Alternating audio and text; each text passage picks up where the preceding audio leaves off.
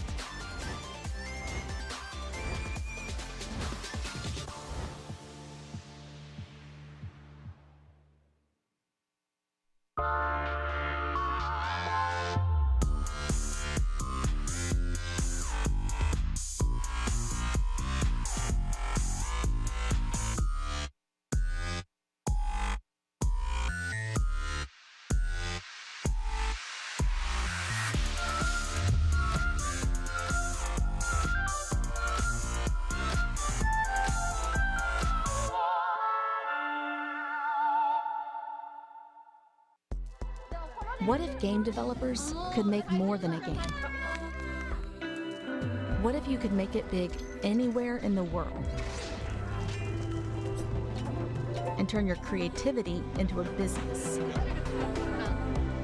Make more than a game.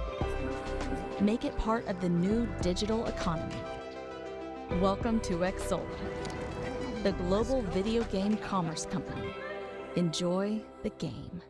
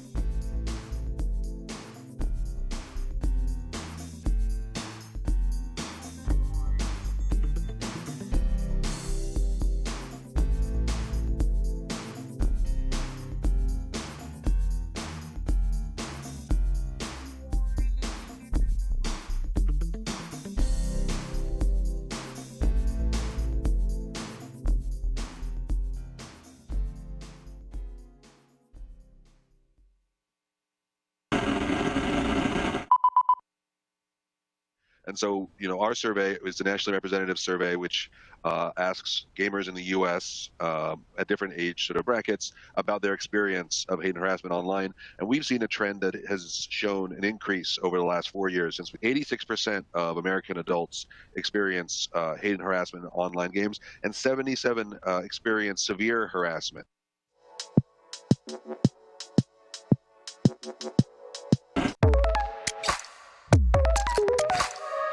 As we're launching Sky into new markets, we've had Google Analytics front and center of some of the decision-making processes. One key part at the beginning was to look at users' review on the Play console so that we can be sure to have this connection with our players. We use Google Ads to ask very specific Please questions, take your and this seats. Our tells us program where is and about how to begin. spend money on advertising and find new players.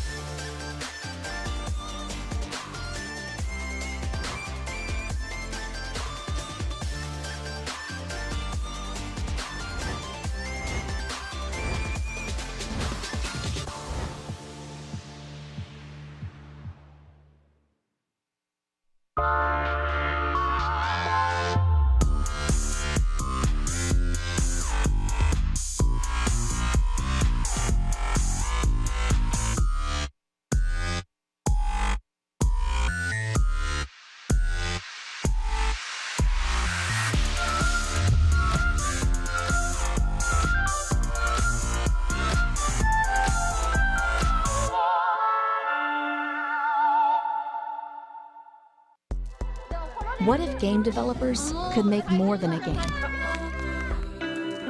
What if you could make it big anywhere in the world? And turn your creativity into a business. Make more than a game. Make it part of the new digital economy. Welcome to Xsolla, the global video game commerce company. Enjoy the game.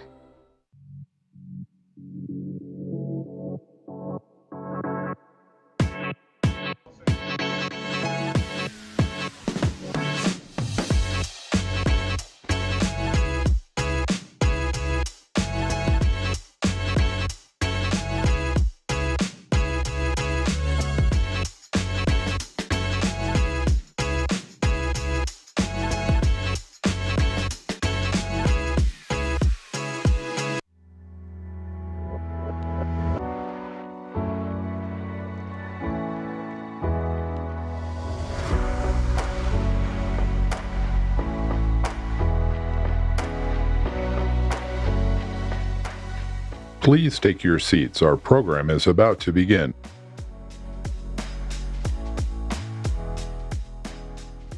For the courtesy of your fellow audience members, please silence all mobile devices.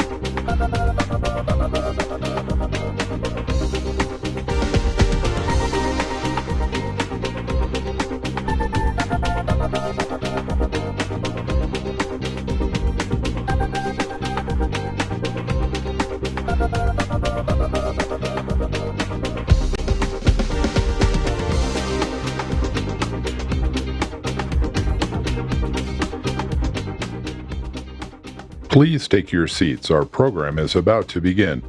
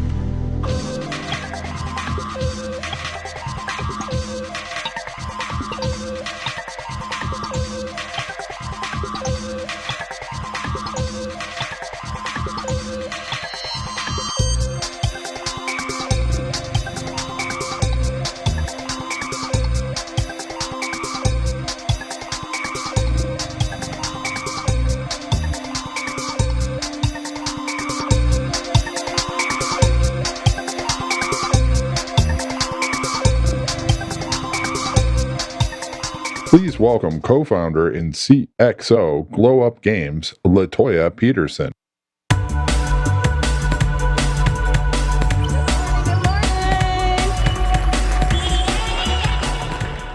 Good morning, everyone. Good morning, good morning. I know some folks are still coming in. Are we hydrated? Are we caffeinated? How are we feeling? We feeling good? We ready to go? All right. Welcome to day one of GamesBeat Summit 2023. Let's give it up, everybody.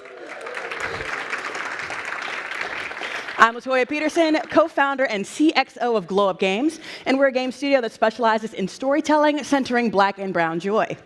It is my privilege to be with you this morning as the MC for the first day of this amazing event.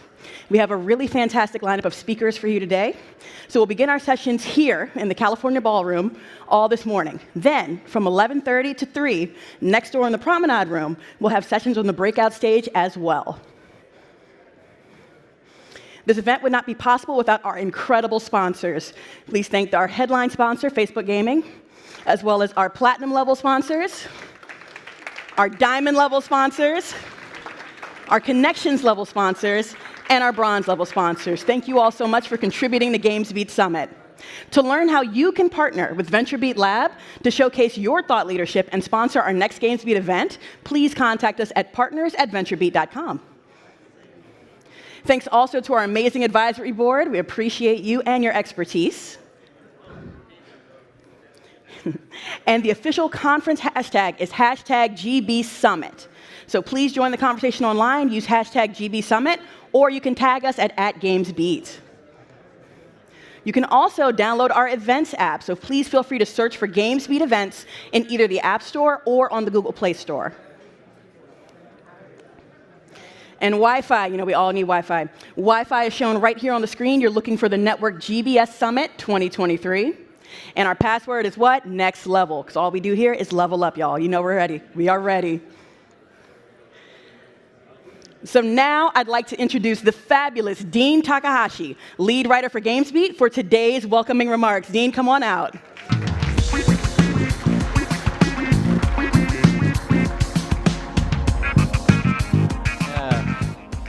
Thank you, LaToya. And thank you, everybody, for coming out in this wonderful LA weather. Your energy makes me feel like a video game character. So that said, I'm here in the flesh to show that I'm not an NPC, and I'm not a robot. I'm not a chatbot. I'm not Dean the Machine Learning.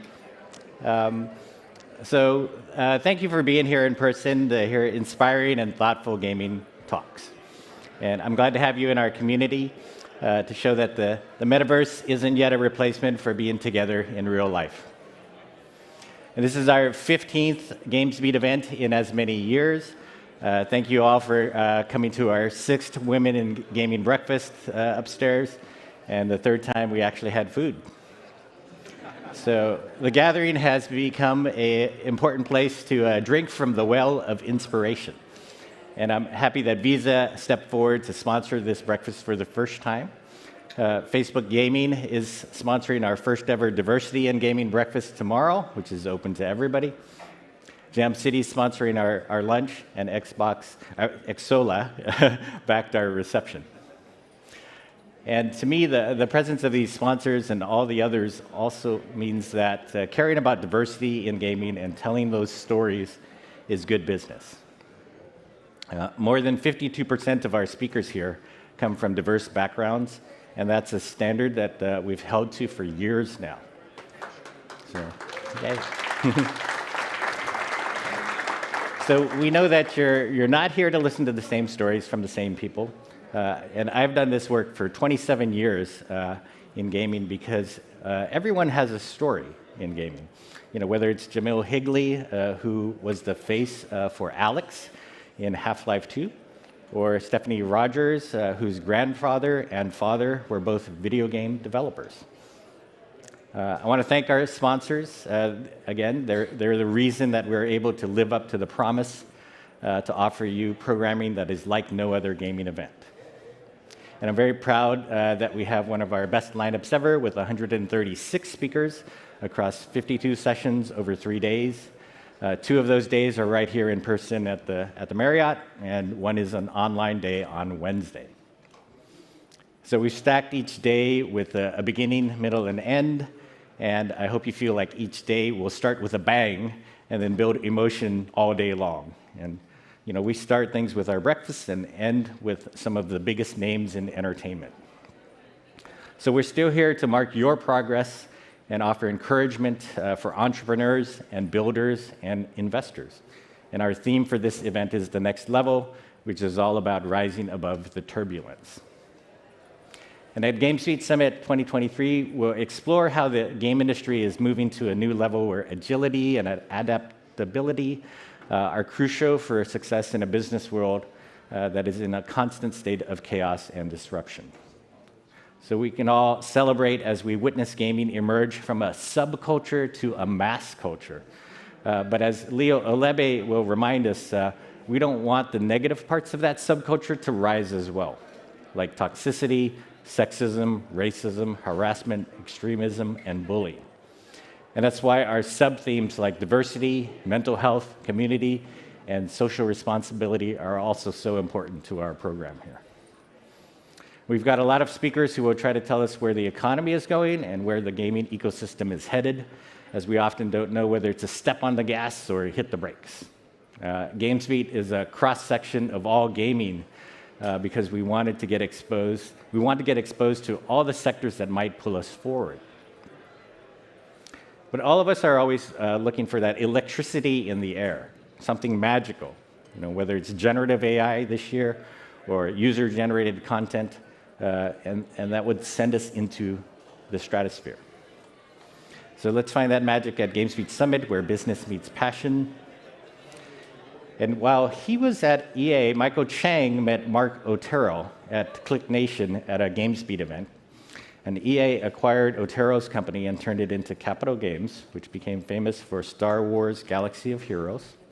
And Chang is one of our longtime advisors, and Mark Otero is speaking here today. And Galaxy of Heroes has generated $1.38 billion for Electronic Arts. And I still haven't seen a cut of that, right? So Rovio was recently acquired by Sega for $776 million. And Rovio raised $42 million years ago after Peter Vesterbacke, the mighty eagle of Rovio, met Rich Wong of Accel at our GamesBeat event. And Tim Morton of Frost Giant Games, he got about 80% of his investors with assistance from GamesBeat. And we proactively introduced Richard Garfield's Popularium to a dozen gaming VCs after writing about them. So I want to take credit for all this stuff, and I don't want to create too much FOMO, but these events show that GamesBeat is part of the narrative. And these are examples of our community in action and the kind of deals that can happen here in person.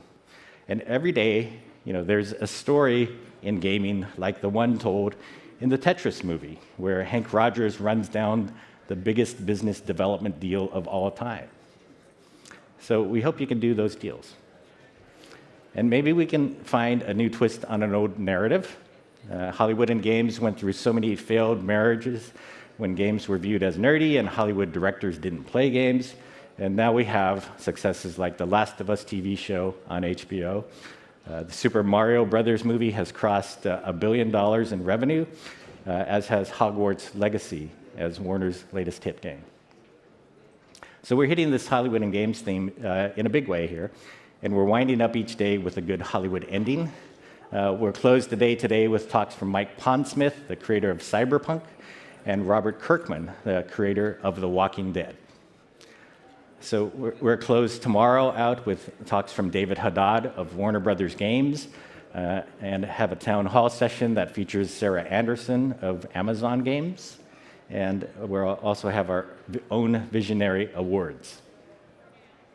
And we'll close out our online day with a talk by John Needham of Riot Games, and have a debate about the best way to pursue cross-media entertainment between Sharon Tal-Iguado and Randy Pitchford.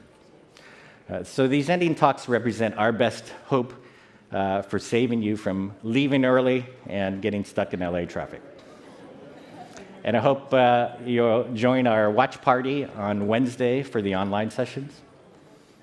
And at our last GamesBeat Summit Next event, Bain estimated that the game economy would grow from around $200 billion to $300 billion in 5 years. That's something to look forward to as we digest the meaning of stories like layoffs among the tech giants and the big gaming companies. For entertainment, the metaverse, blockchain, and the cloud, it's a good bet that gaming will lead the way if there's a way to be found. And our narrative at GamesBeat is to believe in this community and to believe in you, and that the people in this room will lead us to the fabled ideas of transmedia and the golden age of gaming. So let's remember that in the middle of COVID, games brought us joy. During the pandemic, we learned it was okay to say we were not okay. And it also became okay to say games helped us cope. The plague destigmatized virtual life and talking about our mental health. But sometimes we still can't get a break. We're weathering a slowdown in the broader economy. We have a turbulent stock market, the war in Ukraine, inflation, a crypto winter, mixed game sales, a console cycle that has been hobbled by shortages, the end of Moore's Law, and falling NFT prices. But in spite of all of this, it is the heroes and optimists here in the room who invest at a time like this to keep it all going. And thank God we have Tears of the Kingdom. Close to home, I've seen so many game journalism and tech journalism outlets lay off people and shut down altogether. We saw the collapse of E3, which was the center of the industry once upon a time. It has saddened me to see so many friends and colleagues looking for work, and it makes me appreciate the privilege of covering your stories for decades. That's why I ask you to continue to support us. Your openness lets us do our jobs. We're journalists. We are not fake news, sensationalists, or AI. And we believe in getting it right and covering gaming every day. We're at our best when we tell people's stories. It's been a wonderful life covering the game industry, but imagine if we and the media at large weren't even here to bear witness to what you're doing. So we believe that a commons, a safe space, a gathering place where we can discuss any tough things is more important than ever. And so I welcome you to the openness of GamesBeat Summit 2023. And every time we do one of these events, it's a big swing for our small company. And I'd like to thank our small but powerful GamesBeat writing team, Mike Minotti, Rachel Kaiser, and Jordan Fragan. Rachel and Jordan are moderating a lot of things here. I'm grateful to our speakers and advisors, too, who believed in our community for a long time. And without them or you, our events wouldn't happen. And thank you to our staff who've worked on this event. Those directly involved in it are Matt Marshall, Gina Joseph, David Glass, Kathy Simpson, Mike Rosinski, Aaron Modzalewski, Sonia Rude, Mark Gartenberg, Dave Dowling, Jess Quigg, Alexei Illink, Todd Boken, Ryan Thurman, Alyssa Reck, Devin Stein, Ben Searcy, Christina B., Natalie Sam, Nicole Patricio, Deb Sharp, and Jen Larson. Sorry for the long list. This is the only time they get their acknowledgement.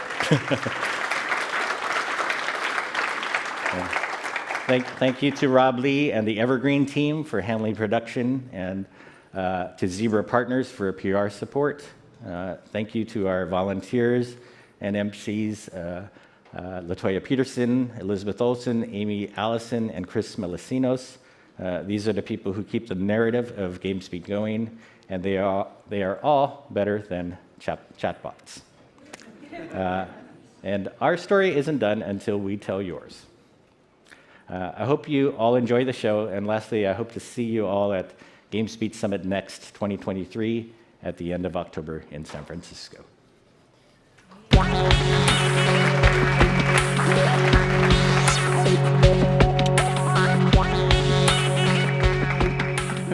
Thank you, Dean. We are all doing our best to stay ahead of generative text, just trying to be a little more dynamic these days. All right, y'all, to kick off day one of GamesBeat Summit, we'll begin with a panel on the future of mobile gaming. Please welcome to the stage Jordan Fragan of GamesBeat, Lisa Anderson of Jam City, Shlomi Eisenberg of Playtika, and Chris Plummer of Activision. Thank you all.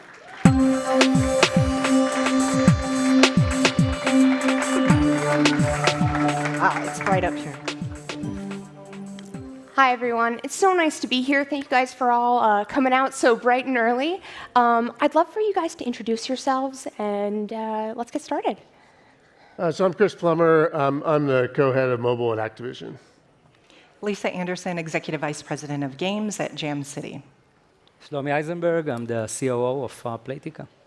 Amazing. So I think we can all agree that the world has changed pretty dramatically in the last couple of years. The makeup of the mobile gaming market has changed along with it. Mobile right now accounts for so much of the revenue in the industry. What are some of the differences you guys have seen in recent years, and how do you think that the industry has evolved between pre-pandemic and post-pandemic? Yeah, I mean, I think if you look at the rise of AAA games on mobile, it's starting to really become a factor.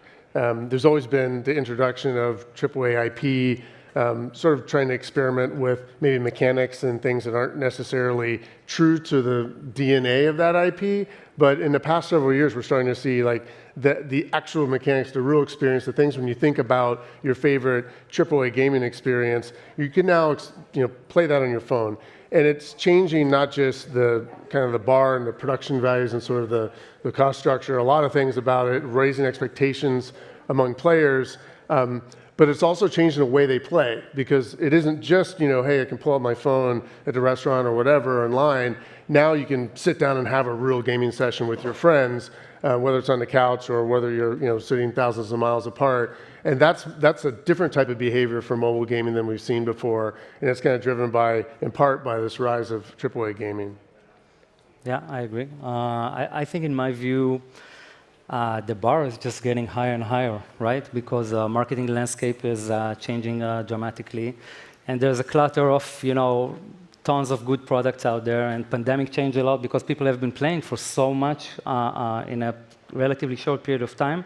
So I think now users are expecting more, higher production value, games that are, here to stay for the long run, building communities around the games, building a brand around the game. And I think just it's getting more and more challenging to really build and maintain a quality mobile game. Yeah, I agree. I think one of the things that we're seeing is that over the last 5 years, there's been a pretty significant drop in the number of new releases in the App Store, and it's really saying that our players are staying in those games much, much longer. And so when you think about the things that we've all been doing from a live operations perspective, it changes even more so now, given the expectation of our players. And we've been calling it sort of relentless live operations, which is, you've got to continue to feed the expectation of your players because they're going to stick around a lot longer. And so it increases sort of the expectation from a fidelity standpoint, from a content standpoint, from a quality standpoint. And so I think, for us, that's been amazing because we have a portfolio of very long games that have been in the market for a while, but it really has changed sort of the priority of live operations for our organization. Absolutely. Maybe let's take that and run with it a little bit. You mentioned that player acquisition costs are rising. How have the changes to privacy and IDFA, how's that affected your business and your strategy? I mean, if we look at how those privacy measures have affected user acquisition, I mean, it's really UA was at the forefront of the technological advancement in mobile gaming in a lot of ways, and now there's really good reasons why we should think differently about our marketing and complement it with other tools. In traditional games, you build an event moment, you build demand, you build interest, you convince people that your game is working and excited about, and this just has to become a bigger part of the toolbox when we're marketing our games to people. And to this point of fewer games coming out, it's because these barriers to entry are real. You need to invest in UA still. You also need to invest in making a big event splash so you can get a lot of organic energy, a lot of momentum right out of the gates. That also increases the the friction for new entrants and like what it takes to actually unseat these very deeply entrenched leaders in our space, which, hats off to them. They're delivering for their players, something that those players love. And, publishers and developers are getting better and better at doing that. So if you're entering the space, not only do you have to change your marketing mix, but you also have to have a better game with some innovation that's going to, draw their attention. So I think, innovation is the next thing you're going to see because it's important in order to have a shot at unseating those entrenched leaders in the different genres. So that's going to be exciting to see. The last couple of years from a user acquisition standpoint, especially with the IDFA changes, have been pretty significant for all of us and made it more challenging to make those UA dollars, the efficacy of those dollars, go as far as they did before. So we've obviously been spending a lot of time working on Scan, understanding how that works and that technology and being able to leverage it. We've also invested in a lot of internal tooling, proprietary platforms and tooling to help partner that with the Scan application, as well as our team has just been relentless on learning what different channels and mixes can actually work. And some of that internal tooling has allowed us to be able to do even better forecasting, modeling, in order to help sort of stabilize a little bit of the downturn that we saw in the last couple of years. Yeah. I think from Playtika perspective, we look at it kind of threefold. First and foremost, obviously, UA is still a major part of the business, and we just, I think all of us need to figure out ways of how to continue and do UA in an efficient manner. So whether it's it's AI and probabilistic models, or just the know-how and kind of the sheer volume and the ability to see the market that we have, that I think really help us to do UA in still an efficient manner. So that's kind of one aspect. The other one is the different type of marketing and actually investing in our games as brands and investing in offline activities, investing in different types of marketing methods that we haven't really experienced with in the past, and sharpening our toolbox in that perspective, getting better and better, reaching audiences via other kind of non-traditional UA channels. And the third one, being a company that has games, some of them that have been around for 10, 12, 13 years, is obviously investing a lot in our core audience and making sure that we're still putting strong focus on retention, on engagement, on progression, and at the end of the day, the cohorts that have been around for so long really matter, even matter more than before. So that's how we're kind of looking at it. I was just going to add one thing to that. I think it also, if you're working on games that have IP, trying to leverage those opportunities of synergy, especially for the organic installs, just is a huge opportunity as well. Being able to make moments, to your point, outside of just relying on UA is a huge benefit, especially if you have games that are tied to major IP and they're running an event, there's something major that's happening. For example, we have Disney Emoji Blitz and it's a 100-year anniversary for Disney, so we're able to tie in the platinum theme of the Walt Disney 100-year anniversary and bring that into the game and really try to feed off of those synergy opportunities and those beats. I agree. Absolutely. So you touched on IP. Obviously we're seeing a lot of licensing deals and adaptations, both from platform to platform and from media to other forms of media. One of the things that in particular Playtika and Jam City do is you guys are adapting other people's IP. What are some of the green flags you look for when you're looking to adapt another piece of media to a mobile game? For us, it's really about making sure that you're leaning into what players love about the IP. If you try to do something that's a little too drastic, they're going to let you know that they don't like that. So there's a blessing and a curse with leveraging that IP, is that players have a very passionate, strong emotional connection to those characters, to their backgrounds, to their stories, and so you've got to be really authentic in bringing those things to life. And so doing so, at least from a mobile perspective, gives you a lot of opportunity to extend that experience with those characters on an everyday, moment-to-moment basis, which is a huge responsibility. And I think for us, it's working very closely with our partners, making sure that we're coming up with conceits that we think our players are going to love, and not just for the short term, not something that's gimmicky, but something that's there for the long term that they're going to want to continue to play every single day. And so, with some of the IP that we have, whether it's Disney or Harry Potter, Jurassic, these are really deep worlds and characters and environments that we know players are going to love for years to come. So for us, it's really looking at, leaning into the IP, what are our players going to expect, coming up with conceits with your partners that are going to be something we can both really support, and then leveraging all of those synergy beats, as I mentioned, because it gives you an opportunity to reinvigorate people's desire to want to come back in and engage with that IP. Yeah, for us, so obviously we don't have IPs like were mentioned here. And what we learned over the past 3-4 years is that we're actually developing our own games to have an IP. So if we take a game such as Bingo Blitz, that's been around for 13 years, the leading game of its category, what we discovered is that our players and the community around it are actually so emotionally connected to the game and to the characters and to the brand that once we start investing in it and having a dialogue with them on kind of, what are the right, potentially even celebrities that they'd like to see promoting the game, and what are the kind of the right creative approach that they appreciate, and that's how we start kind of building that game as a brand, even though it's not a familiar IP to begin with.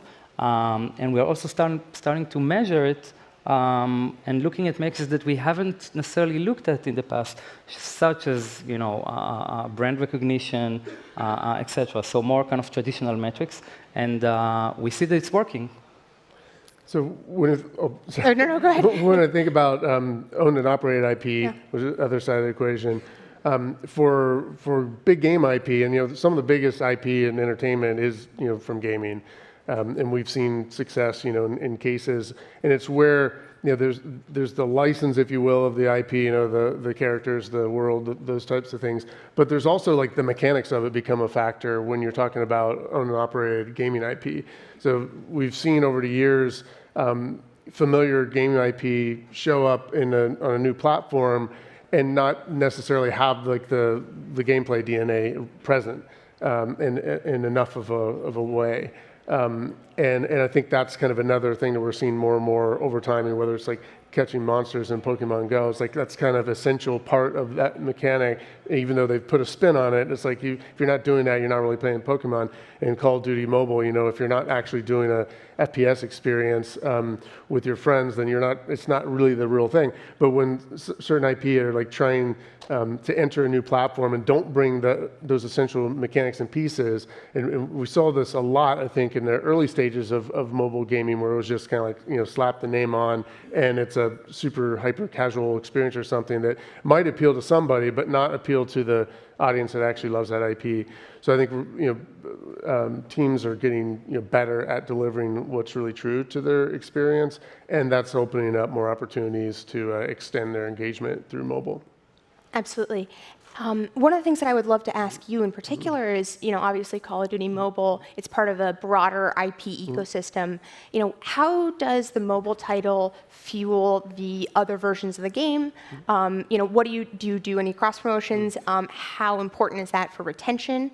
And do you see the same players engaging? Yeah, so mobile has definitely expanded our audience for Call of Duty, like massively around the world. There's people who play kind of everything, the omnivores that play on all platforms, and there's people who just play on specific platforms. So it's been a big expansion of our audience, so that's been huge. There's definitely synergies in operating a brand like that and getting the sort of the momentum and burst of interest. For example, last September we did a big franchise event called Call of Duty Next, where we announced Call of Duty Warzone 2 and Call of Duty Modern Warfare 2, but we also announced Warzone Mobile at the same time, and we saw a tremendous amount of lift from that activity that we probably wouldn't have seen if we hadn't have done it as a franchise. So there's definitely real advantages there, and it's all about making sure that we're just being true to our audience and showing them what matters to them, and not trying to kind of force a message that doesn't matter or isn't relevant to them. But we'll see more and more of this. I think over time, there's a lot of great gaming IP out there that are not present enough on mobile or more platforms, and so I'm excited to see that. Absolutely. I mean, you mentioned that going to mobile really helped expand the Call of Duty brand and the audience. One of the things that's so powerful about mobile is that the barrier to entry is so much lower, and you can really see that there's so much growth in different markets that you might not be able to reach with more traditional PC and console games. Are there any markets that are standing out to you that you guys are targeting that you're particularly excited about? I mean, everywhere where we see deep engagement and great retention, those are markets that we want to invest more in. I mean, if people love the experience, then that's where you go, and then we can kind of build out from there. So that's really what we've seen. It's less about this region or that region kind of being targeted, independently. It's more about we get out there, we see where people are enjoying the experience, and you lean into it. And so, yeah, that's pretty much our approach. We excuse me, agree. I think we've done some experiments as well where we try to take a game from the west to the east or vice versa from the east to the west. And I think what we've seen is that, great IP and great experiences will stand out always, but sometimes there's an opportunity to really make sure you're culturalizing a game in a way that allows players to really appreciate it in the way that they truly enjoy games. And so I think, when you do that, it's all about making sure that you're really looking at the localization, that you're really looking at the actual UI, UX of the game, because certain things play differently in different parts of the world. And so we've had a couple of opportunities where we've brought a game from Asia over to the West and seen, minimal success, and same with taking Emoji Blitz over to the East. We really felt like that was going to be an amazing opportunity, but also, without necessarily changing the DNA of the game as well. So I think it's true. As long as there's player retention and engagement, those are great opportunities, but making sure you're really culturalizing the game for it to be successful is important as well. Yeah, I agree. I think East to West and vice versa is still relatively complicated to crack. But if we're talking about taking a game beyond English-speaking countries, so Europe, Latin America, etc., I think that what we're seeing in the market in the last couple of years, what we're seeing at Playtika is that if you put the right level of investment and commitment into culturalizing a game, so it's not just the translation and localization, it's obviously also running the activities that are contextually relevant to that market and doing massive UA campaigns that adhere to that specific market. I think that there's definitely fruits that can be kind of reaped from such a strategy. It takes more time, it's a heavier investment, but it's definitely a valid strategy to grow. I don't know if you have any examples of how you've culturalized a game? For us specifically? Either any one of you, yeah. Yeah, so I can give an example, just a recent example, specifically. Again, we can go Bingo Blitz or Solitaire Grand Harvest, where we've targeted Germany as a market. But again, beyond the kind of the basic stuff that I think everyone realized they need to do in order to penetrate a new market, whether it's translation or having the daily activities in the relevant language and whatnot, we really went into kind of the bits and bytes of that particular market, trying to understand, even from a slang perspective, maybe there's some stuff in the game. For example, in Bingo Blitz, the ball color. How do you do it in German-speaking language? Is it slightly different? And then who do you connect with to basically launch a local campaign in that particular market? So it's a lot of those intricacies that you really need to dive into that market, have a good understanding of it, and obviously measure everything. And yes, we're definitely seeing good results in terms of that kind of strategy. When we brought a game over from the West to the East and vice versa, we really spent a lot of time not only on making sure that the localization was just beyond just localization, but also the onboarding felt like a really big opportunity. They're very different from East to West, so just teaching players how to understand what you want them to do and how quickly you want to pace them getting through content was a big area that we focused on in the early stages of the development. And then even beyond just the content cadence, is the expectations are very different as well. But that onboarding piece felt like a really big opportunity just to get players hooked into the core gameplay and the experience. Yeah, that sounds smart. For Call of Duty, we've really focused on just trying to be more inclusive when we think about our global audience. It's a multiplayer experience, it's a social experience, so people are all playing together. So it's more about how can everybody partake. And so through content, through events, we can deliver something that's unique to a specific region, but allow everybody access to it if they want. Because ultimately, if you get a new operator skin, for example, from an event we did in some far-off corner of the world, you still want to show it off to the global audience. So it's sort of a mixed approach. Also, esports is another place where we include the entire world, so people can compete. There's definitely a healthy competitive aspect of it, and you want that to feel a little bit more like the Olympics and a little less like it's a particular region's only sport. So I think those are two areas where we really try to reach that global audience in their own unique way. Sure. And I guess part of reaching a global audience is tapping creators to be brand ambassadors for you guys. How have you guys worked with creators? What role do you guys think that they will play going forward for mobile? I think some of your biggest and best ambassadors are your players, quite honestly. And so we have pretty extensive what we call insider groups for all of our different major forever franchises. And we really leverage them in a way to be able to seed new ideas, new features, new storylines that we're thinking about. And they become amazing ambassadors for us. And even sometimes when there's something that they don't like, they let you know about that as well. So I do feel like don't overlook your players because they can be some of your best ambassadors for sure. Yeah, I mean, just earlier this month, we had a bunch of our influencers in because they play the game, 8 hours a day. So, I mean, I like to think of myself as really well-versed in my games that I'm working on, but certain folks are out there playing it all day long, every day, nothing else. And their insights into where the quirks are, where the opportunities are to refine it, I mean, I 100% value that type of input. And so our designers had that team in, and last November we did something similar, and we just every few months or so we try to get in contact with the influencers who are playing the game the most because their opinions are definitely expert.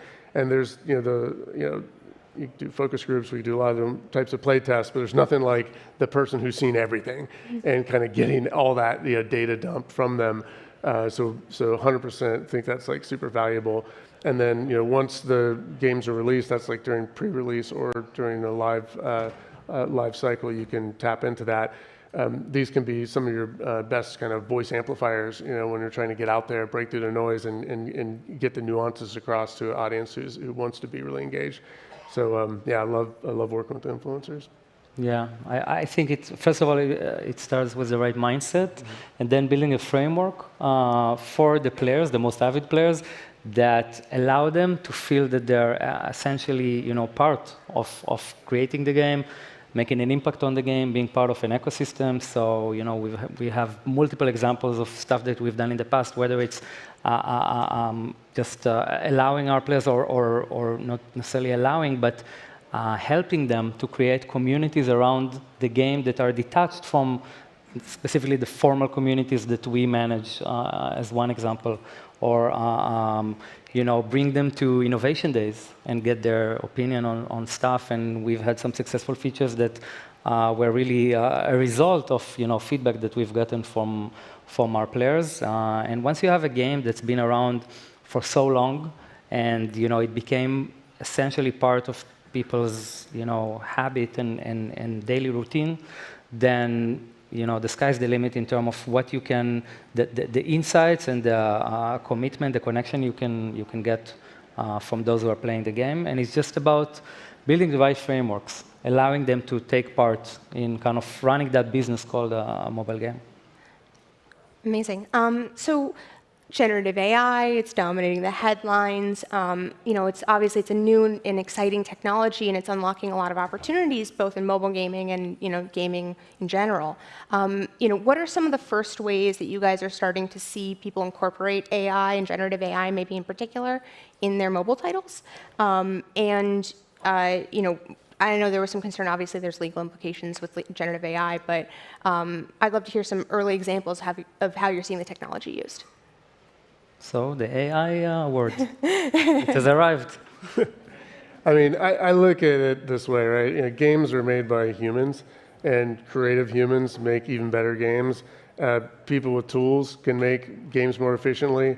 So I welcome tools from the calculator to my smartphone, and generative AI and any other kind of AI is going to also provide tools over time that help us make better games. And so that's awesome. But our teams are focused 100% on continuing to make games. For us, I think we're really looking at it as a way to be able to amplify and sort of make even more efficient the things that we're doing, not so much as a replacement. I mean, there are opportunities to be able to leverage these things. Again, you mentioned the legal implications, and there's still a lot to be sorted there. So I think in very small doses. Yeah, I think that there is a real breakthrough here for game creators that, in the current very competitive landscape, needing to stay lean, they can actually use some of those tools that are still maybe not as mature as they can be, but to create games faster and kind of, to bring it to quicker, production readiness. For us, as a one of the largest mobile game developer and operator, actually we look at it in a slightly broader context of digital transformation. So yes, AI is one component, very important one, but actually we look at it in a more holistic way where how can we actually digitalize and automate a lot of the components that are part of basically having a game that is being played by millions for so many years with so many layers of content, and that's how we look at it. So for us, it's more of a digital transformation, and as a game operator, being able to provide our teams better tools to kind of run the game and focus on creativity and innovation rather than on just ongoing mundane tasks that are just part of running a large-scale game. Great. Well, thank you guys so much for joining me. Thank you guys for all being here. Really looking forward to the rest of the talks at the conference. And yeah, thank you guys so much. All right.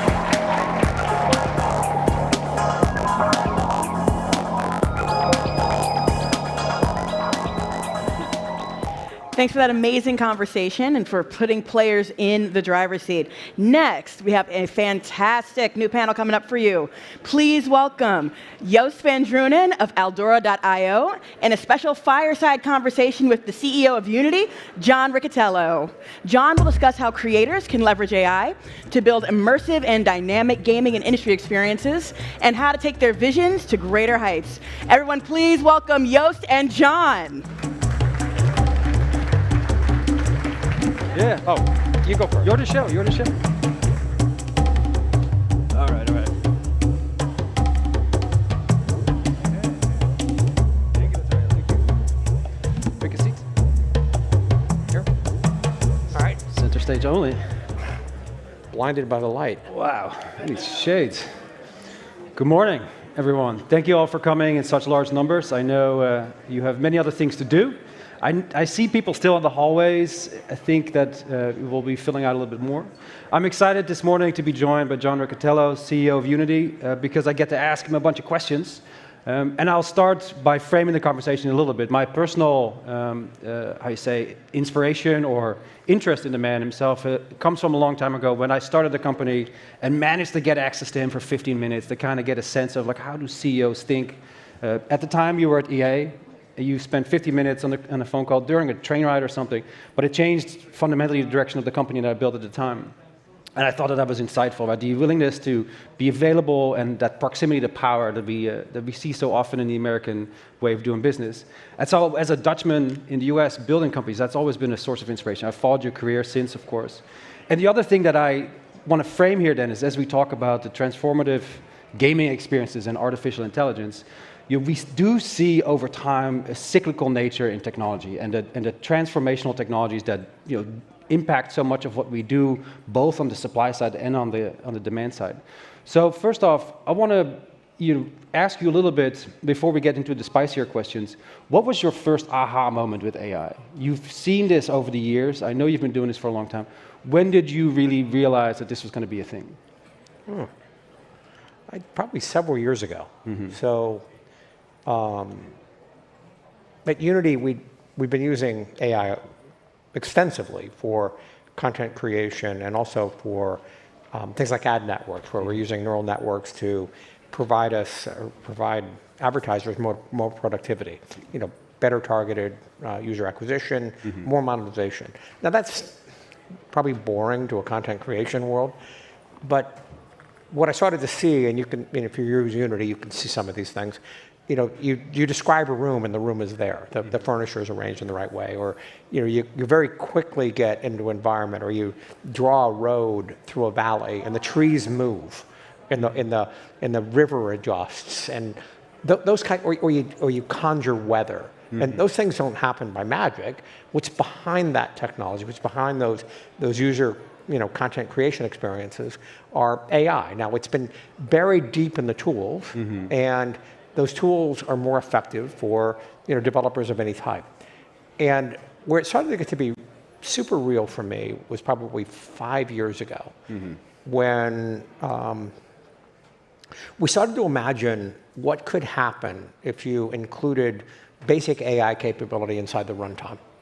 So the other end of the spectrum, what might happen if, for example, the NPCs in a game could be driven by AI rather than a script or a set of animations that have been written by a creator. They created an environment where that NPC would act kind of on its own, like you might see ChatGPT do now in a conversation. And so we built, it took us 4 years to build it, but we built an inference engine inside the runtime, and then we've been experimenting with that. And frankly, some of it's pretty shocking in terms of what comes out of that, and it got us pretty darned excited. Now that's been in, we call that Barracuda, that's been in beta for a little over a year now. So it was very clear there was something powerful happening here several years ago, and it's now, obviously, it's jumped into the headlines in the last year or so. Right, and the headlines, of course, they can push a lot of energy in one direction or another. As a New York-based person of academic origin and an analyst, I'm a little skeptical always, right? So the last year was blockchain, the year before that it was the metaverse, or in some order of chronology. How can we think critically about the cyclical nature of these technologies, right? These moments that come around and we're all very excited about them, but isn't it also true that so often we just hang the next couple of quarters onto some new technology when in fact we haven't really figured out how to float the boat? How do you, not so much from a Unity perspective, but how do you generally know when to walk and when to run? So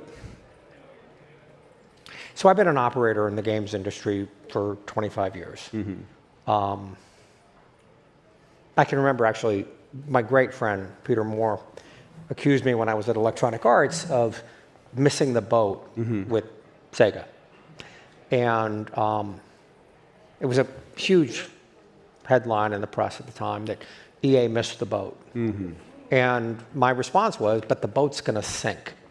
And those are fun sort of exchanges you have. We both laughed at it, by the way, at the time. And of course, the platform never really got off the ground. And the reason when I was at Electronic Arts we chose not to support it wasn't because the tech wasn't cool, but it didn't have the fundamental ingredients for success in the marketplace in terms of the backing, frankly, from a well-enough financed platform company to bring about a software ecosystem that would allow that platform to succeed. So I was quite sure it was going to fail, and in fact it did. And you may recall, we had a bit of an intersection back, was it 2016 or so, when there was a lot of hype around VR. And Oculus had just won 2 CES events in a row as being the premier, most recognized technology at CES. And I gave a presentation called, basically describing why it wasn't going to succeed in that time frame. I'd felt that the ingredients weren't there. And so I said, someday in the future, yes, I truly believe. Now, this doesn't make me incredibly smart. It just makes me a student of history. I could see the ingredients weren't there. And so, at that time, I just joined Unity, and the presentation was called The Gap of Disappointment. It was made actually a few miles from here, the first time I made that presentation. And I expected it to be very disappointing in terms of the outcome relative to what analysts were forecasting. Absolutely. And, following that, there was a lot of noise around Web3. And while I think there's some very cool technologies in Web3, I couldn't discern a meaningful trajectory-changing impact on the game industry. I understand people want to own things. I understand databases work pretty well in World of Warcraft for you to own things. And so I didn't see anything other than, looked like a lot of hype. And now, 17 months ago, I basically sent out a directive at Unity that we can't use the word metaverse. And the reason is it had become meaningless.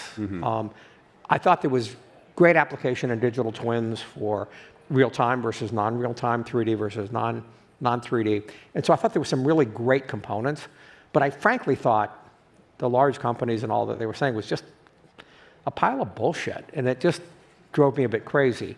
And so I don't run a trillion-dollar company that can make large mistakes in resource allocation. I try to look very carefully at, collectively advised by some smart people, what's here and what's not here, where will it find traction and where won't it find traction.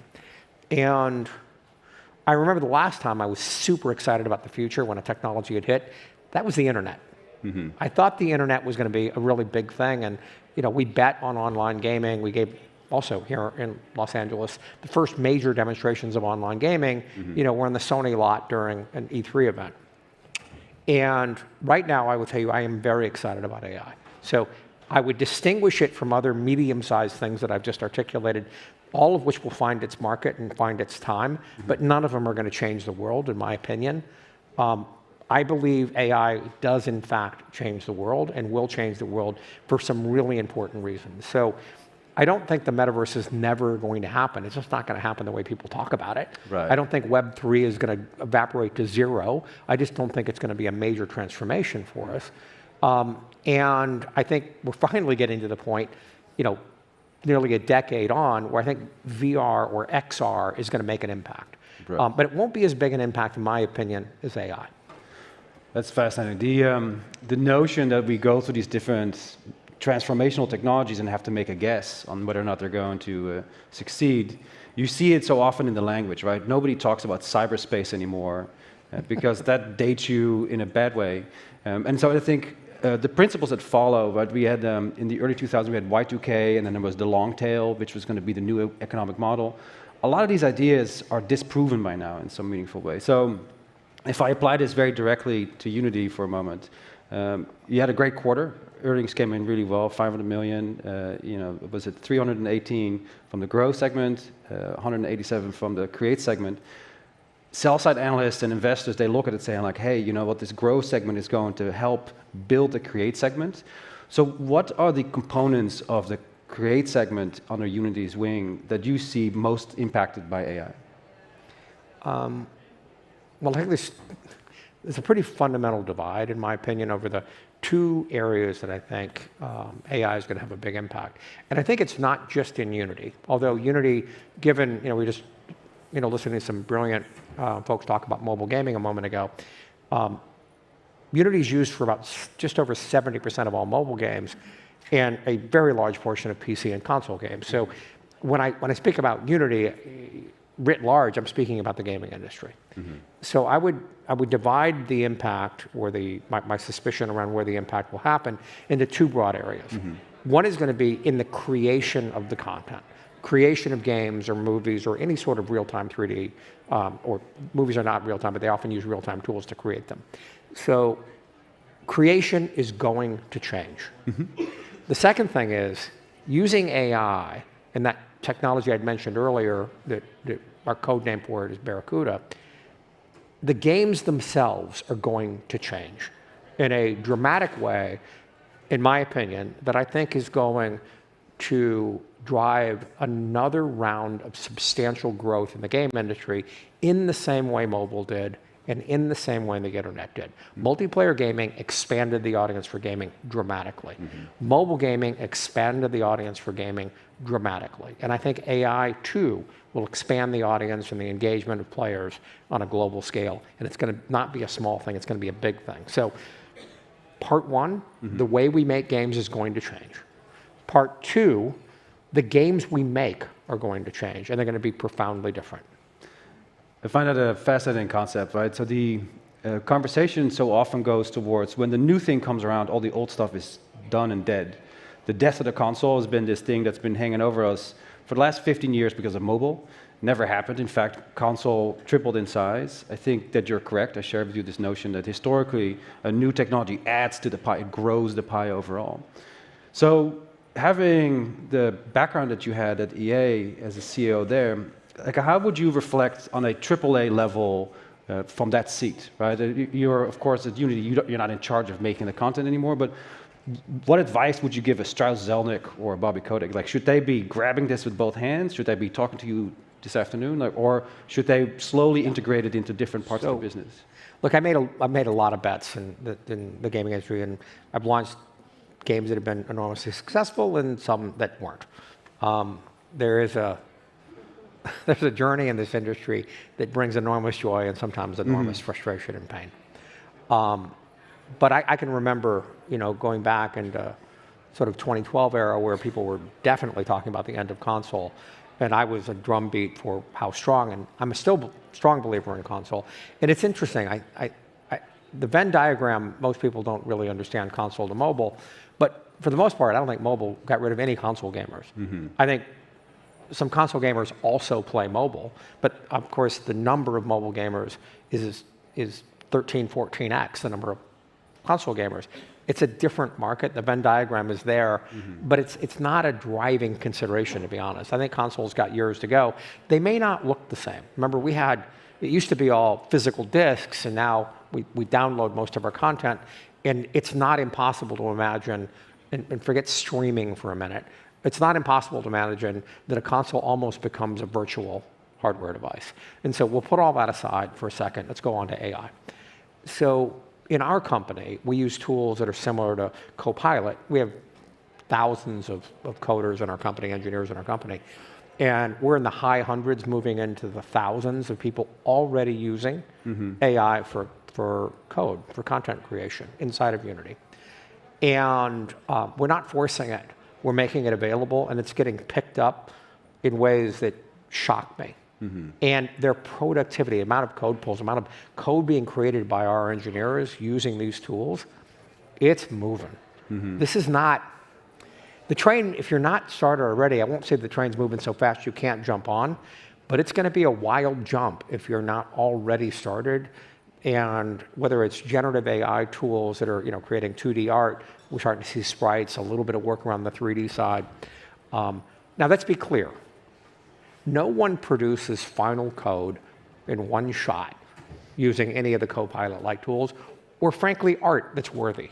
It still takes a lot of iteration, and you're going back and forth between deterministic tools where you know what the outcome is. Like if you type a word, W-O-R-D, you get W-O-R-D, it's deterministic, you get exactly. If you describe what you want, you don't get what you expect sometimes. It's a predictive model that takes a lot of data together and gives you a composite outcome. That's not a deterministic tool. And if any of you have used ChatGPT to write a letter or whatever, you go back and forth between Word or a Google Doc and ChatGPT to give you, you edit, you go back and forth. That process of teams iterating. The thing is, those that are using the AI tools are more productive. And frankly, they have the opportunity to be more creative. And what I mean by the opportunity to be more creative, if they're spending less time doing the humdrum part of stitching something together and making sure the commas are in the right places and the T's are dotted in the right way, if they can get rid of some of that basic so they can use their minds more, they can create more. And so my expectation on one side is creators are going to get a lot more powerful, and those that don't use these tools are going to have a hard time keeping up. So I think getting on that train is important. Now, I know I've been talking for a while, but the other side, I'm just going to give a hint of it so we can maybe tease it apart a little bit. Imagine a non-player character, and that character can be a human in shining armor. It could be a tree. It can be a car. It can be a river. And imagine that instead of a game designer writing the script for it, creating the animation for it, the lighting for it, those things are conjured based on the circumstance, and there's an infinite variety of things that can happen. To me, there's something there that is so fundamentally powerful and so fundamentally interesting that I want to live in that world. I want to see creators do that. And we can talk perhaps a little bit about how that will come about. But it can and will happen. I like that. I'll take that invitation. Like, how is that going to come about, right? The promise that we have these fully immersive, customized, personalized environment and experiences where your choices and my choices lead us down our own individual path in whatever context that may be, which is something, when you pointed out earlier, the size of the industry and as it grew because of multiplayer, it's been happening for a while now where, you enter into a World of Warcraft, but you have your own experience, you have your own customized setup, you go your own path, your own quests and journeys. So while we play the same game, we have deeply different emotional and immersive experiences, and this technology seems to accelerate that process. I think it's an order of magnitude beyond that, though. Let me explain. So for a moment, imagine you're playing GTA. All right, now, I haven't asked Sam for the rights for the story, but let me just give it to you. So you're driving down, the street. You get out of your car and you're going to rob a liquor store. Now, in days of yore, Sam would have described that scene, and Dan Hauser would have written every line of dialogue, and there would have been an action and a sequence around the line of dialogue where the cashier pulls out a gun and fights with you. There'd be one for they run out of the store. And these guys are so brilliant, they think of several really interesting things. In the future, this can be done very differently. Now, there might be 5 or 7 things that can happen in that liquor store. Then there's no more. Now, instead, you write a backstory for that character behind the cashier. And the backstory is, I don't know, they're on summer holiday from being a PhD student at Princeton, or they're a meth addict. They're very different people. Give them different ambitions. You can have any conversation within context, or any action is possible. And in fact, that NPC could leave that environment and run into somebody on the street who has been similarly crafted. And my sense is that's going to take a lot of experimentation. But in the games that we love, the non-player characters around us are going to present themselves as being alive, sentient. Now, I don't know, I've interacted with some of the large language models where I try to get them in emotional content. We all tried that experiment, and they've shut that down. It's a little harder to do. But game creators are going to do that en masse. They're going to create a city of New York with all the characters. It might take them 6 months to tune how those NPCs interact with each other. But you enter that world, it is going to feel alive. And my sense is most creators of open world style games have been dreaming about this since the very first time they thought they might be a creator. I can breathe life into something. Now, games like The Sims, they were rules-based, but they gave us an impression of sort of sentience in those characters. Wasn't really there. This is also going to be an impression, but it's going to be orders of magnitude more convincing. And someone is going to build a future Godfather game over the boroughs of New York where you'd have as much fun not following the principal characters, just immersing yourself into the environment. And I do believe this is going to lift our world into something that is even more engaging for audiences. And when it's more engaging, all the business aspects fall into line. More engagement, means, generally speaking, more revenue. And I'm not excited about this because it means more revenue. I'm excited because I want to live in some of those worlds. I want to try those things. I want to see this emergent. We've been using words like emergent and AI, game AI. It wasn't really those things. We were stretching to use those metaphors. Now, we won't be stretching. Those metaphors are going to stretch us. That's a fascinating vision. I have some questions around that, particularly because one of the things in the past that you've done that I thought was very impressive is take charge of the sports video games market, right? Back in 2005, I believe it was, a bunch of companies were fighting and competing over IP for NFL and MLB, and you managed to kind of just take the whole pie and grow that. So the question is, of course, related. Like that vision that you describe, that seems to me as a player, now I have all these options of different worlds that are infinite, by definition almost, that I could venture into. How do I know what's worth my time? What's the signal of quality in it? Or in other words, what's the role of intellectual property in this AI-generated universe? So first off, appreciate your notion that when I was leading AA, we took the market. Take-Two would differ with their enormous success in the NBA market, but putting aside that was the one I let go because they were ever so successful there. I would say that it is not easy for a game developer to decide if a new streaming platform from Google is a good idea or a bad idea. Right. That is not an easy thing to do.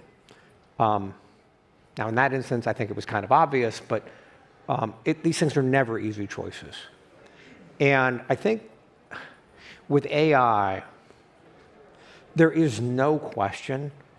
I think Chris Plummer on stage said it's a tool that'll make us developers more productive. At a very minimum, it will be an enhancement in the productivity of people working in the industry. So you kind of have to embrace it at that level, because if you're making the same game but it takes you longer and spends more money, you spend more money than someone else, it's going to be harder to make up that gap. And personally, I don't think it trades out creativity. Humans are the ones that are bringing the creativity to the equation. This is a turbo boost to that productivity. I think you can ignore my second point about this. These worlds are going to be so dramatically different if you want to. If I was building a match 3 game, that really probably wouldn't be the first thing I think about.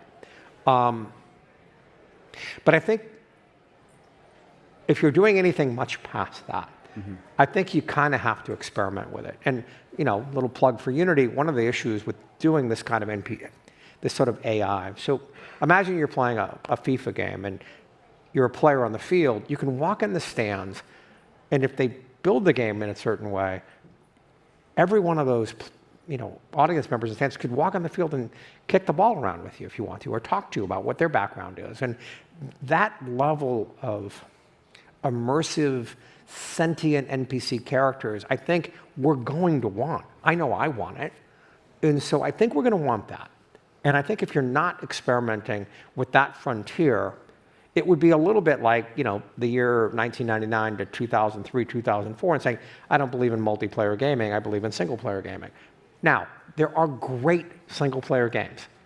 It's just most great games are multiplayer games. And so I think you'd be missing a very, very big bandwagon. And so I'd push most people that are in that arena to try. Interesting.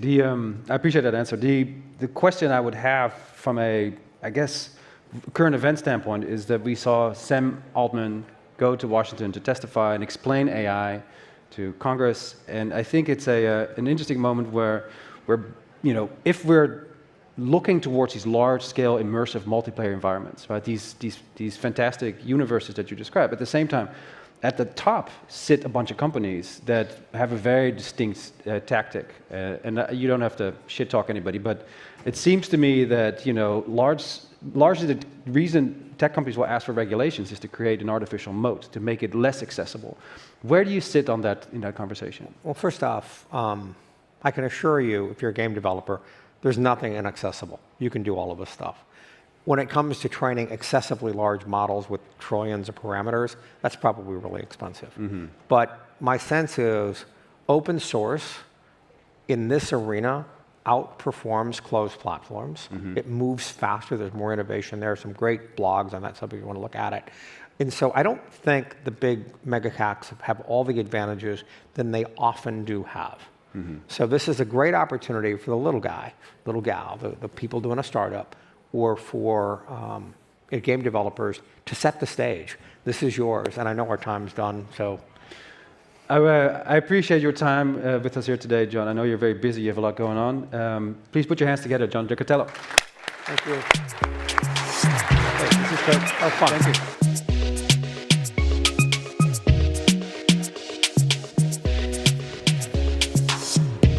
All right, everyone, we have one more panel before our 11:30 break. So we're going to keep it moving. Next, we are very pleased to welcome Asaf Sagi and Rama Vassan of TikTok, along with Mike Quigley of Niantic, in a conversation with GamesBeat's Jordan Fragan. They will share how games publishing has transformed, and we'll get a first look at how Niantic is launching its brand new IP, Peridot. So let's welcome to the stage Jordan, Mike, Asaf, and Rama.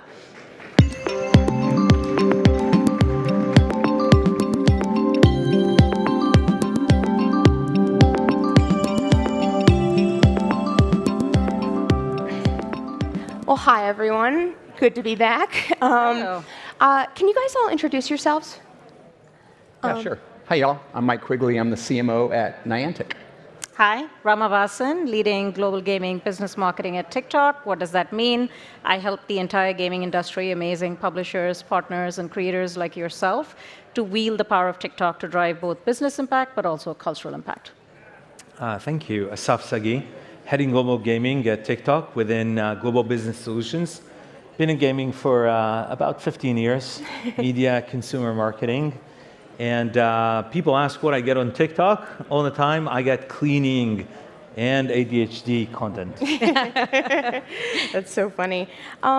So TikTok, obviously, it's sort of been making a huge splash. For content, it's sort of the hot new platform. In light of TikTok, coming onto the scene, the way that games are launching now is got to adapt to the changing times. In light of this, what do you think some of the new opportunities and challenges are? Yeah, I can take this first. So we're seeing an incredible change in our industry. I think people here know. So. First, privacy, enhanced privacy coming after Apple's IDFA changes, which we all are encouraging and we're happy about, and it makes us all come back to our basics and become marketers rather than user acquisition leaders. And that's coming together with another big change. Basically, the number of people playing games has been on the growth for about 15 years to more than 3 billion, but then it plateaued. And publishers have been growing, the number of publishers has been growing, and also the number of new title launches has been growing. So we have a supply and demand imbalance.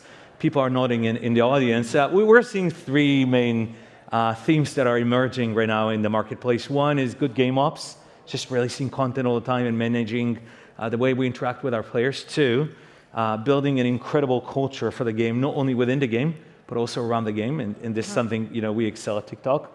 And also just launching a lot of content. That's the best chance to get at the top.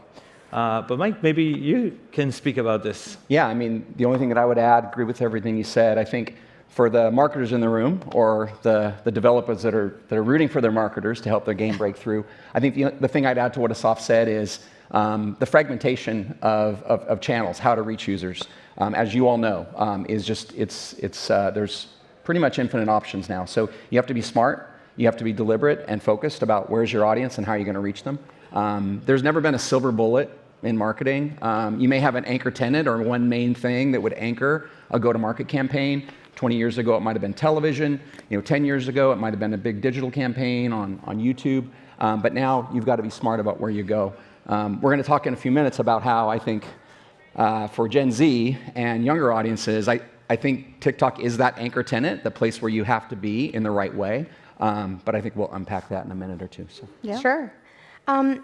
Gaming, I think we all agree it's pretty mainstream now, especially now that we're seeing all these adaptations, and gaming is really at the forefront of culture. How has the role between like gaming and entertainment changed? Obviously, TikTok as an entertainment platform, I think you guys are uniquely suited to sort of touch on this. Yeah, of course, I can jump in here. So if you think about The Last of Us, huge fan, by the way, or Super Mario Brothers, or even Hogwarts Legacy, the sort of like transference between industries, between entertainment and gaming, it's becoming more and more at the forefront. And it's no longer just about releasing the game, but it's really about these games almost being these intellectual properties that really transcend playing the game and being about the game. And on TikTok, to your point, because we are an entertainment platform, it's so much more than the core gamer and gaming communities. It's about the communities at large really discovering games through the intersectionality of interests. So for example, a fashion creator reimagining their favorite characters through cosplay, or a travel creator taking their favorite game on the road, or a film creator reimagining their games as film. There's this amazing intersection happening on the platform, which is resulting in this amazing cultural impact and discovery of games. Incredible. So, I mean, we can talk about gaming on TikTok. Maybe some numbers might be helpful to sort of quantify just how important gaming is to TikTok's audience. And, I'd love to hear a little bit more about, if you're a game company on TikTok, like how are you measuring whether or not you're breaking through? Yeah. Yeah. Well, many people know that TikTok has crossed the 1 billion community members long ago. But it's relevant to understand what's happening within gaming. And TikTok is a window into the world. It's a canvas that people create. So we reflect what the world is talking about. And we wanted here for the first time ever, I know you guys had us put a slide on this. But I don't know where the clicker is. I got you. You got it? Yeah. OK. They had to give the mark. First time ever. OK, we're revealing this number. So last year on TikTok, there were 3 trillion views for gaming content. And all that content is going backwards to real games and game companies. And it's just showing you the magnitude of how people engage. Think of this against 1 billion users or a planet of 7 billion people. Obviously, there is not only people playing the game, and 82% of the people on TikTok are playing games, but also they're coming to TikTok to speak about the games. Almost 12 billion of those were for Pokemon Go, so thank you. Yes. Big respect. Amazing. Yeah. So, I mean, this is a great metric and all, but, if you're looking at your own content's performance, like what are some of the metrics that you think game developers should be, zooming in on? Yeah, and maybe if we can tie that question also to culture, because you talked earlier, Jordan, about entertainment and culture and gaming. Culture is such a esoteric word. It somehow means everything and nothing at the same time. So in the context of metrics, if we can talk a bit about cultural relevance. So how do you actually measure cultural relevance if you're a game on the platform? As I said earlier, it's about truly going beyond the core gaming communities and creating a culture around the game. What does that actually mean? If you're an established IP, like The Sims, for example, The Sims have done a beautiful job quite literally taking the language of the game and creating Simlish sessions on the platform that people have really rallied around. 12 billion video views for #Sims4. Or it could be a relatively newer IP like Stumble Guys from Scopely, which really has done a brilliant job of memifying their characters and creating real fun with their communities. That has also resulted in 40 billion video views. So it's really about how do you create this culture around the game that goes so much beyond the game itself and appeals to all these different communities, not just the core gaming communities, that yields then the discovery of the game. And by the way, that's one indicator. Video views is one indicator. But certainly cultural relevance can be scientifically measured. Mike, do you want to talk about that? Yeah, there's a few metrics that we use at Niantic to kind of get a gauge on this. Some of them will be familiar. Some of them might be things that you thought about but haven't really dove into. First and foremost, community sentiment. Sentiment still matters. We hear a lot about the vocal minority and that sort of thing. But it does matter, and it is correlative with what's happening within your games. If you look at kind of your core product KPIs around retention rates or conversion rates from free to play or that sort of thing, if you start to map that to your roadmap and to those product KPIs, and you look at that, we have found, at least with our products, community sentiment is one of those things that tracks. It's not some leading indicator where you can kind of look around the corner and see what's coming, but it is definitely helpful to see, hey, this is resonating, Or, in the case of negative stuff, maybe it's not resonating. Another one that's going to be a little bit old school, but still matters, at least from what we've seen, is NPS, Net Promoter Score, the so-called recommend to a friend score. We've seen that also kind of moves in lockstep when we're having really strong product moments or really strong kind of fan engagement around a live op, a new feature, or a major live event. And then a third one that we'd put on that is kind of right back to the more social media classic metrics, which is engagement rate. Views do matter. You have to be out there to break through and get some share of voice. But are your users engaging with the content? And we're going to talk about giving users permission to engage with their content, because I know a lot of the IP holders in the crowd, it's like, wait a minute, am I really, I know UGC is so important. Do I really want to give the control to the user base? So the answer is, they're going to do it anyway, so you might as well embrace it. But more on that in a moment. Sure. So obviously TikTok, a lot of governments and sort of Montana's obviously been in the news. A lot of governments around the world have been sort of eyeing, regulation. What do you think is important for people in the audience to know about, obviously you want to build a community for the long haul. Yep. And, I would love to hear a little bit more about what you guys are trying to do to make it the right platform for people to invest their time and energy into. This is a very relevant question that we're getting and we're discussing openly with anyone working on this platform. I think from a vision standpoint, we want to inspire creativity and bring joy to people. And that's a guiding principle. So we need absolutely to make sure that they're safe, their privacy is kept, that they're secure on the platform. But beyond that, we want to become the most trusted brand in the world. And it's a big aspiration, it's a big statement. We have put together a substantive, robust solution to work with the concerns coming from the US government around national security, but any government in the world. And we will continue doing that. And we are committed to making sure that our users are safe, secure, and have their privacy. Sure. So on that note, part of the reason why people are so concerned about TikTok is because of its influence in, building culture and building community. Like, what do you think, why is TikTok uniquely good at building, community and culture? Do you want to talk about the flywheel, Asaf? Okay, yeah. So it's a TikTok 101 if people here are not necessarily on the platform, and you should.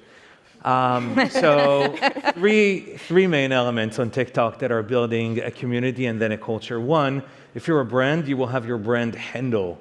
Similar to any other tech media platforms, it will be likely verified. We want you to be known by your audience, and you will come and you'll bring your tone of voice. So Peridot will come in and speak about its own brand values, but not only Peridot from their handle, they will work with creators across different genres in life, creators in cooking or any other vertical cleaning that are going to create adjacencies. And then the miracle happens because all of us, the audience, is starting to create around Peridot, and we're using what is being called the community hashtag.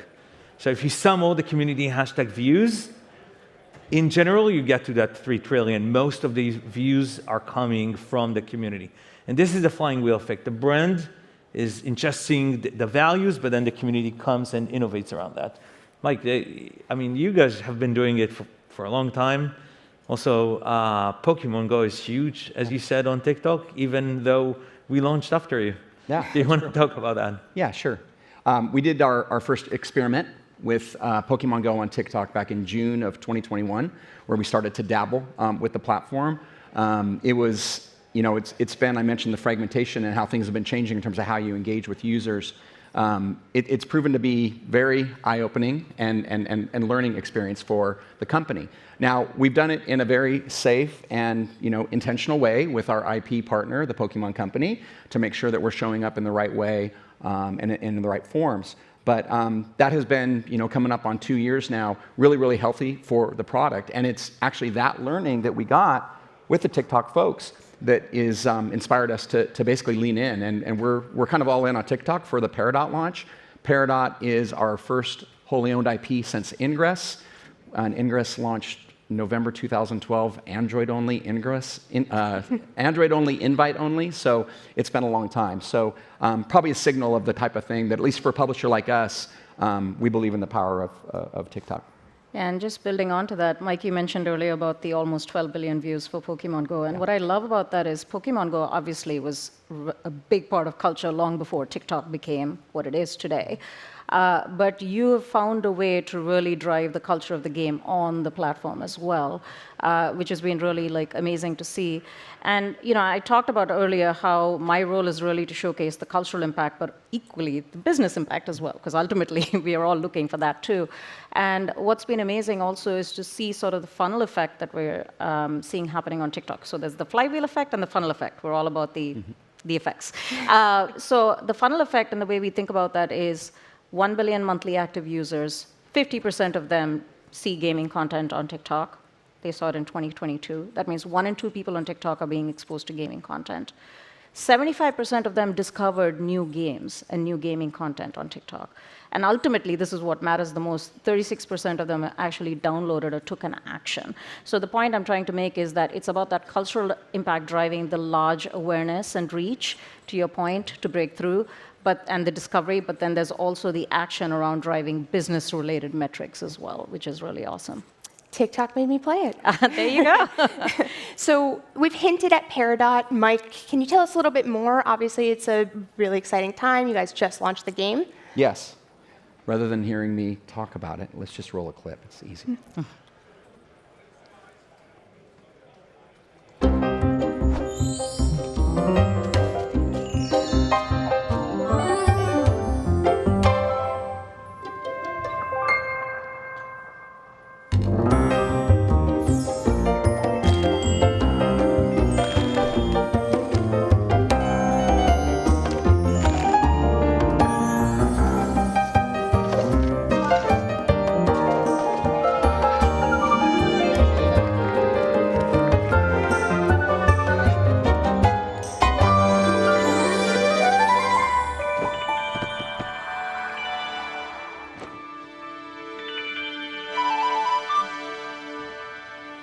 So one of the things I was going to do for this conference was to add a little kind of asterisk at the bottom of this video that says actual gameplay footage, because basically the entire game is in AR. So what you saw there on the screen was not, and I love the great CG trailers and that sort of thing. But yeah, it's an AR-only game. You do have to have a higher-end device for it, but we're thrilled with the initial results. We're a couple weeks in, and it's really fun. I've had the benefit and kind of fortune to work with some amazing creators over my career in gaming, but this one it's got a little Spore thing going on there. And I worked with Will Wright and Lucy and Luke and the Maxis team for years on The Sims and SimCity and Spore. But you can kind of hopefully feel the Spore thing for the OG in the crowd. But we've also done some new things in terms of the AR technology that we built. We're a Unity shop, so we build everything on Unity. But some of our AR tools are being showcased in this game. So I hope you can check it out and let us know what you think. Nice. So what's the target demographic for Peridot? Yeah. It's basically younger demographics, so Gen Z, kind of the younger end of millennials. It is more on the coast in the US, cities like London, Tokyo, because there's a socioeconomic thing here that's required, because again, the hard part about AR only is that you do need a high-end device. We take the toll on the battery and the GPUs and everything else. But for that younger demographic that is in that target, it's been a great experience, so yeah. Amazing. I definitely see the Tamagotchi elements to it. I'm not legally allowed to say that, but I'm glad you did. Nintendo's a partner and an investor, so I got to be careful. But yes, I agree with that too. Yeah. Speaking of Nintendo and speaking of Pokemon, obviously you've had the opportunity to adapt various Nintendo franchises, some other IP. Yep. What's it been like using TikTok to launch an original game versus a game with sort of a built-in audience? Yeah, well, I love the previous session with Chris Plummer and the group when they were talking about the strength of licensed IP versus building original IP. And as I think everyone in the room knows, because a lot of you have built some of the greatest IP in the history of our industry, building original IP is hard. It's really hard, and it's getting harder. So the thing that's great about this is that we are giving the user base the permission. We're proactively leaning in. One of the things we're doing with the TikTok team is on May 31st, we're going to do a program they have called the Creator Effect House Challenge. And it basically gives a lot of, in this example, Peridot assets to the creators so that they don't just have to jerry-rig things on themselves. We're actually going to make it more turnkey for them to create their own content. And so the actually inspiration for this was actually from the Genshin Impact team, who did this with TikTok over a year ago. And so we were so inspired with what they did and really inspired by what the players did with it that we're like, hey, this is one small but important step to try to build an original IP. Now, I'm not saying that we're going to have aided and unaided awareness like north of 50% in the first 6 months. I mean, we're going to try, but it's a small but important step to try to build an original IP. And if you take a long-term horizon view and do those kind of investments over time, we're hoping that Peridot will be one of those, as I think Lisa mentioned in the previous panel, one of those forever franchises for Niantic. That's the goal. Yeah, and I love the experimentation, the authenticity, and the ways in which you're engaging with the community. And part of it is also giving up control to the community and allowing the creators in the community take that IP and really create a culture around it. So we're excited to see how that all plays out. Yeah.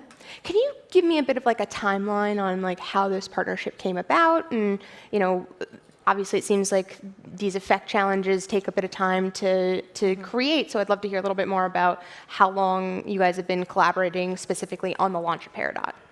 For Peridot specifically, it's been probably about 9 months, 10 months ago. I mean, again, remember we've been on TikTok for the last just under 2 years, both with our own organic content in terms of our owned and operated channel, as well as through some of their great paid vehicles with Spark and others. So yeah, so that's been great.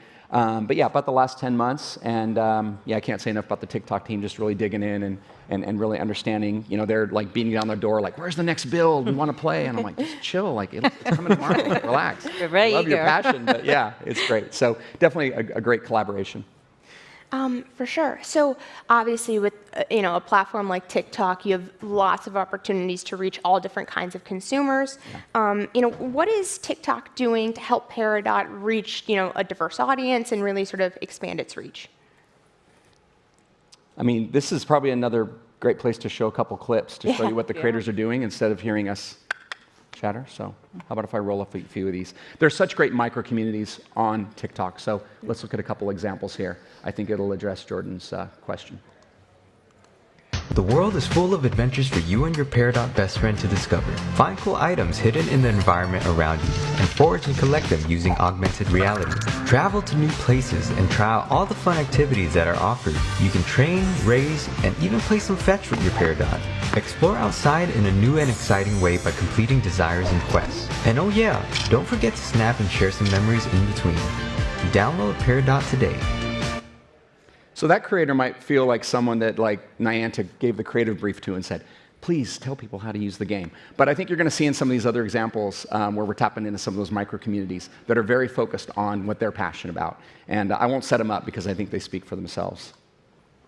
Let your pet decide what you do for an entire day. I don't have a pet, but I think I have an idea. There is an app where you can actually raise virtual animals. This is my pet who just hatched, and I've named her Athena. Like real pets, they have wants and needs. So up first, we're going for a short walk at the gym. After my time on the treadmill, she hopped on as well. Next up is to visit a habitat. Habitats in this game are places where you can go and meet other pets or dogs. On our way there, we saw this beautiful state park, so we went for a hike and let Athena run around freely. We even foraged for some more food while we were out there. After all this playing, you think she'd be tired, but she wanted to go on another walk, so we made our way over to the park. We saw this cool water feature at the park and foraged for more food there. We played at the park until we got very hungry. Dina's favorite food is sandwiches, so I gave her one. She was extremely happy, and then I started craving a sandwich, so I went and got one as well. Download Peridot today to raise your own virtual pet. So the thing that's so cool about that is that his entire channel is got that type of content, so it just feels endemic. But we're not being shady about it. We talk about Peridot, so I think the audiences are so smart these days that they know we're partnering. Let's just show one more example. There's a food one at the end. We probably won't get to it out of respect for time, but let's look at this one. I talked about a micro community. This is a pretty fun twist. Today I'm letting my Peridot choose my day. Peridot is a new AR mobile game that lets you bond with your own unique magical pet. I had to match my makeup to my dot, but the look would be incomplete without an outfit too. My dot wanted to play a quick game of fetch, and who could say no to that cute face? It honestly does feel like they're really there. My dot has incentivized me to get out of my house and visit amazing local places that I rarely go to. We worked up quite the appetite, so we stopped for a sandwich picnic. I had such an amazing day showing my dot around their brand new home. Adopt your very own dot and download Peridot from the App Store. So whether it's a foodie or a health and beauty person or a travel person, it's kind of finding those endemic communities, making sure that they're excited about what you're doing. I mean, if they're not, then like don't force it. Like there's other creators out there. But yeah, just really appreciate how you all have helped enable that. Yeah, for sure. And I love that none of them are gaming creators, but they're food creators, they're fashion creators, they're exercise creators that have integrated, to your point, organically Peridot into the way they create content, which is, I think, where you see that discovery, the magic of that discovery happen and impact. Absolutely. Yeah. So obviously it's a new title, a lot to be excited about. You launched the game recently. Has there been any surprises or sort of exciting tidbits that you can share with the audience about how this game is launched? I mean, the numbers on the platform. Yeah, we can share some 2 weeks numbers. in, but go ahead. We're measuring all the time, full funnel, so all the way from awareness or just engaging with the content down to the actual performance. What we're seeing, early results, we're still measuring, but we're seeing huge number. Like if you look, I just want to be very accurate here. So from an ad recall standpoint, we're seeing 3x the times that usual brands will receive from their campaigns on TikTok. And from an awareness standpoint, and this is what we're trying to do here with a new IP and a brand, it's 10x what we're usually seeing with brands. So knock wood, very good results, right from the get-go. Yeah. How's it looking from like a CPI standpoint or a lower funnel? Yeah, on the product KPIs, we're in our first 2 weeks. Again, you think about the TAM of this thing, it does require a high-end device. But we're right on the cusp of hitting our first 1 million installs. Retention rates look really good, so our DAU numbers we're very happy with. The ARPDAU for the product is actually highest in the portfolio. Today, we know there's a golden cohort thing going on there, so we'll keep an eye on that through the summer and the fall. But yeah, so far, from a product KPI standpoint, we couldn't be more pleased with how it's starting. But first step, long journey ahead. So. Yeah, and I wanted to also share kudos. In 11 days, you've hit 124 million video views between #Peridot, #PlayPeridot. So go check it out. Incredible. So I think we have time for like one more question. Publishers, everyone, I mean, being on TikTok is sort of necessary now if you want to reach the next generation of gamers. What advice can you give to people who, are launching games and they want to use TikTok most effectively?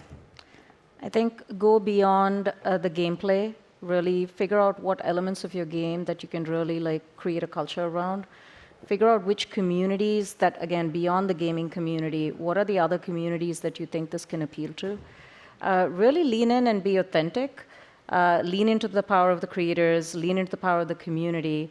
And part of it is also, to a degree, giving up control and allowing that creativity and authenticity to get the community to really rally around your game.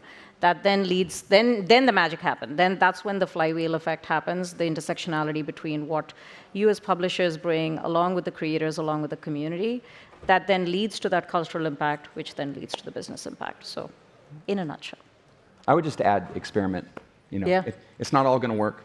The great thing that you can do with the paid side of the TikTok house is that you can amplify things, just like we used to do when we would get something that was blowing up on some of the old school social media channels. So that's a powerful 1-2 punch with TikTok. But you won't know what to amplify unless you experiment. So you gotta have an appetite and a little bit of patience to do that. And give us as long as you can a heads up before you launch, so we can work together on this. Obviously, we're not only showing the platform, we're also engaged in how you go to your creative concepts and which communities to engage. So please do work with us. Absolutely. I feel like it's Peridot's AR lenses are such a great fit for the platform. It's been great to be able to talk to you guys about how this has been launching and how you guys have been leveraging the power of TikTok as a platform. So thank you guys for joining me. Thank you guys again for joining us here at GamesBeat Summit. next panel will Thanks, Jordan. happen after the break. Thank you. Yeah. Thank you.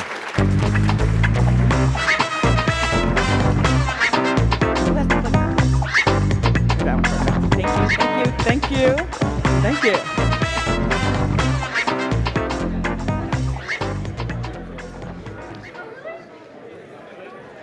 All right, thank you all so much, Jordan, Mike, Asaf, and Rama. We are taking a short break, y'all. So we'll be back at 11:30 with sessions on this stage and in the promenade room. Here we go.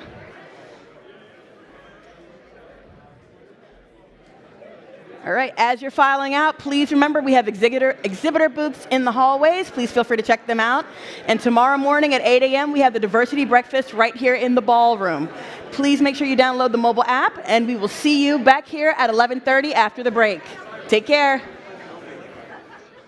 Online, and we've seen a trend that has shown an increase over the last 4 years. Since 86% of American adults experience hate and harassment in online games, and 77 experience severe harassment.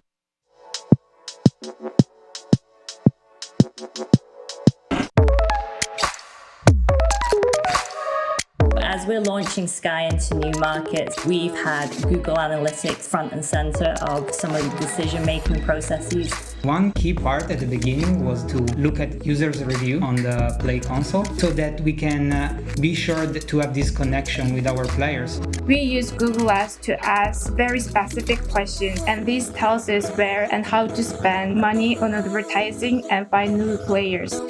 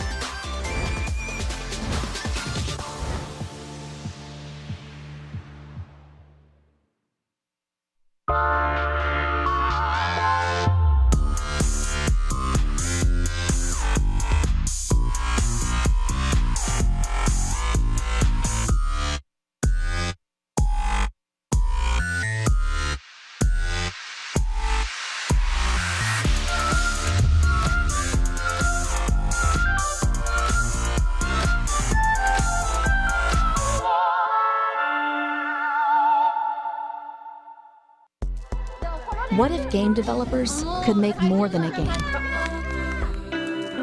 What if you could make it big anywhere in the world? And turn your creativity into a business. Make more than a game. Make it part of the new digital economy. Welcome to Xsolla, the global video game commerce company. Enjoy the game.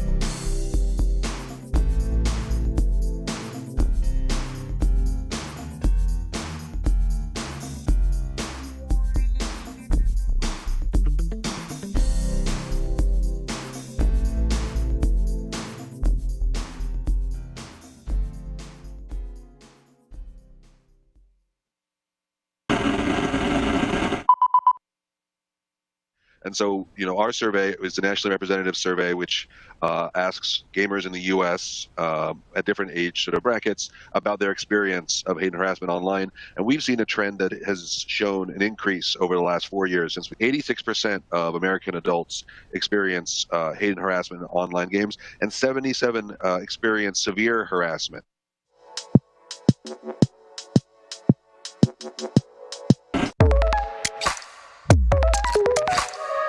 As we're launching Sky into new markets, we've had Google Analytics front and center of some of the decision-making processes. One key part at the beginning was to look at users' review on the Play console so that we can be sure to have this connection with our players. We use Google Ads to ask very specific questions, and this tells us where and how to spend money on advertising and find new players.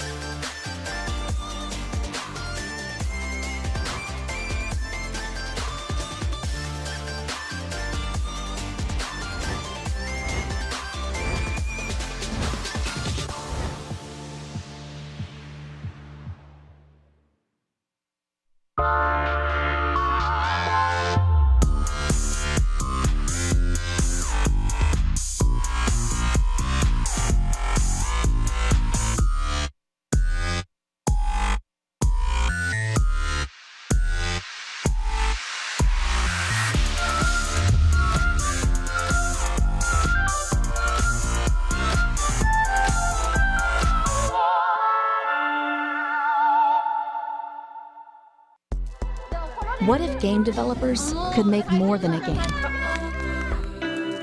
What if you could make it big anywhere in the world and turn your creativity into a business?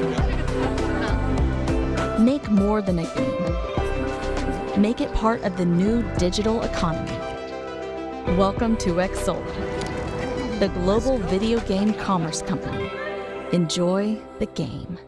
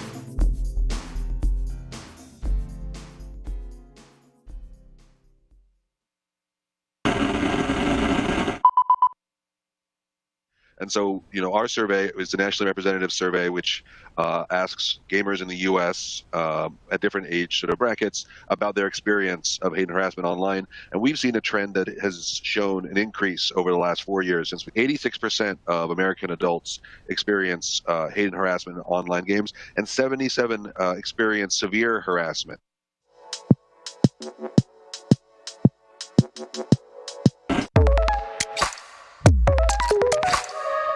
As we're launching Sky into new markets, we've had Google Analytics front and center of some of the decision-making processes. One key part at the beginning was to look at users' review on the Play console so that we can be sure to have this connection with our players. We use Google Ads to ask very specific questions, and this tells us where and how to spend money on advertising and find new players.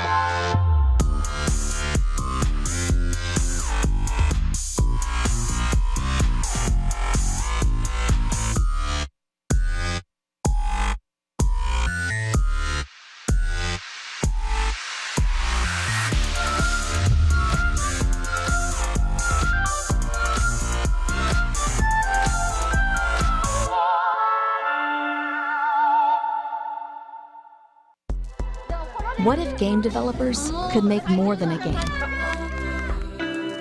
What if you could make it big anywhere in the world? And turn your creativity into a business. Make more than a game. Make it part of the new digital economy. Welcome to Xsolla, the global video game commerce company.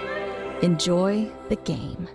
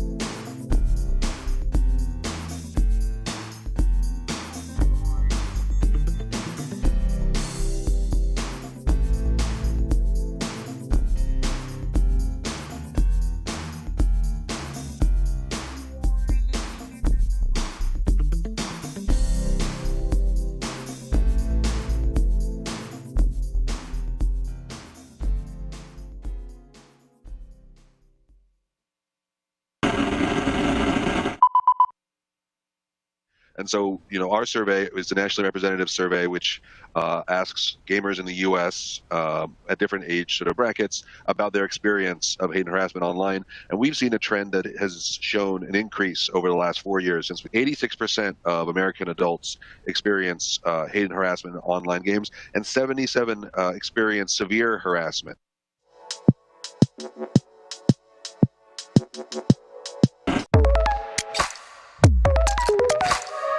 As we're launching Sky into new markets, we've had Google Analytics front and center of some of the decision-making processes. One key part at the beginning was to look at users' review on the Play console so that we can be sure to have this connection with our players. We use Google Ads to ask very specific questions, and this tells us where and how to spend money on advertising and find new players.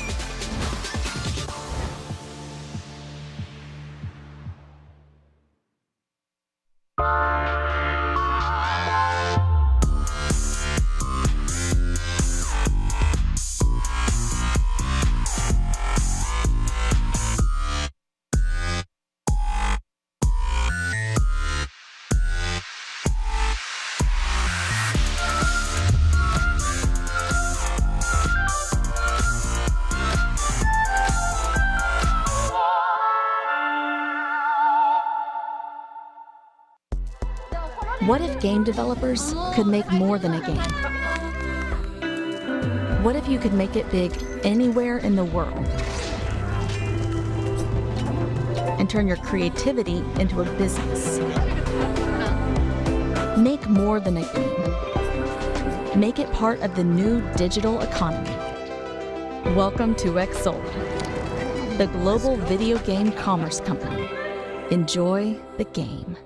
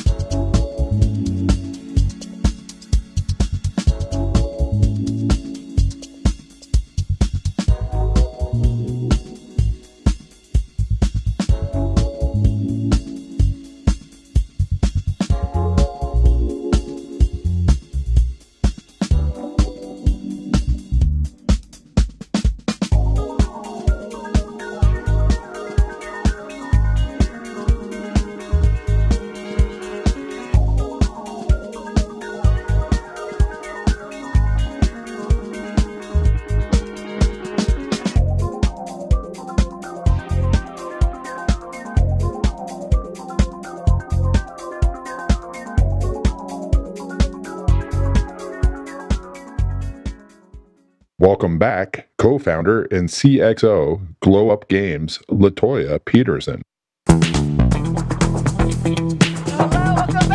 you. Cheering section for the MC, I appreciate it. Welcome back, y'all. I hope you enjoyed your break. I hope you guys got to refresh, reload, rehydrate, and get ready for the next set of panels. We are in for a fantastic conversation. This afternoon, remember, we will have sessions both here in the California Ballroom and next door in the Promenade Room. So next up on this stage, we have longtime industry veteran and president of Xsolla, Chris Hewish, who is joining us in a thought-provoking talk based on recent industry performance and upcoming trends based on proprietary and public data. So get your notepads out. We're ready to take some notes today, right? We're going to bring in insights from partners and Xsolla's extensive network of gaming professionals. Let's all welcome to the stage Chris and Dean. Please come back out. Thank you. Thank you, everybody. I've been up on stage with Chris Hewish many times now, and so we hope you enjoy this session. It's going to sort of focus both on, I guess, macro and micro about the games industry. And Chris, I don't know what you want to start out with in particular, but I think you've got a slide starting out with macroeconomics here. Absolutely, Tell Dean. us about maybe Q1? Okay, yeah. Of course. So thank you. It's always a pleasure to speak with you and cover the industry and everything. So what I want to do today is go through a little bit of some of the stats, some of the trends that we're seeing. As Dean mentioned, I want to start off a little bit talking about macroeconomics. And you know, it's a big phrase, it's a big word. We throw it around all the time, but often game developers, game publishers aren't really thinking about the macroeconomic trends and what they mean for the industry. So, you know, what are macroeconomics? You know, these are large-scale or general factors such as interest rates, productivity on a national level that do impact how we do business. And part of that obviously feeds into the sales. So Q1 of this year has really kind of been off to a mixed start, but mixed leaning towards, I think, positive, Dean. You know, when I spoke about this back at GDC, I was recapping last year, and it was a little bit more of a kind of a downturn for the industry. We had seen a decline for the first time in the industry, but it's really encouraging to see what's happening in Q1 this year, where we're seeing a lot of kind of positive, I think, indicators. And you know, I have a few examples up here on the slide. Pocket Gamer covered an article where they talked about financials that are painting a relatively positive picture. You have Capcom with their release of Monster Hunter, a collaboration with Niantic, which has done phenomenally well. It's off to a really good start. You also have Unity, which even though they've had some layoffs, they've actually been profitable. And I think these are, you know, interesting indicators for where the industry is heading. And I'll keep going on, Dean, but if you want to interject on any. Yeah, I think when I made that earlier comment about sort of stepping on the gas and the brakes at the same time and not knowing which one to apply more pressure to. And that feels like the time we're in now as well. Like you have to plan for things like what's going to happen in the second half. And yet some of the signals are not, you know, universally good. Like we saw like the M&A activity in the game industry like drop 43% in Q1 compared to a year ago, according to Drake Star Partners. You know, they also noticed like, you know, some sector weakness as well. Throughout all of 2022, blockchain games were half of all investments that happened in games, right? But in Q1, they dropped down to 20%. Right, and so like you could predict that. I guess you could you know see that things like the crypto crash and NFT prices being down, lots of scams surfacing like FTX and all that as hurting that sector. We'll be talking more about those things in our next session, so we don't have to dwell on that. But it is interesting to see different signals emerge from all of this data. Absolutely, and investments are always a strong signal of what's going on with the industry. Interestingly, there's still a lot of big funds that are out there behind games. You know, I know that Bitcraft is out there. They're doing a lot of work. Savvy Group is doing a lot of acquisitions and investments. So, as you said, it's really mixed signals, and a lot of that is around things that were hyped up over the past year or two that really aren't panning out. But at the core of it, we're still seeing strong investments in great core teams, great opportunities there. And talking about downturns, I think we are seeing, this was a report out of Europe, where PC and console sales were down a pretty big percentage over the first quarter rather, in Europe. But that was offset by a lot of strong sales around PlayStation 5. And I think what's interesting there is we are starting to see more and more big games that are launching. So when you think of console, tentpole titles are always big. Hogwarts Legacy has driven a lot of revenue in the first quarter. So I think there's some really good indicators there that there's a growing user base on the console side of things with all these PlayStation sales. And in the second half of the year, that should result in more game sales as those players want to get games to play. And then Convoy, which is a firm, an investment firm, they talk about the gaming market growing 9% globally year over year between 2022 and 2023. So I think that's another positive indicator. So feeling good, and I think when you think back to the macroeconomic situation, last year we were all hearing a lot about, are we facing a recession? Are we not facing a recession? Interest rates are climbing up, right? Just things are really tough. But if you look at a lot of the reports now on the financial side from a macro sense, I think the consensus is that we may be avoiding a recession. The interest rates, the cost of living increases are kind of leveling out a little bit. And that also bodes well for a second half of increased spending, of increased consumer confidence and consumption. And I do think that it was interesting to see that the tech industry and the game industry were out of sync. Like they were not sort of mimicking each other in any way. In Q4, like the larger venture capital industry, had noted for 6 quarters that tech investments had declined at a time when game investments were growing, right? And then the tech industry layoffs really began in Q4 as well. They didn't really start hitting some of the game companies until Q1, Q2, right? And so in that sense, they're not exactly working in sync, and there's different forces then that we have to pay attention to. Ryan McDermott, we're counting on him to sort of talk a little bit more about some of these things this afternoon, and he'll get deeper into some of these numbers than we can, for sure. Absolutely. And I think that's an interesting point, that even though the overall tech sector had been facing a really rough second half of the year, the games industry seems to maintain and still kind of grow throughout a lot of these trends. And that's because, I think games are really a combination of technology and entertainment. And just to do a kind of a public service announcement, in light of a lot of these layoffs that have been happening in tech, and also game companies have been affected a little bit in Q1 of this year. Unity, as we mentioned earlier, had faced some layoffs.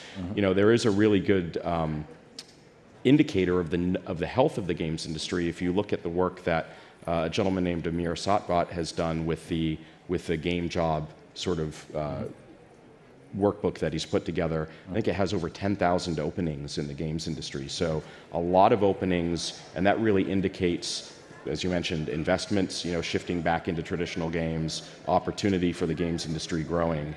So I think overall we're in a good place this year for the games industry. Yeah, Amir has done a great job on LinkedIn, sort of telling people about here's the larger picture of all the openings that he sees in the game industry. Absolutely. Hey, Latoya, can you hold it down back there? Having too much fun behind the curtain there. So look, one of the things that I like to talk about is when we're thinking macroeconomic, there's this thing called the boom-bust cycle. And basically the idea is that every 15 years, there's this cycle where an industry or a segment, the macroeconomy overall, goes through a real boom cycle, a lot of growth, and then it hits a bust cycle. And it's pretty predictable over a standard 15-year period. And what does it mean? I think when you're talking about your business or thinking about your business, as I mentioned, you got to think about macroeconomic influences and what's happening. So when you're in a boom cycle, money's cheap, it's really easy to get investments. Investors are really focused on growth over profitability. There's a big demand for hiring, all of that, right? And that really could influence how you're either going out to raise money, the kind of messaging that you're focused on, or how you're building your business. And then conversely, when you're in a bust cycle, money gets expensive, so there's still investors out there looking to invest, but they're focused not on these hyper-growth models, but on models that are focused more on profitability. There's more layoffs, all of that. You need to protect your margins, and that influences even some of the things, and I'll talk about this a little bit later on one of the trends that we've seen over the past year, but it influences the type of business or the type of ways that you're approaching your business, what kind of markets you're looking at, new customer segments, and all of that. When you're in a boom period, it's like, okay, you don't really need to worry about new revenue streams as much because things are going really well. When you're in a bust period, it really becomes more about protecting the margins, growing them, and doing that in new and unique ways, which often leads to a lot of innovation. And actually, if we look at a history of boom bust, there's been this real consistent timeline where back in the early 80s, interest rates were insane, 17%. It was a real bust that hit. But what happened out of that? Personal computers exploded, and that really created a new boom cycle. In the early 90s, as Bill Clinton famously said, it's the economy's stupid, the economy's tanking, what's going on? What pulled us out of that was internet, World Wide Web, created a whole new opportunity. And these are really important for the games business because these have created new market segments for us to really grow our businesses. Early 2000s, the Great Recession, as many of you may remember, what came out of that? Smartphones. A whole new market. The iPhone in particular, yeah. Yeah, exactly. I mean, many more things for you to cover, right, with all the mobile games. And then in the early 2020s, which we're in now, right, there's fear of recession. But what are we seeing pop up that might pull us out of this sort of downturn, create a lot of new opportunities is generative AI. Obviously, it's a hot topic, buzzword. Don't want to go too deep into that because you're all probably oversaturated with it. But it really is a new technology that's going to dramatically impact how we're running our businesses, and it's something that you should be considering. So, yeah, there's also the notion that some people have that some of these hot trends kill trends that they're coming behind, right? And I don't think that's true. The Insider had a headline that said the metaverse is dead, killed off by generative AI. I kind of think exactly the opposite, that the opportunity for the metaverse actually gets better when you have a technology like generative AI that can really help with users creating their own content. User-generated content is usually not that high quality, but if you have something like generative AI at your disposal and you're a consumer, you can create better content. So we now have a better idea of how we could sort of fill out a lot of the metaverse, right? So I don't see generative AI killing the metaverse, right? So. Definitely not. I mean, the classic example is the holodeck. You kind of speak out what you want to see, and it gets generated around you. And we are seeing a number of companies now that are incorporating that kind of, text to content creation, full sort of workflow. People working on that. So I agree. I think, the metaverse has been battered back and forth, and but I think generative AI is a positive for it. Absolutely. So, one of the things that I want to talk about next when we think of macroeconomic, and this is getting a little bit more focused on mobile, but it does apply to PC as well, is the fact that walled gardens, as we know them, continue to be under siege through a combination of regulatory changes, legal challenges. And what is really surprising to me is I have not heard very many people talking about this, but planning for how the Digital Markets Act that goes into effect next year in Europe is really going to impact their business and create new opportunities. So, if you're in the mobile space, it's something I really encourage you to think about. We have the DMA, it's going into effect. It really is, it'll force these gatekeepers, which are platforms above a certain size, to open up their app stores or their ecosystems to allow side loading, third-party app stores, all of that. And why is this such a good opportunity? If you look at a sort of an analogy in Asia on Android, something like 10% of the Android business in, I believe, China comes from third-party Android app stores. So it's a real meaningful part of a business. And when I spoke earlier about this boom-bust cycle and how when you're in a bust cycle, margins become more important than ever, 10% new revenue is something that can be really meaningful and is worth pursuing. And then, of course, we have Epic versus Apple, the ongoing saga. We all like to grab some popcorn and watch that. But the recent appellate court ruling that came out just a few weeks ago even though the headlines were about it mostly siding with Apple, there was a piece in there where Apple did get dinged for violating California's anti-steering rules. And why is that important? Well, it means that if this stands, it means that you'll be able to steer people from within the app to outside offerings through web shops or online offerings, and it allows you to really communicate with your community in an entirely new way and generate more business. And we've actually seen that firsthand, which I can dive into in a moment, but I wanted... Yeah, it was a very interesting to say part of the ruling that the judge issued there, and effectively that is what the European Union has taken and said, that's going to be the law. Exactly. And so, for all of Europe, then to comply, then Apple has to allow you to basically advertise your web shops and ways to go around the 30% tax in order to just do your business. And it is interesting. I keep bringing up the metaverse, but Matthew Ball in his book, The Metaverse, pointed to the 30% tax as something that would stop us from actually getting to the metaverse. And so he argues quite persuasively that the walled gardens need to go away in order for the open metaverse to actually thrive, or at least before we get to the open metaverse, at least a more open game industry, right? Absolutely, and that benefits all of us. And we've seen that firsthand with some of the work we do helping companies go direct to consumer. So again, just to take a step back, what is direct to consumer? I think we all have a pretty good idea what that is, but it's important because a lot of people have gotten comfortable during a boom cycle of only working with third-party platforms. There was really no need to go direct.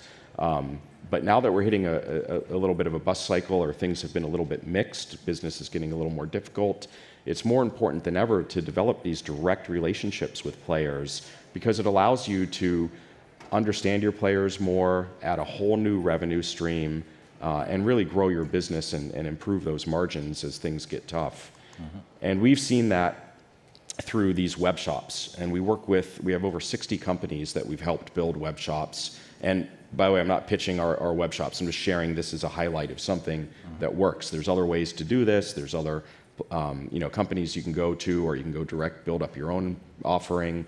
The important part is this idea that a lot of companies out there, and here's just a few, there's a lot of big partners that we don't talk about that are actually using these, but these companies are using web shops to grow their businesses. And what is a web shop? It's basically a white label solution, the way that we do it, that allows you to put a lot of your commerce, a lot of your offerings, your in-game store, all of that online, and it allows you to direct your users to a website where they can get even more opportunities to transact than they would get within your app. And it allows you to improve your margins, attract new paying customers, and I'll go into some specific data points in a moment.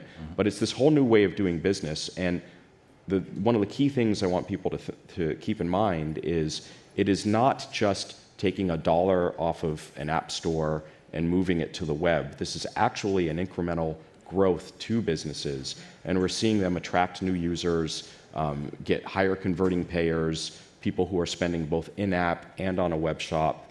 We just released kind of a case study on Tilting Point with their Star Trek game. Their web shop has added 25% more revenue to that game's business without detracting from the revenue that it generates on the App Store. We've seen, on average, other partners generate anywhere from 8 to 14% more revenue in total, again, without cannibalizing their existing App Store sales. So. Yeah, and Strauss Zelnick is one of our speakers on our online day on Wednesday. And last week they reported their earnings, and Chris has been talking about web shops for a long time, like at least a year, maybe a couple of years now. Yeah, a couple of years, yeah. Yep. And so it was interesting to hear Strauss on last week's earnings call, say that Zynga's mobile game business is growing again, and that they are very excited about direct to consumer, and that the opportunities that they're getting with much higher margins are important to the bottom line for Take-Two. So one of the biggest companies in the industry is definitely talking about something that you were talking about, a couple of years ago. Yeah. Sort of in the wilderness. Exactly.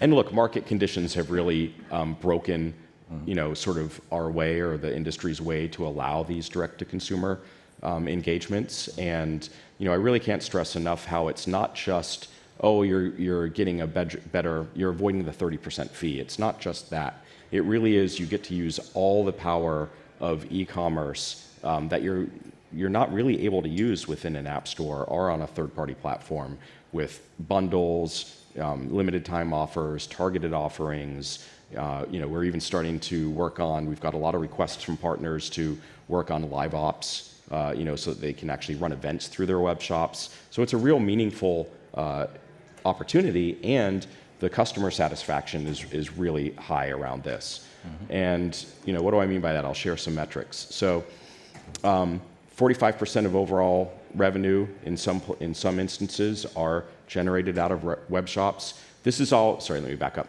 This is all based on our own internal data. Like I said, we have over 60 partners that we work with, over 120 games that are actually up on web shops now. And this is data that we've pulled from it. So it's live data through a big enough spectrum of partners that it's not just a couple of big titles, right, that are kind of moving the needle in a brand kind of way. These are legitimate across the board numbers. What's really cool is players that go to web shops, 80% of them repeat their purchases. They come back and they buy more. So an 80% repeat on purchases is great when you're looking at mobile metrics. 5 purchases per month. So one web shop paying user on average makes 5 purchases per month via the web. It's a great metric. Mm-hmm. More than 10 purchases, 35% of web shop users make more than 10 purchases, which is insane. That's just a super high metric.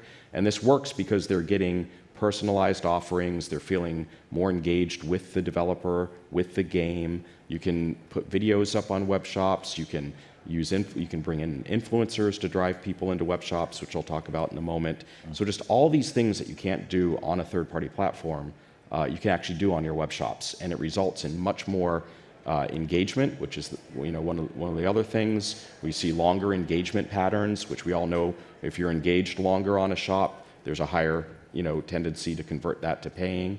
And we're seeing that 40 to 60% of web shop visitors make a purchase. It's just phenomenal. So yeah. Mm-hmm. Yeah, not very impressive stats. And I don't know, I mean, if you're sort of looking forward more into the future, then like what are you expecting to see as far as just other changes that?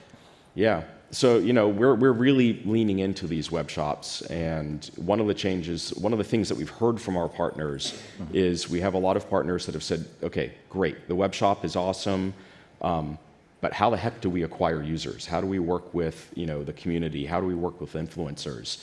Because in the past, the user acquisition was all based on really just targeted advertising, which has taken a big hit, as we all know. Mm-hmm. So we've put something out there called Drops. This is an idea that's been around for a little while. Twitch, a lot of influencers on Twitch will offer drops or special items to their viewers, to their communities. So we've created a program around our partner network that allows you to actually do these drop events where you can put up different assets, you can promote your game directly, influencers can jump on board. It's actually a platform, 2 sides. So as a developer, you put up your campaign with your assets, influencers log in, and they actually choose which campaigns to pursue. Mm-hmm. And it's been really good. I'll back up just a second. Mm-hmm. We're seeing super high conversions on this. When we ran a drop campaign recently with a game, and we had over 60% of the visitors that engaged with the drops took those drops and then used them within the game, and a number of them converted to paying. But what was great from an influencer perspective is that was super high engagement. So if anybody's worked with influencers, it's not always just about the money. It's about how are you helping them engage with their audiences. And this is a great tool that does that. Awesome. Yep. Yeah. And I think you had something else you wanted to. Yeah, let's jump on. Yeah. So, and then the final piece is, we've realized as I mentioned, a lot of companies are like, great, we're doing business on the web. How the heck do we acquire users? Drops are awesome, but what else can we do? So we're working with a couple of companies, Addictive and now YouAppy, but there's other companies y'all can pursue yourselves out there. But the idea here is to do retargeting campaigns. And retargeting is a way where you do it's a type of online advertising that grabs a user and who's searching for one thing and brings them over to your offering, your app or your ad. And you can do these through optimized campaigns, all kinds of specials. Here's an example of what it would look like. If you're on your mobile phone, you'd get an ad that pops up in your social feed that retargets you, maybe because you've shown interest in games before or a particular type of game, and it actually brings you directly to a web shop or to whatever offering that the partner has. So, retargeting is something that if you're looking at how do I grow my business online, how do I grow it outside of a third-party platform, I encourage you to investigate that more and see how it can help your business. And we're seeing really good results with partners who are doing this as well. Awesome. Does actually anybody have a question in the audience? We've got a couple of minutes for that. Don't be shy, but if anyone, there's a question back there. Do we have a mic to run to him as well? Okay. Okay. Project. All right, go ahead. Yeah. You mentioned earlier that you think that the games industry is going to do okay for the remainder of the year. Have you thought about the student debt forgiveness and that going away and a lot of disposable income getting sucked back into paying back loans, things like that from key demographics? Is that going to your thought process at all? Well, I think, the short answer is no. That's actually a unique kind of point of view. Haven't thought about that. But if you look at it, sort of analogies to any time additional income comes into the market, that does create an opportunity, right, for the industry. I think in that situation, you may see more. You want to repeat it to everybody? Oh, I'm so sorry. Yeah. So the question was, hey, if student debt forgiveness happens, right, and all of this income that a whole generation of consumers out there have been directing towards debt is freed up, right? And they now can now. No? The opposite. The government's saying you now have to pay your loans. They haven't been paying them for years because of the pandemic. Now in June they're going to have to start paying again. I work for NPD Circana. Okay. That's going to be a real big hurt on retail as key demographics all of a sudden have to pay $200-300 a month again toward their student loans. He was addressing the sort of opposite of that too. Right. Like, you actually don't know what the government is actually going to do. We don't even know what they're going to do on the debt ceiling right now, right? So I think it is making it very hard to predict like what the second half is going to be like. I would just say that in the past, people have had to pay off their loans and they were still buying games. So, So right here in front, sorry, go ahead. Yeah. Great talk. My name is Lex. Yeah.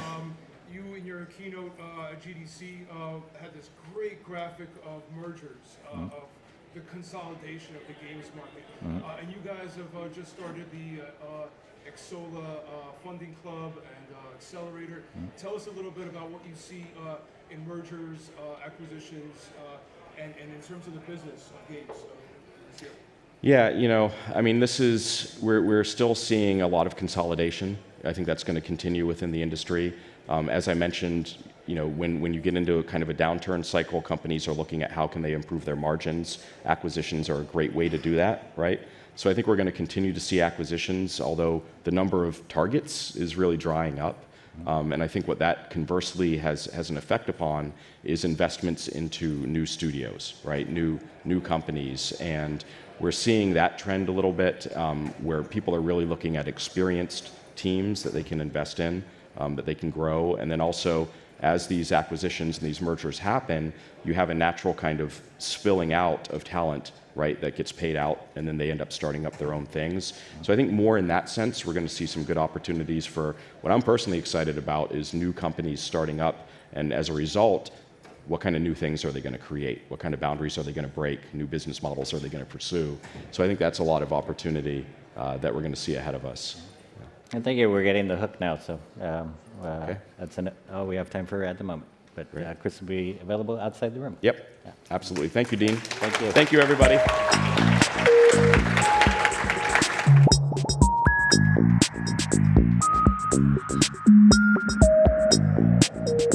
All right. So Dean is remaining in the captain's chair. So thank you so much to Chris for that informative and interesting talk on macroeconomics. Next, joining Dean on stage, please welcome Irv Goyle of Polygon Labs, Peter Kiltika of Horizon, and Sarhat Marash Sigil of Bloomland Games. They'll discuss the core challenges that exist for Web3 games and how studios are or aren't solving them. Please welcome our panelists to the stage.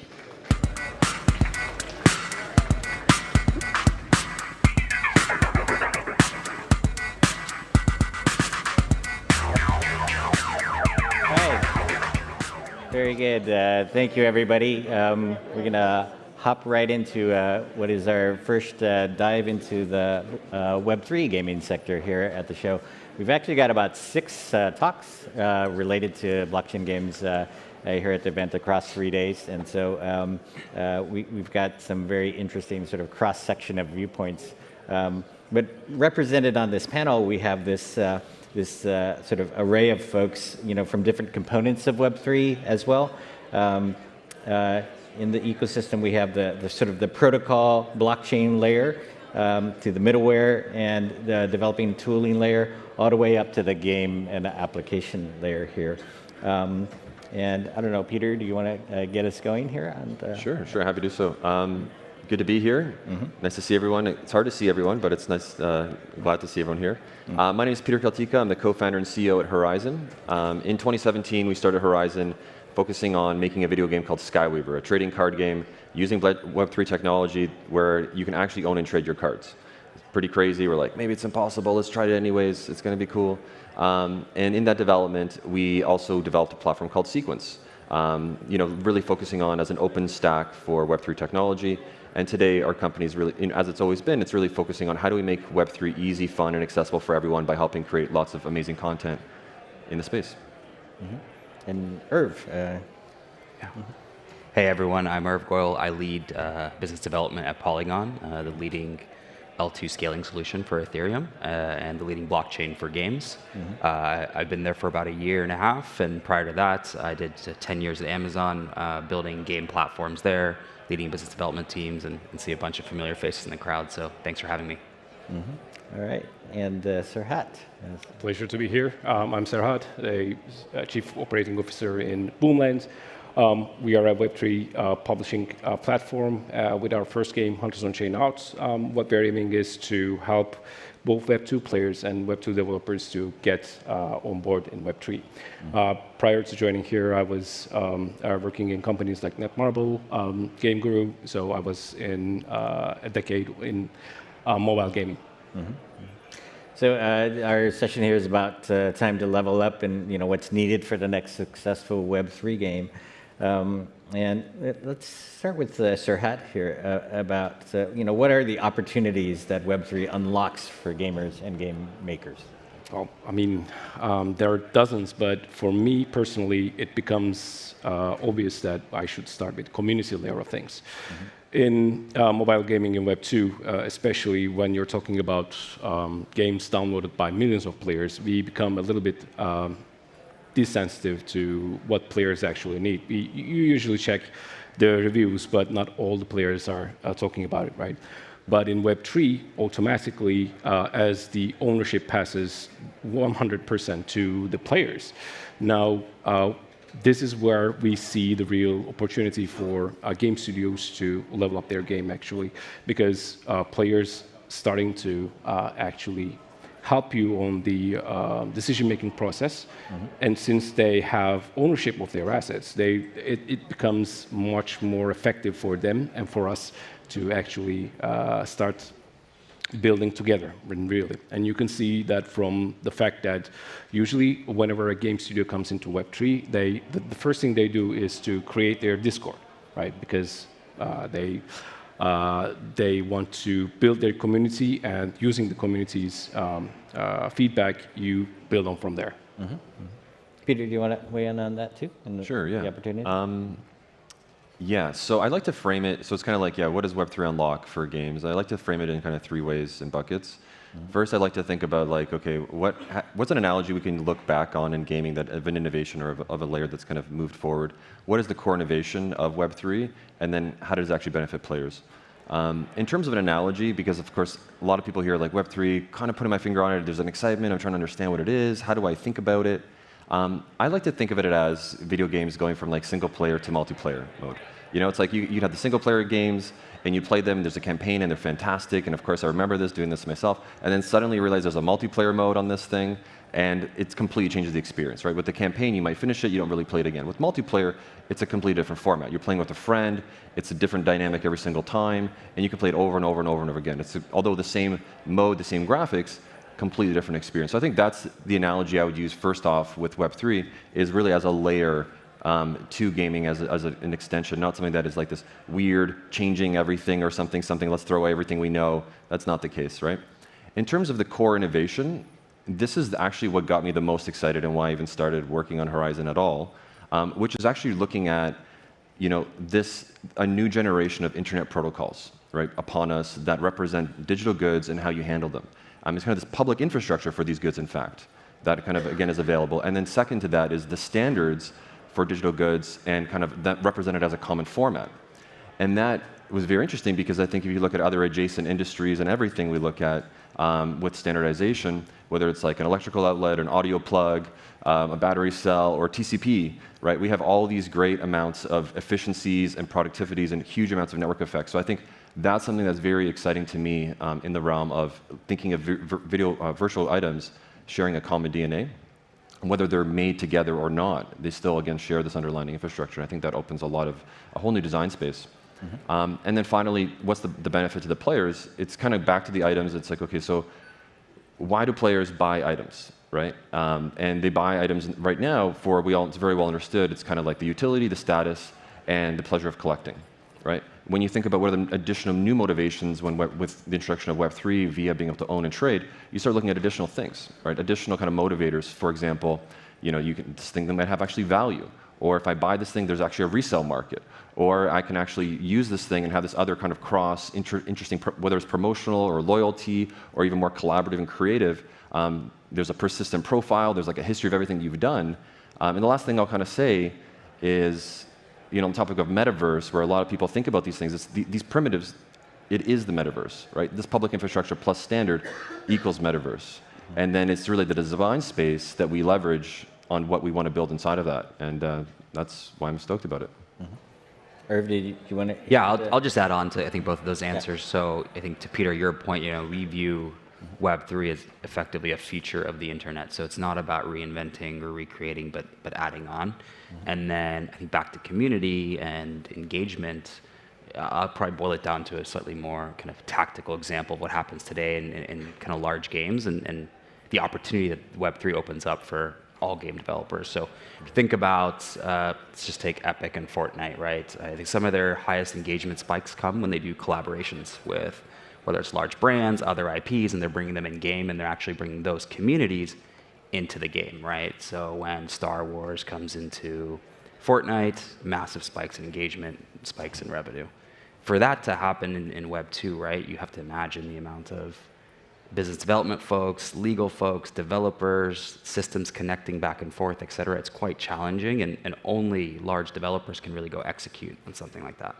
Now with Web 3 and some of the common assets and protocols out there, you have the ability to do those partnerships permissionlessly, right? So Nike has digital collectibles on chain. And if you're Temple Run, simple game, and you want to have Nike in your game, you can go do that if you're in Web3 without even talking to Nike. And that could bring that community into your game. It could create flywheels back for Nike in a way that is, hey, if you play the game, you get discounts in stores. So there's just very interesting ways to collaborate and bringing more communities together and allowing for just better overall experience for not only users, but also brands and game developers. So we got to hit all of the more obvious challenges that are out there right now for blockchain games as well. I mean, we've kind of ticked them off a couple of times during the conference already. Gamers in particular didn't have the greatest initial reaction to some of the big companies like Ubisoft announcing their NFTs. And there's FTX, there's other things. So these, what are the challenges and potential pitfalls right now then that you think about when you're trying to get a successful game out the door? So I don't know, Peter, do you want to tackle it first? Sure. Yeah, I mean, there's a lot of challenges, of course, you can imagine, especially in like a new space, new technology that's changing. I think there's, again, two buckets. I think about the game design space, like thinking about those things, and then, of course, the technical challenges. So in a game design space, I mean, we've made a game, we made a platform, we worked with dozens of games and projects. We know about the challenges. And we can just say, I think it's like, people don't know, like, well, how should I think about the blockchain? It's interesting, it's exciting, but what belongs on the blockchain? Do I put my entire game on it or not? How do I make that scalable?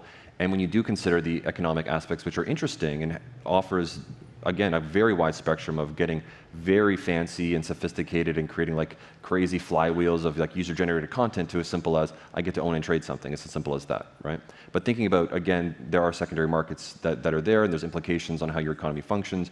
And you want to, again, so there's all these gazillions of questions as it is a new design space. And games, of course, take a long time to create and to experiment with. On the technical side, I mean, of course, everybody thinks about, okay, well, how do I create a seamless user experience, right? When you look at, if you've ever tried doing something on a blockchain, it's very raw, it's very low level, and that's because, of course, it's built off these primitives, and then it's just these abstractions and iterations that the community is taking on. So that's the stage that it's in. But again, that's why there's companies like us, there's companies like Polygon, there's Boomland, everyone kind of, there's a very rich ecosystem, again, satisfying these technical challenges. But I guess I'll name a few, why not? So for instance, it's like, how do I get a wallet, okay? What is a wallet? How do I get a safe wallet if I need to ever recover it? Once I have a wallet and I'm on a network, how do I actually get the gas so I can even interact with the blockchain, right? Maybe I've acquired something through gameplay or from a friend and I want to sell it, how do I do that? How do I go to, say, a marketplace that's safe? Or if I want to create a marketplace, and how do I preserve my royalties? How do I even allow people who might have items on a blockchain be able to purchase that and monetize them? Because these are not people who actually have funds inside of their wallets. These are empty wallets, but they want to use them as an inventory of their NFTs or of sorts, whatever, the digital collectibles. But they want to use credit card to make a purchase in here. So all of these, there's more, in terms of technical challenges. The good news is they're all solved, and they're all just getting better. But again, this is all just happening in real time. So. And Serhat, do you want to weigh in too? On top of everything Peter said, there's always the problem for game studios to decide on the tokenization aspect of things, as he said.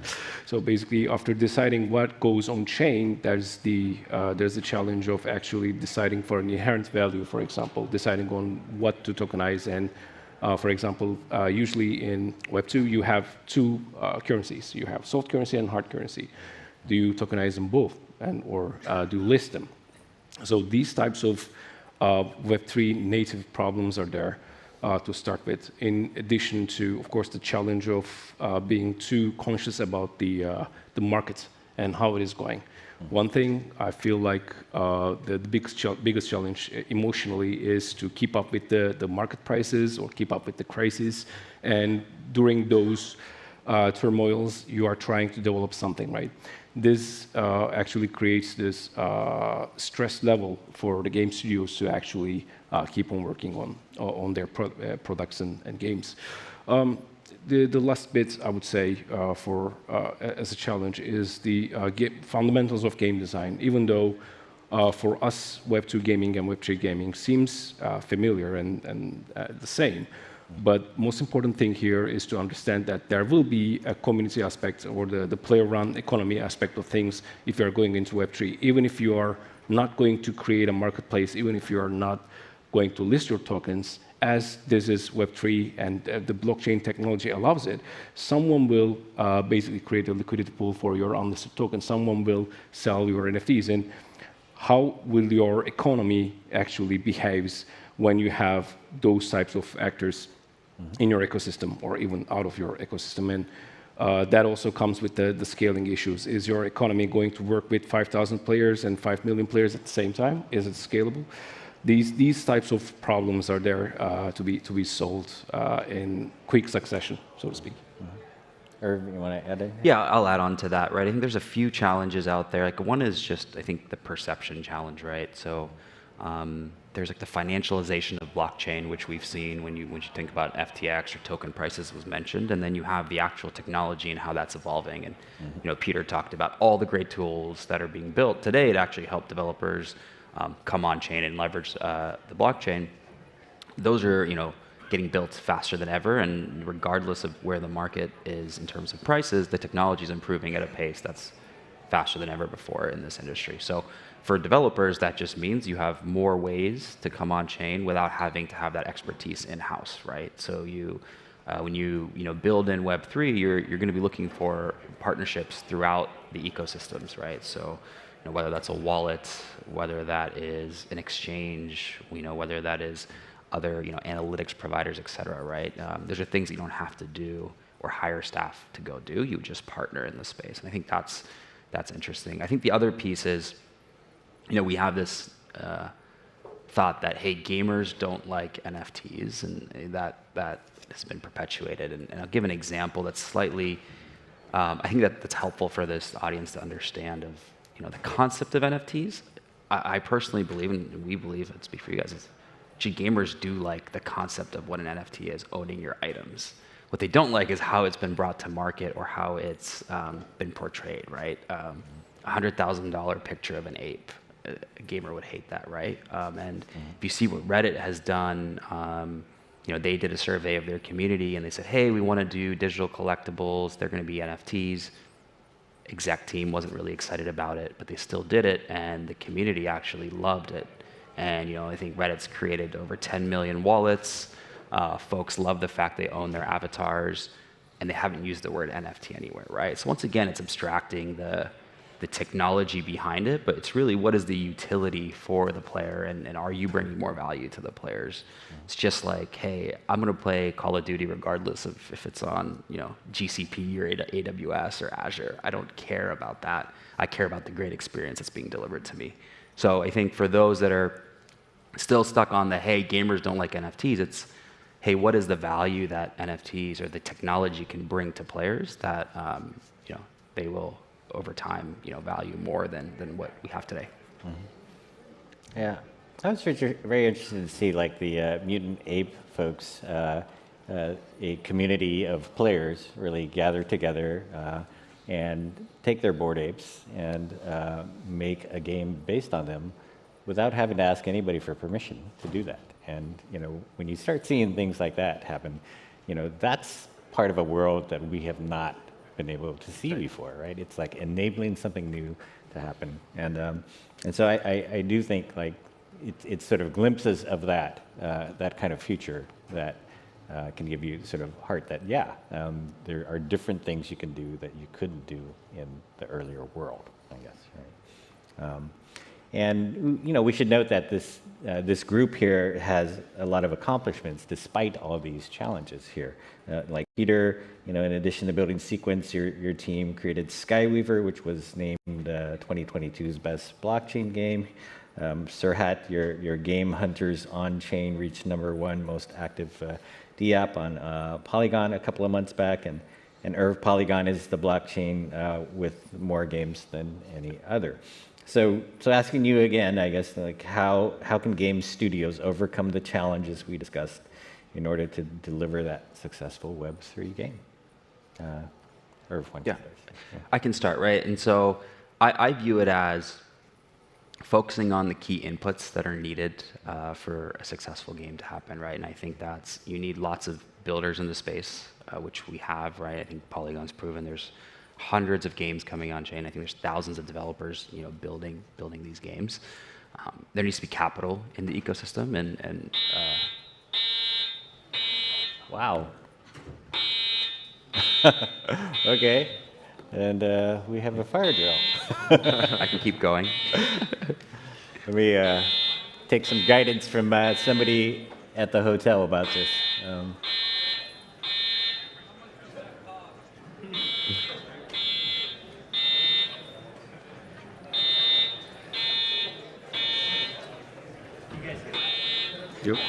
I think we got to get out. I guess, yeah. Yeah, that's a wrap. Yeah, that's a wrap. All right, everybody, we're going to have to make it to the exits. So, sorry about that. Thank you.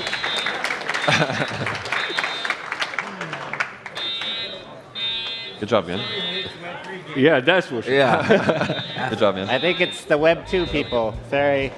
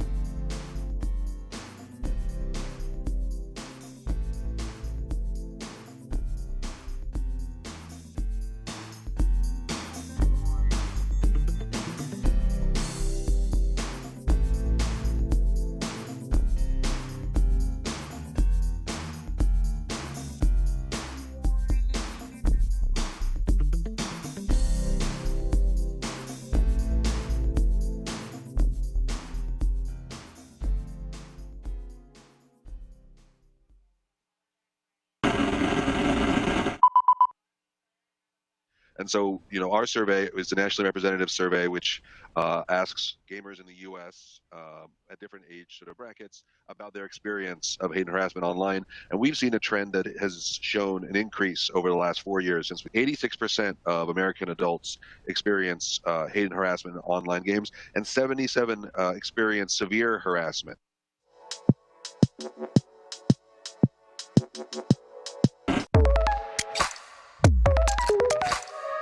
As we're launching Sky into new markets, we've had Google Analytics front and center of some of the decision-making processes. One key part at the beginning was to look at users' review on the Play console so that we can be sure to have this connection with our players. We use Google Ads to ask very specific questions, and this tells us where and how to spend money on advertising and find new players.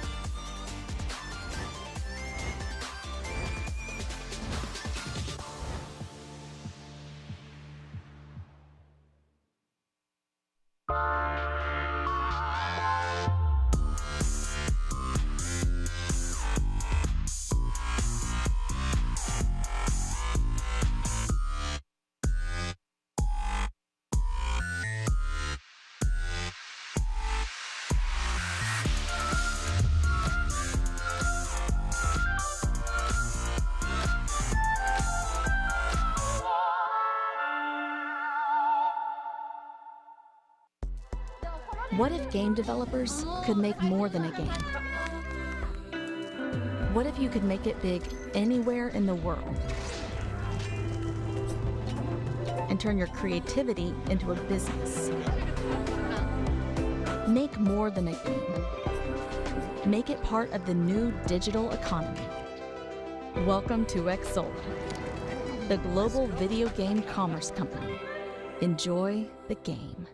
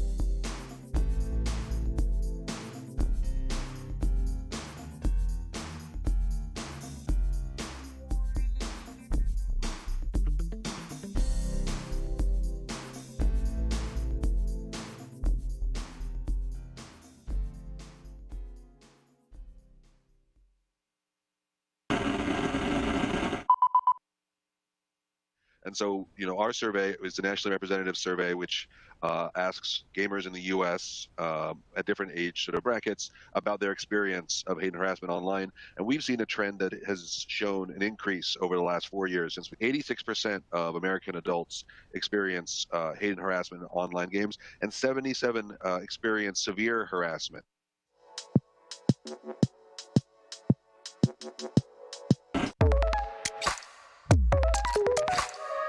As we're launching Sky into new markets, we've had Google Analytics front and center of some of the decision-making processes.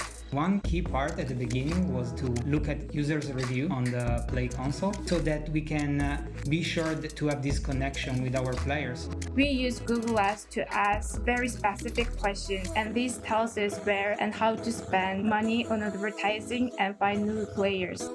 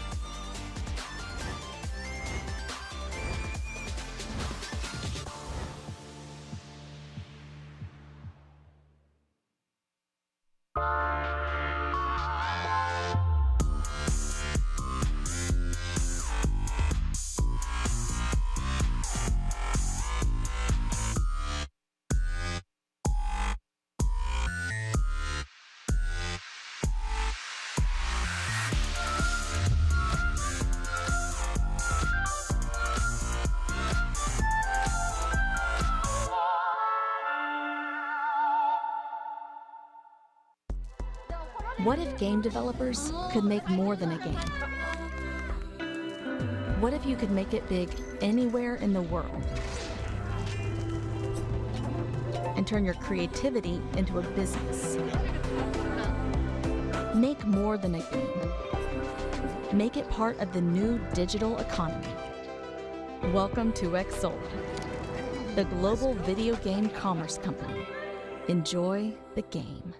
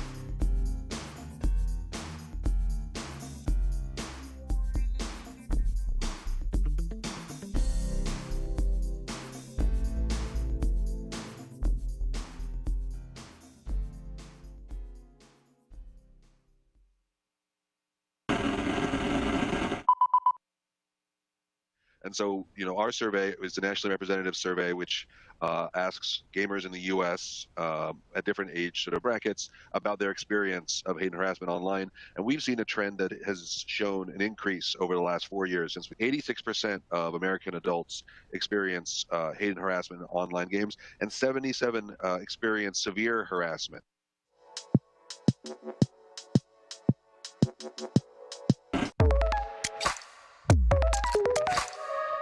As we're launching Sky into new markets, we've had Google Analytics front and center of some of the decision-making processes. One key part at the beginning was to look at users' review on the Play console so that we can be sure to have this connection with our players. We use Google Ads to ask very specific questions, and this tells us where and how to spend money on advertising and find new players.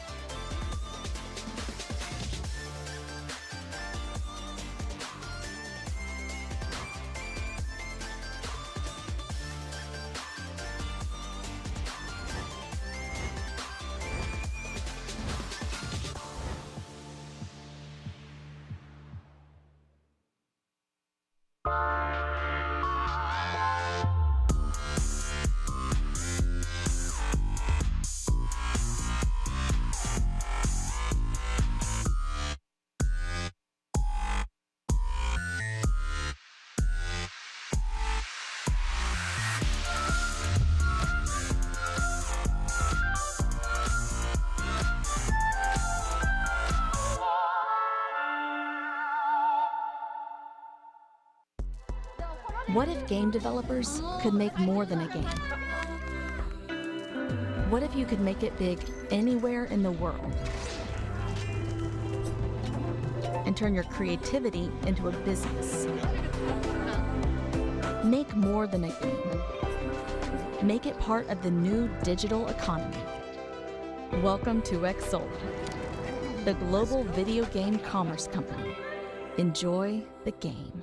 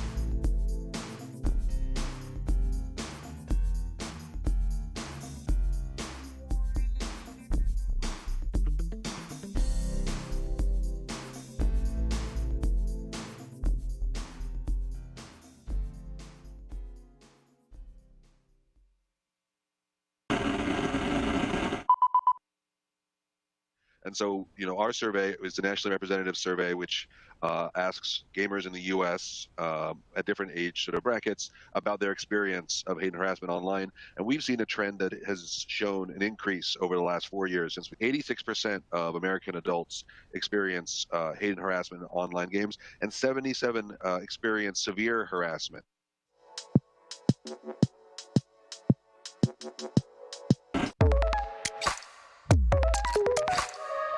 As we're launching Sky into new markets, we've had Google Analytics front and center of some of the decision-making processes. One key part at the beginning was to look at users' review on the Play console so that we can be sure to have this connection with our players. We use Google Ads to ask very specific questions, and this tells us where and how to spend money on advertising and find new players.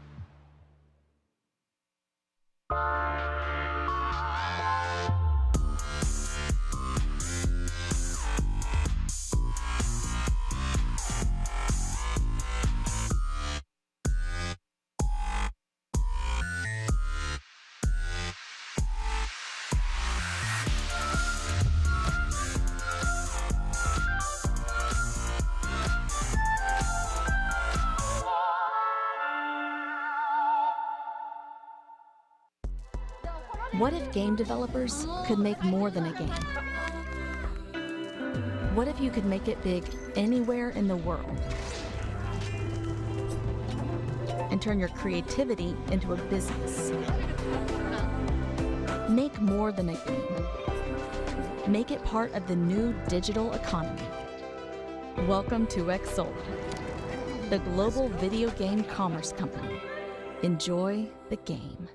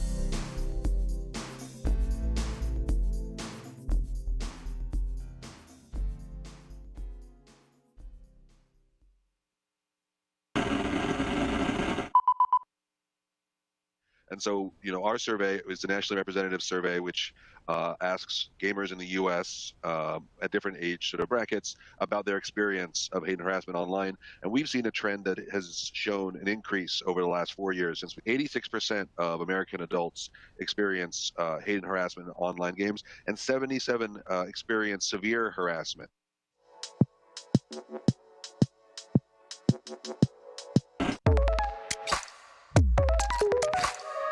As we're launching Sky into new markets, we've had Google Analytics front and center of some of the decision-making processes. One key part at the beginning was to look at users' review on the Play console so that we can be sure to have this connection with our players. We use Google Ads to ask very specific questions, and this tells us where and how to spend money on advertising and find new players.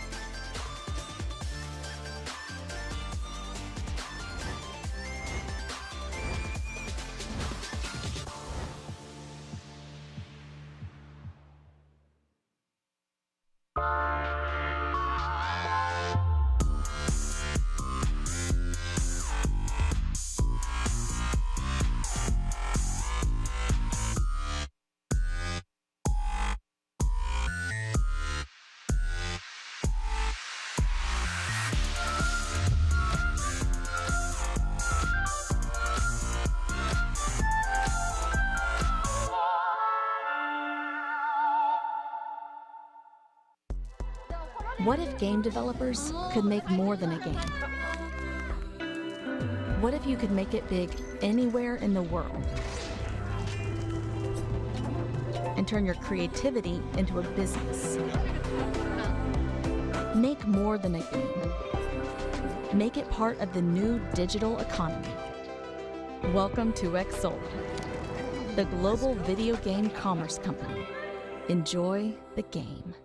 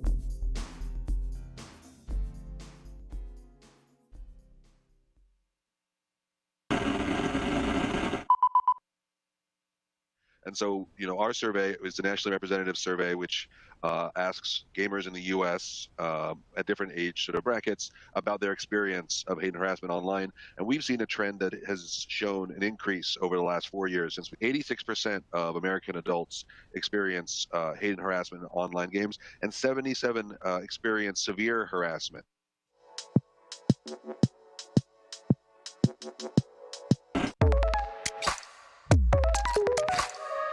As we're launching Sky into new markets, we've had Google Analytics front and center of some of the decision-making processes. One key part at the beginning was to look at users' review on the Play console so that we can be sure to have this connection with our players. We use Google Ads to ask very specific questions, and this tells us where and how to spend money on advertising and find new players.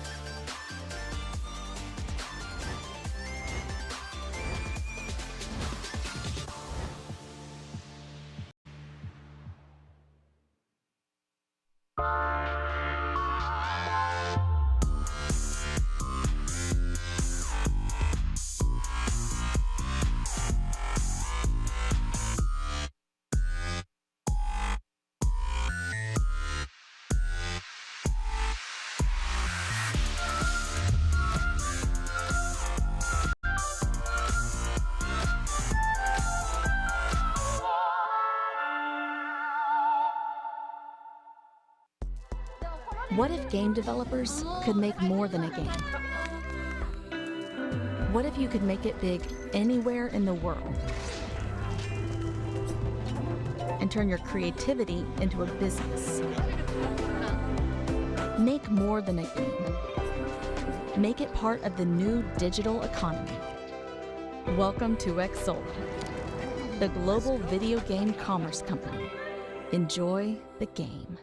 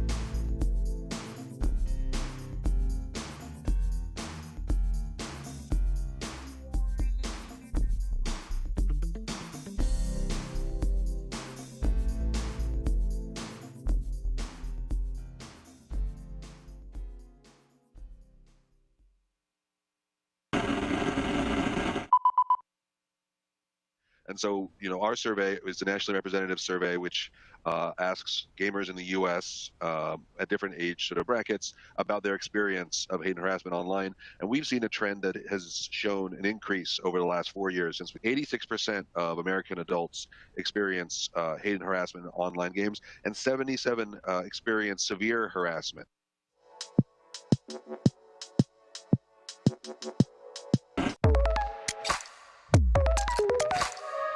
As we're launching Sky into new markets, we've had Google Analytics front and center of some of the decision-making processes. One key part at the beginning was to look at users' review on the Play console so that we can be sure to have this connection with our players. We use Google Ads to ask very specific questions, and this tells us where and how to spend money on advertising and find new players.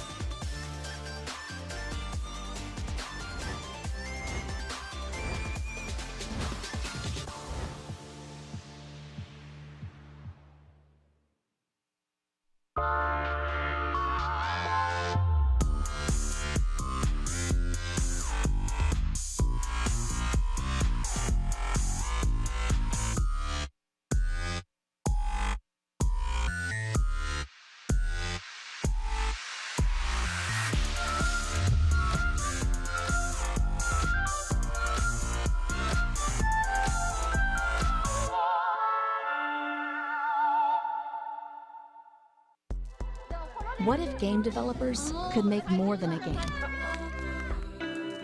What if you could make it big anywhere in the world?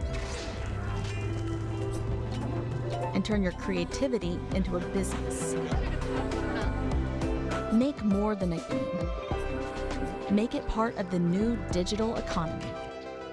Welcome to Xsolla, the global video game commerce company. Enjoy the game.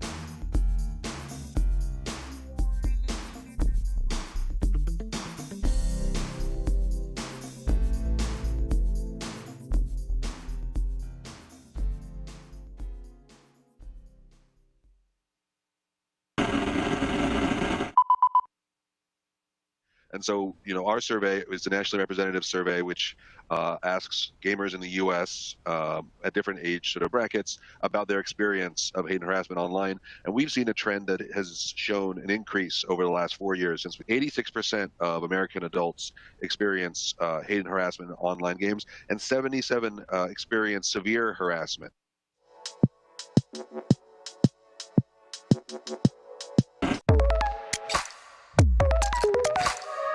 As we're launching Sky into new markets, we've had Google Analytics front and center of some of the decision-making processes.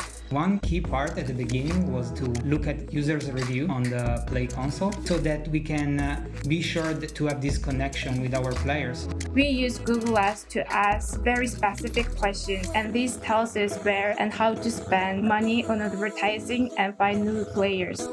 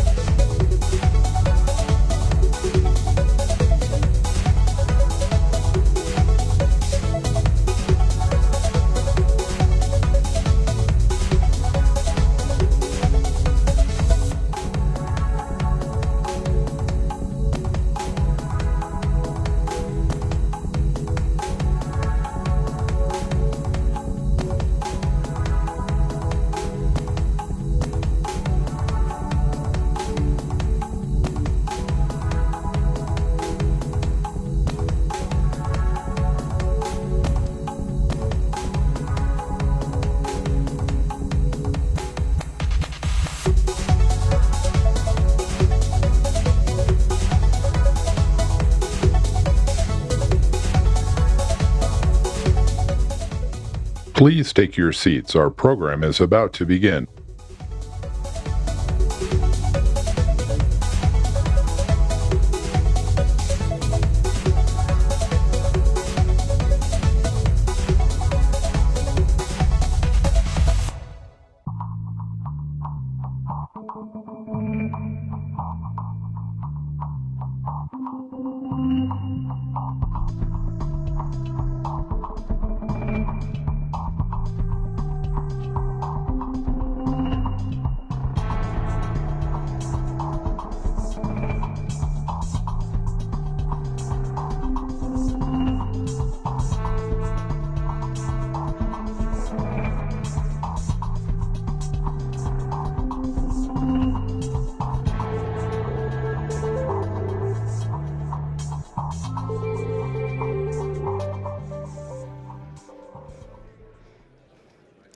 All right, welcome back, everyone, from that unexpectedly extra long lunch. Hope that everyone got a little extra time to yourselves to eat, to hydrate. We are back with another amazing lineup for the rest of the day of GamesBeat. So we're going to keep things rolling with our next session on exploring the potential of generative AI in games.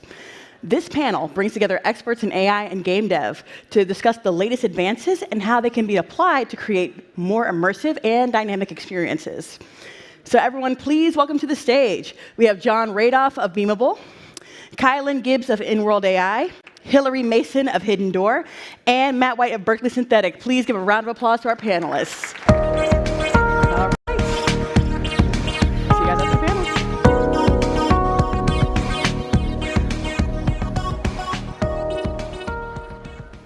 All right, welcome back after lunch here. So this is awesome because we get to talk about generative AI here with people who are actually building with generative AI, making games, working in the technology.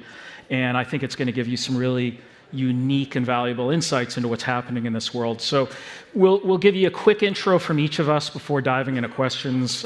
I guess I'll start. So my name's John Radoff.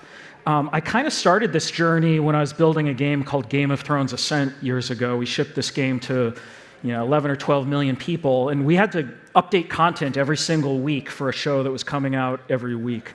And that's really hard to do, so I started looking at all these procedural mechanisms and whatnot that you could do. Well, it ended up that I started making a technology platform instead. So Beamable is a live services platform which can manage the content when it has to move at that speed, and we're trying to plug in generative AI to help in that process now. So that's my background. Why don't we go around here, Kylan? Kylan Gibbs, Chief Product Officer at InWorld AI. My background has been in generative AI for the last while, helped build some models at Google and DeepMind, and now we're building a developer platform for AI characters. And really, if you think about sort of in your own life, while the environments and objects that you have in your life are very important, ultimately the friends and family and people that you have in it are more significant. And we think that the next generation of games and experiences will ultimately center around people and characters as the primary way to drive the narrative experience. So really excited to have everyone here, and thank you. Hi, I'm Hillary Mason. I'm the co-founder and CEO of Hidden Door. We make a generative AI role-playing game. So imagine your favorite world. We work with the authors, the IP holders, to take those worlds and make them a social RPG that you can play on mobile devices anywhere with your friends with an AI dungeon master.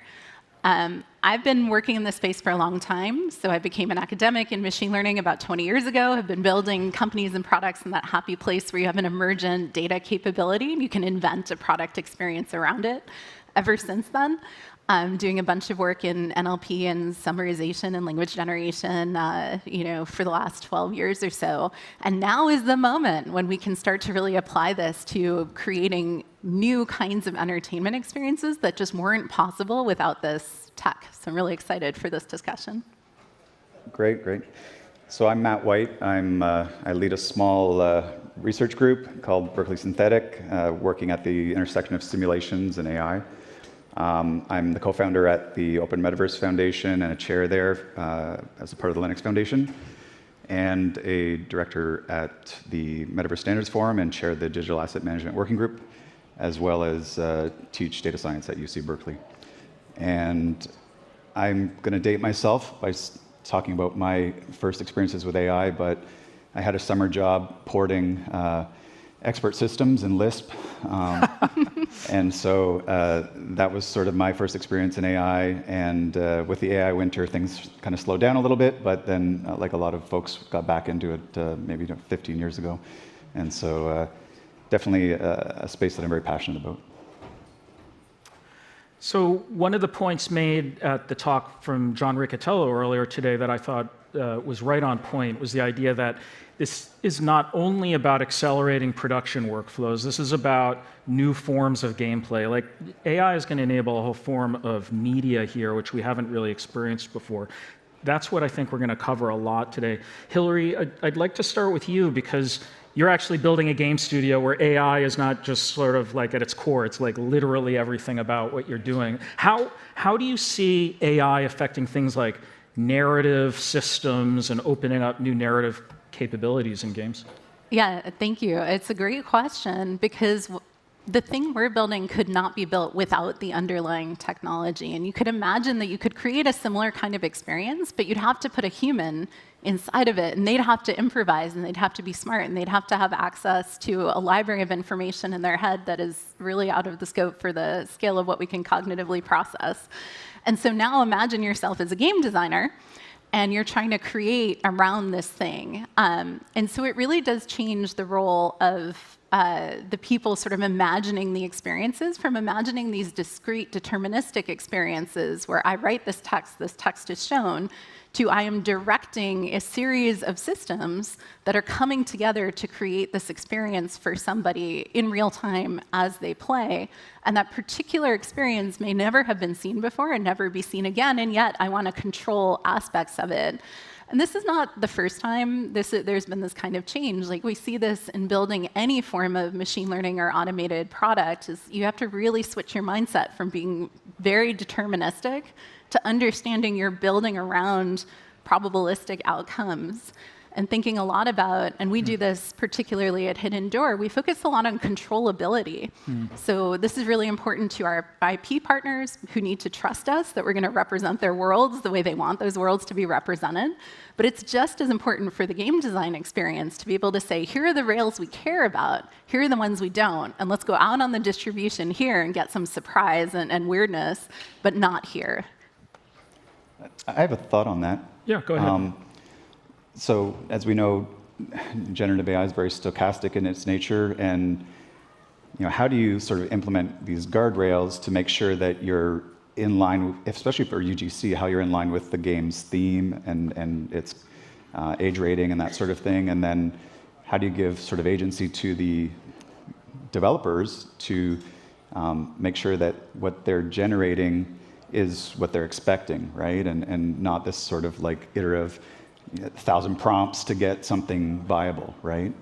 It's certainly an area. I don't know if you have thoughts on that. But. Yeah, I mean, I think that there's like two ways we think about this. There's like a safety or a filter perspective, which is generally for the demographic or audience that you're dealing with. How do you basically place the boundaries around what is allowed to be created in terms of the content so that it's appropriate for them? And that may mean appropriate in terms of the geography that you're dealing with that may have certain political or social dynamics. It may mean the audience, if you're building a GTA-style game or a Disney-style game, definitely different sort of parameters there. And that's sort of on the safety side, and I think you need to think about that both from, how do you allow the creators or developers to actually control that as a tool builder, building those controls in, because we do recognize that, some adults prefer games that have violence and things in them. On the other hand, you need to be able to tailor it, and that's sort of on the safety side. On the other side, we call it like a fourth wall solution, which is basically, if you have a Star Wars character and you ask them who the president is, and they say Joe Biden, it's going to really break the experience. And that's sort of, thinking about even then, it shouldn't just be, oh, it's Darth Vader, because where are you in the timeline? And so I think you have to think in both of terms of universe and time when you basically define that fourth wall, which effectively places the constraints on the specific world that you're in. And that's like something that can really easily break immersion, and I think is super important. So that's at least how we think about it, is like filters in general contain both these like safety systems and fourth wall systems. Yeah. Kylan, so follow-up question on that. It seems to me we're in this world where the players of our games are participating more and more in the content creation. So we saw that with sandboxes and UGC and stuff. This is yet another thing that seems to be adding like an element of chaos, for lack of a better term, to the real-time game experience. Like, can we zoom out the camera lens a little bit? How is the world changing, and how do you think about it from a big picture, like even beyond like narrative structures? Yeah, so I think if you think about media and content change over time, going from, you think about books and transcripts that existed 1,000 years ago, which were very much, you had a single creator producing content that was defined at the time that it was created and then consumed exactly as it was written. And books have basically persisted in that way. And then even movies are, for example, a very similar form of content where by the time it's produced, there's only really one way to consume it. It's basically a set piece. And I think games are a really interesting point and perfect for this inflection, because games introduce this sort of modality where now, as a game designer, I put in controls, but then the creator or the audience or the player basically defines what the actual end interaction looks like. And now I think we're moving into a state where you're even having a further shift. And I would say it's changing the player from a consumer to a player as a creator. And that's somewhat existed to date, but I think is even more so true now. And so I really put this in terms of design time and runtime. So a lot of the actual content or experience is being produced at the time of runtime, which means the creator or the developer is basically just putting in a series of controls into the system, and then the user or player is interacting with that and producing the end experience. So for example, this may be what the character says in a game. It may be how the narrative evolves. And as a creator or tool builder, your job is effectively to give the controls that actually are then pushed into runtime, but there's still a huge space of different things that could be produced. And I think this is a big shift and actually allows for a lot more adaptiveness and personalization and immersion that is ultimately really important for something that I think is the feeling of personalization and relationship building that you gain as a player in a game. The thing we love about the real world is as I interact with it, it adapts to me and it feels like it's seeing me and reacting to me. And I know that other folks have been thinking about this a lot as well. But I think this is a fundamental shift in even how we think about media and content, and ultimately pushing more of that onto the consumer or the player as the creator of the end experience. And we also think about this, and unfortunately I'm going to mostly agree with you, which is that this enables us to take content and build community around it. It makes that content something that is living and growing in its own way, that is driven by the community of people who are the fans of it. And that's really a new kind of experience because we have this capability with all of those layers of control we were talking about to now give people that kind of experience that they're driving and they're motivating and they're sharing and they're bringing their friends along into you. And that's something that is really new. And you couldn't do it if you were creating all of that content ahead of time. Like, it's just not possible. Well, since Hillary agrees, I'm going to disagree then. Good. And so I think one of the challenges is that with too much controls in place and not enough agency, and pushing more into the real-time generation side. Okay, well now it's like a episode of Hoarders, right? Like there's just so many digital assets everywhere. It's just like, how do you throttle that, right? Without sort of taking that control away from players and creators and that sort of thing, right? I mean, I think we're in this moment where we're reinventing how we build these experiences because we have different problems to solve. Yeah, and I think there's something as well. This puts a lot of pressure, I think, on tool builders who are actually creating the capacity for creators and designers and developers to actually produce these, where it could become very overwhelming. And so I think the responsibility is on tool builders and developers to actually place the constraints. So for example, in World, you, for example, can put in what is the knowledge of the world? What location are you in? What specific quest are you on? What is the player's role in the specific moment? What is the character supposed to do as a response to that? And if we don't do that in a very usable, simple way, it can become extremely overwhelming. And it could potentially open up too much space. Like, what if you take a character and you go down a rabbit hole talking about your favorite dragon and why they're cool and why they're powerful, but it ultimately takes you away from the core quest. And so as the developer, as the tool builders, we need to basically make sure that the players are still having an amazing experience and is pushing around that core path while having that ability to sort of like meander a bit. And I think there is a bit of a risk there that we need to kind of mitigate. Yeah. And I think there's also an unrepresented group in that ecosystem, which are like the 3D artists and all the folks that are producing a lot of this content conventionally, right? Mm-hmm. And how they're going to be affected by the ability to push more of that down to users and into tools that can, are they going to work with the tools or are they going to work against the tools, right?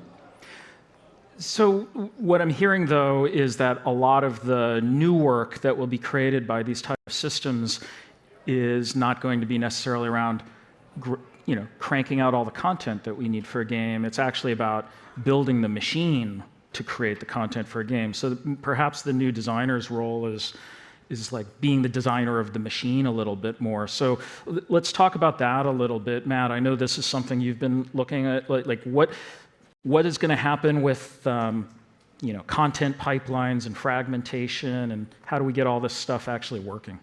Yeah, I mean, the situation right now, and not to offend either of you, is that it's a little bit of Wild West in the generative AI space, right? And a lot of pieces are still moving. There's a lot of AI researchers are not terribly good at creating products, and they're particularly good at creating something and then moving on to something else and just abandoning it. And so that helps us to create new innovations and that sort of thing, but the market's fragmented. And I think for game developers, they need tools that are sort of cohesive, that are consistent, that have, even though there's a stochastic nature to it, that it's still predictable in some way. And they can work with the tool alongside the tools, as opposed to sort of, okay, now there's this camp of people that are AI generators, right? And then you've got like people that want the agency and be able to create unique content. And so I think that we have a little bit of a consumer experience type friction right now, and that needs to kind of smooth out a little bit. And I'm sure both of you are working on that. I mean, I'm not making tools, so maybe I can be a neutral party here in the sense that I agree with you that if you, like anyone in this audience says like, cool, my eyes have been opened, this panel was amazing, I want to make a generative AI game today. What do? Right? There are a few big tech vendors you can go to. There's an emerging ecosystem of tools, but a lot of them are hard to use, they're hard to access. And so I just want to say, like, fundamentally what we're talking about when we talk about generative AI is that we have these systems that can look at very large numbers of examples of a thing, build a compressed representation of that from which we can generate more examples, and like vastly simplifying it. Each of these models you hear about is a different take on what the thing is, what the input is, what the output might be. Some of them allow for different kinds of input, text in, images out. Some of them are images and text in, different things out. Whenever we have this kind of new generative capability, this kind of automation, you tend to apply it first to things where you're already spending a lot of money, which I think is something you're getting at, which is that like there are a lot of people doing this work, and now these tools are showing up, and like what does that mean? Well, it means now we have these tools that can produce like largely mediocre things, whereas you have all these people and artists like doing this amazing work. What does that mean? We don't know. It's a mess, right? And then if you want to do something a little bit different, you're currently stuck. Like you either have to build tech yourself, you have to partner with someone you trust, someone who's doing it well, or you have to sort of wait and see and mess with a lot of open source stuff that's kind of sketchy. So I think I both disagree and agree in the sense that, yes, it has not been figured out. The ecosystem is a mess. It is a very difficult space to be in right now. But there are also opportunities to go beyond just displacing artists to building new kinds of experiences.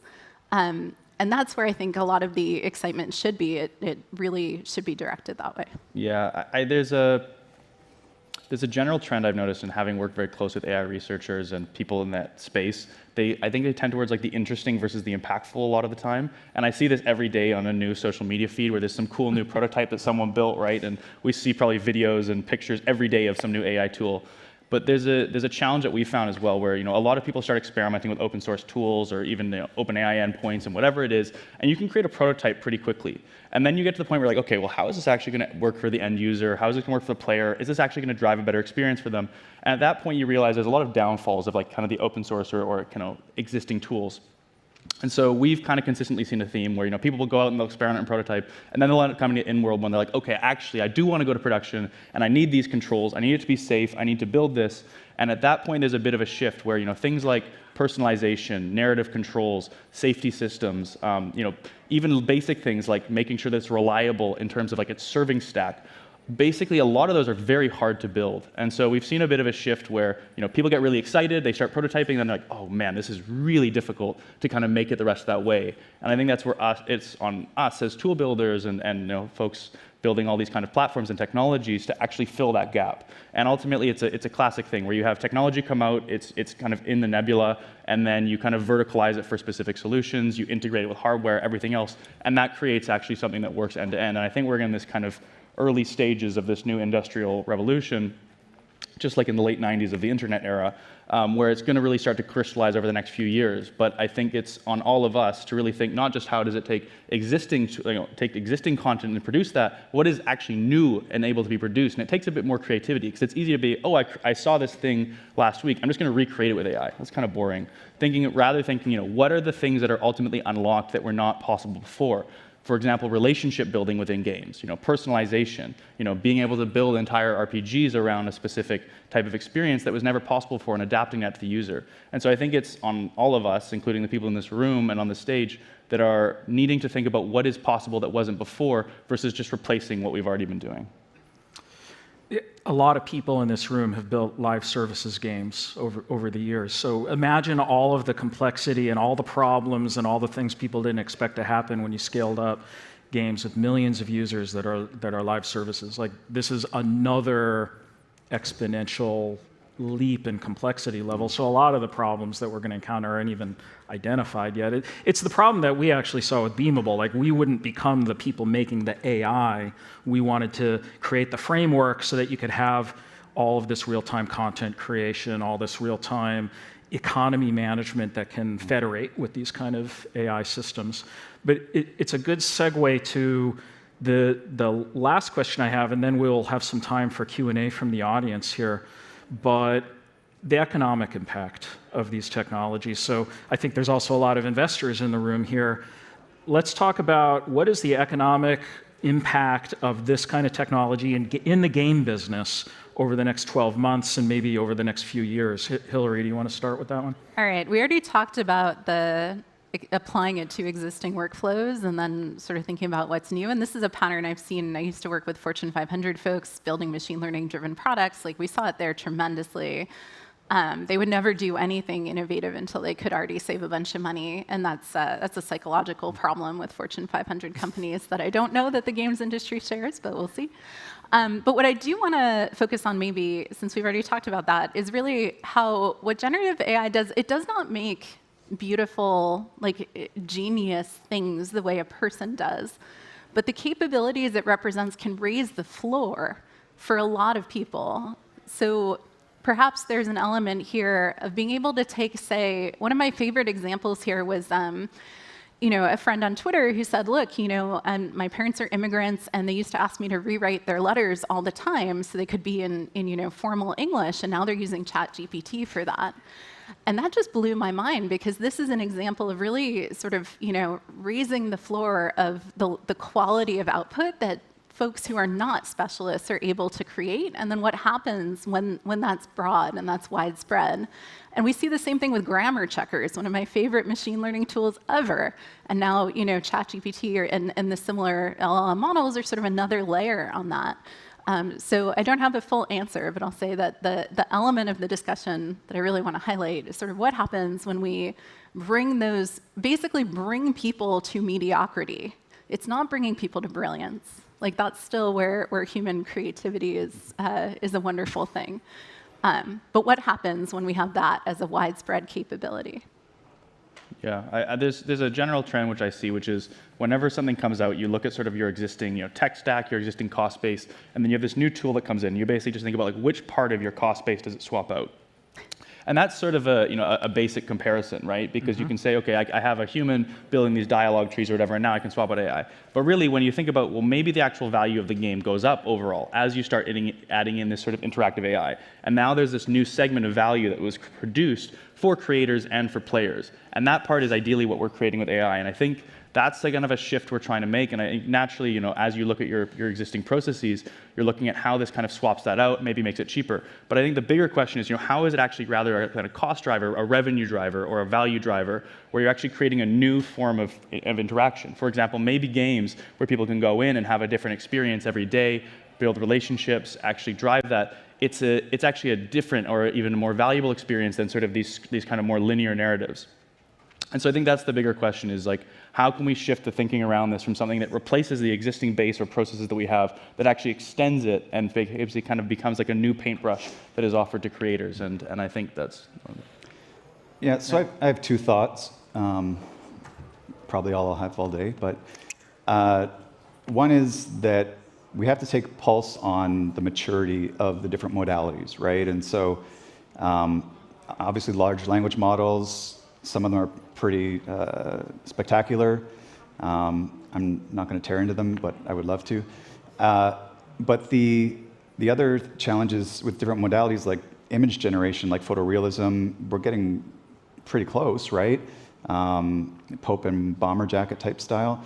But also, if we look at 3D asset generation, it's not there yet, right? And if you want to lose money, go and let people generate 3D assets in your cloud infrastructure, because it's just too expensive right now to train nerfs effectively. And so that's one piece of it, is that just as these technologies mature over the next 18 to 24 months, some will be very viable, some will still present a challenge. The other element of this is, and as Kyla mentioned, is open source, right? Like there's this definite movement towards like foundational models and trying to scale up, but that puts the technology out of reach for startups and for developers and so forth that want to be able to innovate on these platforms. And I think the open source community needs to come together much more and work together towards creating better projects that have long-term support and these sort of things, so that they don't become sort of orphaned in that ecosystem. Yeah, so one part of the cost equation that has not been fully realized across the industry yet is just like the energy cost, the actual cost of running really complicated models on GPUs, and those will probably get optimized a little bit, but no one's really paying that bill yet from a consumer standpoint. And when they do, we may find that there's a more limited number of use cases. But my thought is, if you fast forward, years from now, I think we're on the cusp of civilizational change. I think it's pretty big impact, at least as much as the internet. So I think we have time for maybe one question from the audience. And I can't see anybody with a hand, so thank you. Do you think that generative AI will be working with blockchain technology in an effective way in the future? I have a I can answer thought that. on that. What do you think, Matt? If I don't have to buy a token. So I do think that I hate to go back to blockchain, but I like to think of things as decentralized, right? And so blockchain is a form of decentralized ledger. Directed acyclic graphs are another form of, and so whatever that shape takes form, I think that generative AI can be used in decentralized environments, and there's non-obvious applications of generative AI, not just creating assets and these sort of things, but being able to manage these AI smart contracts and being able to effectively take a more supervisory role or like guard-keeper role or asset verification role inside of these decentralized environments. And I do think so, but again, anyone can apply generative AI to anything they want, effectively. I'll jump on this question because it's something I've looked at. But so I think there's a couple of interesting things to look at there. So we open sourced a project called Genomon. It's not a serious game. It's just example code, a scaffolding for a game. But you generate collectible creatures that have generated art, and then you can trade them on chain. It was a pretty cool way within one day of a hackathon for our CTO to build a little example that shows how you could create new kinds of assets that could be tradable within a network without having to build all of that trading infrastructure, for example. So that's an interesting use case. A completely non-financial one that I think is interesting to think about, again, zoom out the camera lens, is there's sort of an authenticity and provenance problem that spans a lot of these generative technologies. There's deepfake problems. There's things in language models like where did this information come from? There have been IP concerns around things like 2D and 3D art generation models. So it could be that blockchain is actually a good technology, completely non-financial, to cryptographically sign stuff and keep track of where things came from. So it could be that blockchain will offer some solutions there, but they're not super close. I would add that. Does anyone else have anything to add to that? I think the only answer or question I would have is does it actually benefit the player or end user? Mm-hmm. I see sometimes these technologies are squished in a way that is cool from a technical angle, but maybe doesn't drive great end user experience. And so I think it could. I think it's just a question of is it coming from a place of really considering what the player needs or wants, in an experience, or is it coming from a place of wanting to drive cool technical innovation? There we go. Well, thank you so much for listening to this panel, and I think we'll all be around if you want to talk to us more. Appreciate it.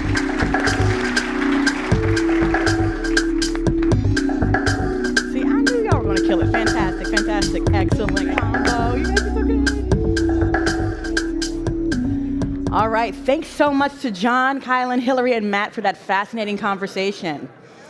In our next session, super special, Dean Takahashi is going to sit down with Moonlit Beshimov of Google and Leo Olebe of YouTube Gaming to discuss the challenges that arise as gaming is moving from a subculture to mass culture. Please welcome to the stage Dean, Moonlit, and Leo.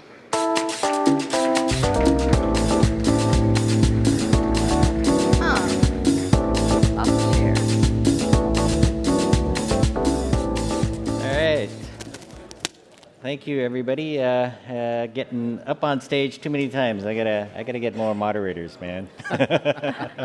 Everybody wants to see you, Dean. I don't know. They might be getting sick of me. But thank you all for coming to our session on, and I'm going to have our guests introduce themselves shortly here. But let's start out with, say, an introduction plus what's your favorite game of all time? So. Thank you, Dean. I can go first. Thank you. It's an honor to be here. Hello, everybody. My name is Moonlit. I lead Google for Games strategy and initiatives at Google, the global partnership team. I partner with different product areas to make sure that we have the best product and services for our key gaming partners. Before this, I was at Google Play, leading partnership with mobile game developers. Before I joined the platform side, I was actually at the developer side. I led monetization at Scopely and performance marketing at Zynga. I am on the board of Women in Gaming International. My favorite game right now is, can you guess, Tears of the Kingdom. Yeah. Losing many hours of sleep over it, and that's on top of having 2 kids under 4. Busy, busy, busy. Right. Awesome. And Leo. Hey, everybody, what's up? I'm Leo. I'm global head of gaming at YouTube. I've been around the games industry for a long time. I think I know lots of folks in the audience and whatnot. It just means that I'm old. Probably 22 years in games. Worked at tons of different gaming studios and everything. I'm on the board for Games for Change. I'm also a trustee at Occidental College. And my favorite game of all time is Command & Conquer, Yuri's Revenge, Command & Conquer Red Alert 2, Yuri's Revenge expansion pack. So I know very specific if anybody loves that game, just because I got to play a lot with my brother. I've got 3 kids, 16, 14, and 12, and all we do is play games. And a dog named Chewbacca. So this topic is a very interesting one for us, like about gaming rising from a subculture to mainstream culture. And I can remember being on a panel with a Gen Z person, a very young person, and I said, yeah, you know, when I was growing up, games were so nerdy. Everybody used to, you know, make fun of you if you were a gamer or look down on you. And then she said, you know, ever since I've can remember, games have always been cool.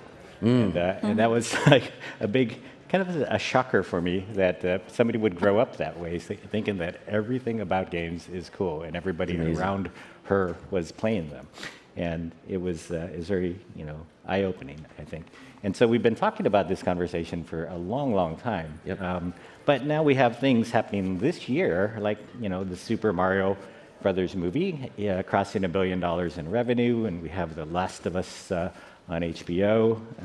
We have other games like Hogwarts Legacy crossing $1 billion. So it feels almost like, you know, we're there. We've kind of gotten to the mainstream, right? And so gaming has never been bigger, but it also has problems. And I don't, Leo, why don't maybe, I don't, either one of you, I guess, can start here. But what's your view of the state of the industry? Yeah, I can take that. Speaking of gaming has never been bigger, everyone. We all know it's the world's largest and most innovative form of entertainment. And you mentioned Gen Z's choice of leisure time. It's what, a $189 billion industry, moving at 15% CAGR the past 3 years. Well, last year was kind of a correctional year, but we're hoping the growth will continue. Gaming has also gone from under the radar to more mainstream. Talk about Last of Us, the fashion influenced by that. There's increasing M&A consolidation. With that, increasing regulatory scrutiny for the good and bad. Super Mario Brother movies, I mean, the keywords, have you seen it? Have you seen Super Mario? It's always been, have you played Super Mario, right? That's awesome. And with, I have to make a plug, platforms like Google Play and the App Store, it's been easier than ever to be a game developer, right? There are more types of games, more developers, more gamers. I'm saying all that because I want to highlight the fact that gaming is ubiquitous. So the definition of a gamer should also be ubiquitous. You say, I play Wordle, you're a gamer. You like Pokemon, yeah, you're a gamer. But is it? Like, in a way, the gaming industry should have been the most inclusive and most diverse industry, but we're not. Just last week, somebody asked me, Moonlit, are you a gamer? I still hesitated, and I've been in the industry a decade, and I grew up playing games. But why is that the stereotypical identity of a gamer is still this dude with headphones in the parents' basement? It's the culture. It's the culture around it. And as this culture grows up, it has negative elements that go back to the subculture. That's right. So why has it been hard to shake that, Leo? So in terms of the negative elements in gaming and why has it been hard to shape it or change it, it's just that, one, I think it's maybe obvious to everybody in the room or whatever that change takes time. Two, in order to instantiate change, we need to make sure that the change that we want to see is represented by the folks that are in the room, the folks that are playing games, the people who are participating in the culture. Like you said, it's everybody. And three, I think there has to be a willingness and an openness to have really tough conversations. And so a lot of people in this room, it's awesome to see everybody here and see a crowded room. Honestly, I was a little afraid that people go, oh my gosh, they're gonna talk about culture and gaming, and then people will run away as if it's some hard topic. But like the third thing might even be the most important part, which is just continuously have a conversation. We're not gonna have all the answers in every single moment, but at least we can ask. And at least we can be open to exploring ideas of like, how do we make sure that gaming culture is as inclusive as it possibly can be? And I wanted to add to that, with representation bias in media and gaming content, there's also a negative feedback loop. People who don't fit the stereotype idea of gamer don't see ourselves as gamers, and we don't think about entering gaming industry as a profession. And then you have a pipeline issue, right? With the pipeline issue, you have a leadership talent issue. And with a lack of representation, diversity in leadership, it trickles down into the games we make, the contents we consume, and then the whole culture around that. That's right. And so you have some more interesting data on this subject? I'm glad you asked. And at Google, we're all about data. There's a lot of data out there, but I will highlight down two very interesting pieces. The first one is public. You can find it on the website of IGDA. It's from their 2021 Developer Satisfaction Survey. So despite of the industry breakdown, so the most interesting piece for me is the intersectionality analysis of the gamers in our industry. So stay with me, lots of numbers. Looking at the 5 groups of game makers: white men, white women, men of color, women of color, non-binary of all ethnicities. Right? The percentage is 40, 20, 20, 10, 10. Easy to remember. But if you look at the same 5 groups in the managerial level, can you guess the breakdown? It's 50, 55, 25, 15, 10, 1. So that means, I'll summarize for you. You don't have to remember the numbers. Men and women of color, and especially non-binary of all ethnicities, are even more underrepresented at the leadership level in an already underrepresented industry makeup. So that's the first piece of data. Second piece is a little bit more uplifting. It's actually on Google's own data. You get a preview of this. So every year we do a consumer market insight research, and we publish the results in the Google for Games website, and you can find it on Google. So this one piece of data I'll just say right now is that we found that 60% of consumers say that they're more likely to purchase, download, install your game if they see a diverse set of characters, especially the ones they resonate, they seem similar to them. So caring about DEI is not just good for business. It's not just good, right thing to do, but also really good for your business. That's right. Interesting. So, I mean, to reiterate some of what you said, though, we've got a pipeline issue. We need more women and people of color in the industry. And then we have this promotion issue. We need to promote them more. That's right. Once they're in. Okay. So how do we fix it as gaming goes global and more mainstream? Yeah, I think I'll just jump in to say, one, I mean, it's kind of a repeat of what I said before, but I'll add to it a little bit as well. It's just recognition of the issue, right? Recognition that there is something to be thought through, thought about more deeply, recognized, and then as part of the fixing process is you need to set up goals. You need to set up like OKRs or however it is you want to measure what success looks like, and then make sure that you are sticking to those things and that you set targets that you can achieve and measure yourself against it. It doesn't mean that you're going to turn yourself from a company that's entirely represented one way into entirely represented in a different way overnight. It doesn't even mean that you want to do that. It's much more about awareness and understanding of what those things are. So you want to measure, as we talked about, representation in leadership. You want to measure, total number of representation of the community of people building the games that you're making, right? You also want to understand who your audience is. Who are you targeting? Who are you going after? When you're looking at new marketing initiatives, you want to watch what's happening and see if you can see bias show up. I have bias. Everybody in this room has bias. We don't need to go into like what unconscious bias is or is not. But when you're reviewing materials, maybe say, hey, does that look like a lot of people who play our games when you're putting together advertising or marketing content? And so when you start asking those questions and having specific measures in place, I think you can start to make progress, and things that might not be so obvious might reveal themselves as things that were going to be, again, great for your business, which is reaching more people around the world who represent others and build communities for them to play in and be successful with each other. It drives engagement, drives retention, and it drives monetization. Interesting. I mean, our next question is how do you scale up DE&I? And it seems like it depends on personal connections.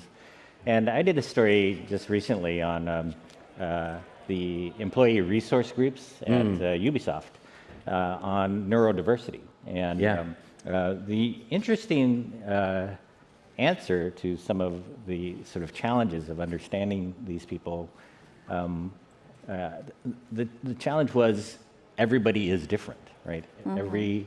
They're neurodiverse, and they don't behave the same way across the board. It is good that they're gathering together in employee resource groups and sort of working with each other to understand each other.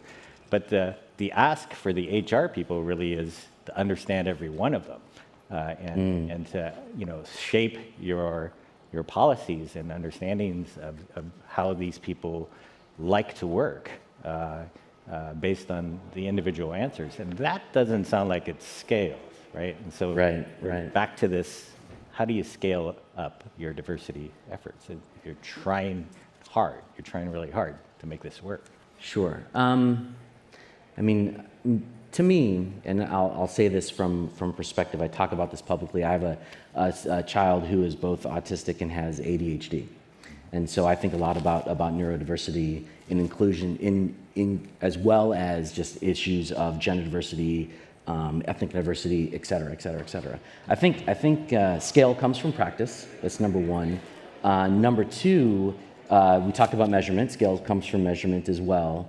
And number three, it's maybe instead of trying to solve every problem for everyone, it's just adopting a general perspective that I like to talk about, which is bringing people in versus pushing people out. So, that's not the best answer in the world in terms of like, here's the 1, 2, 3, 4, 5, 6, 7, 8, 9, all this data-driven folks that are in the audience. Maybe there's a generative AI solution or something like that. I don't really know. Somebody ask Bard, and we'll see what answer we get. But I think the reality is try to understand your organization and what can be successful, and then hold yourself accountable. So scale probably comes in all different forms, across the board. So there is no one size, fits all solution, just do this. But for me, simply it's bring people in, don't push people out.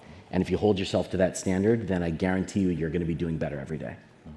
Yeah, speaking of accountability, to make it scalable is to make it trackable, repeatable, scalable. Is by creating a system around it and a culture around it. For example, at Google, the global partnership team joined DEI initiative with partners. It's actually a business OKR. So for us, scaling means partnering with people, thought leaders in the industry to make it happen together. So it goes beyond just the personal connections. Let me give you 2 very concrete examples.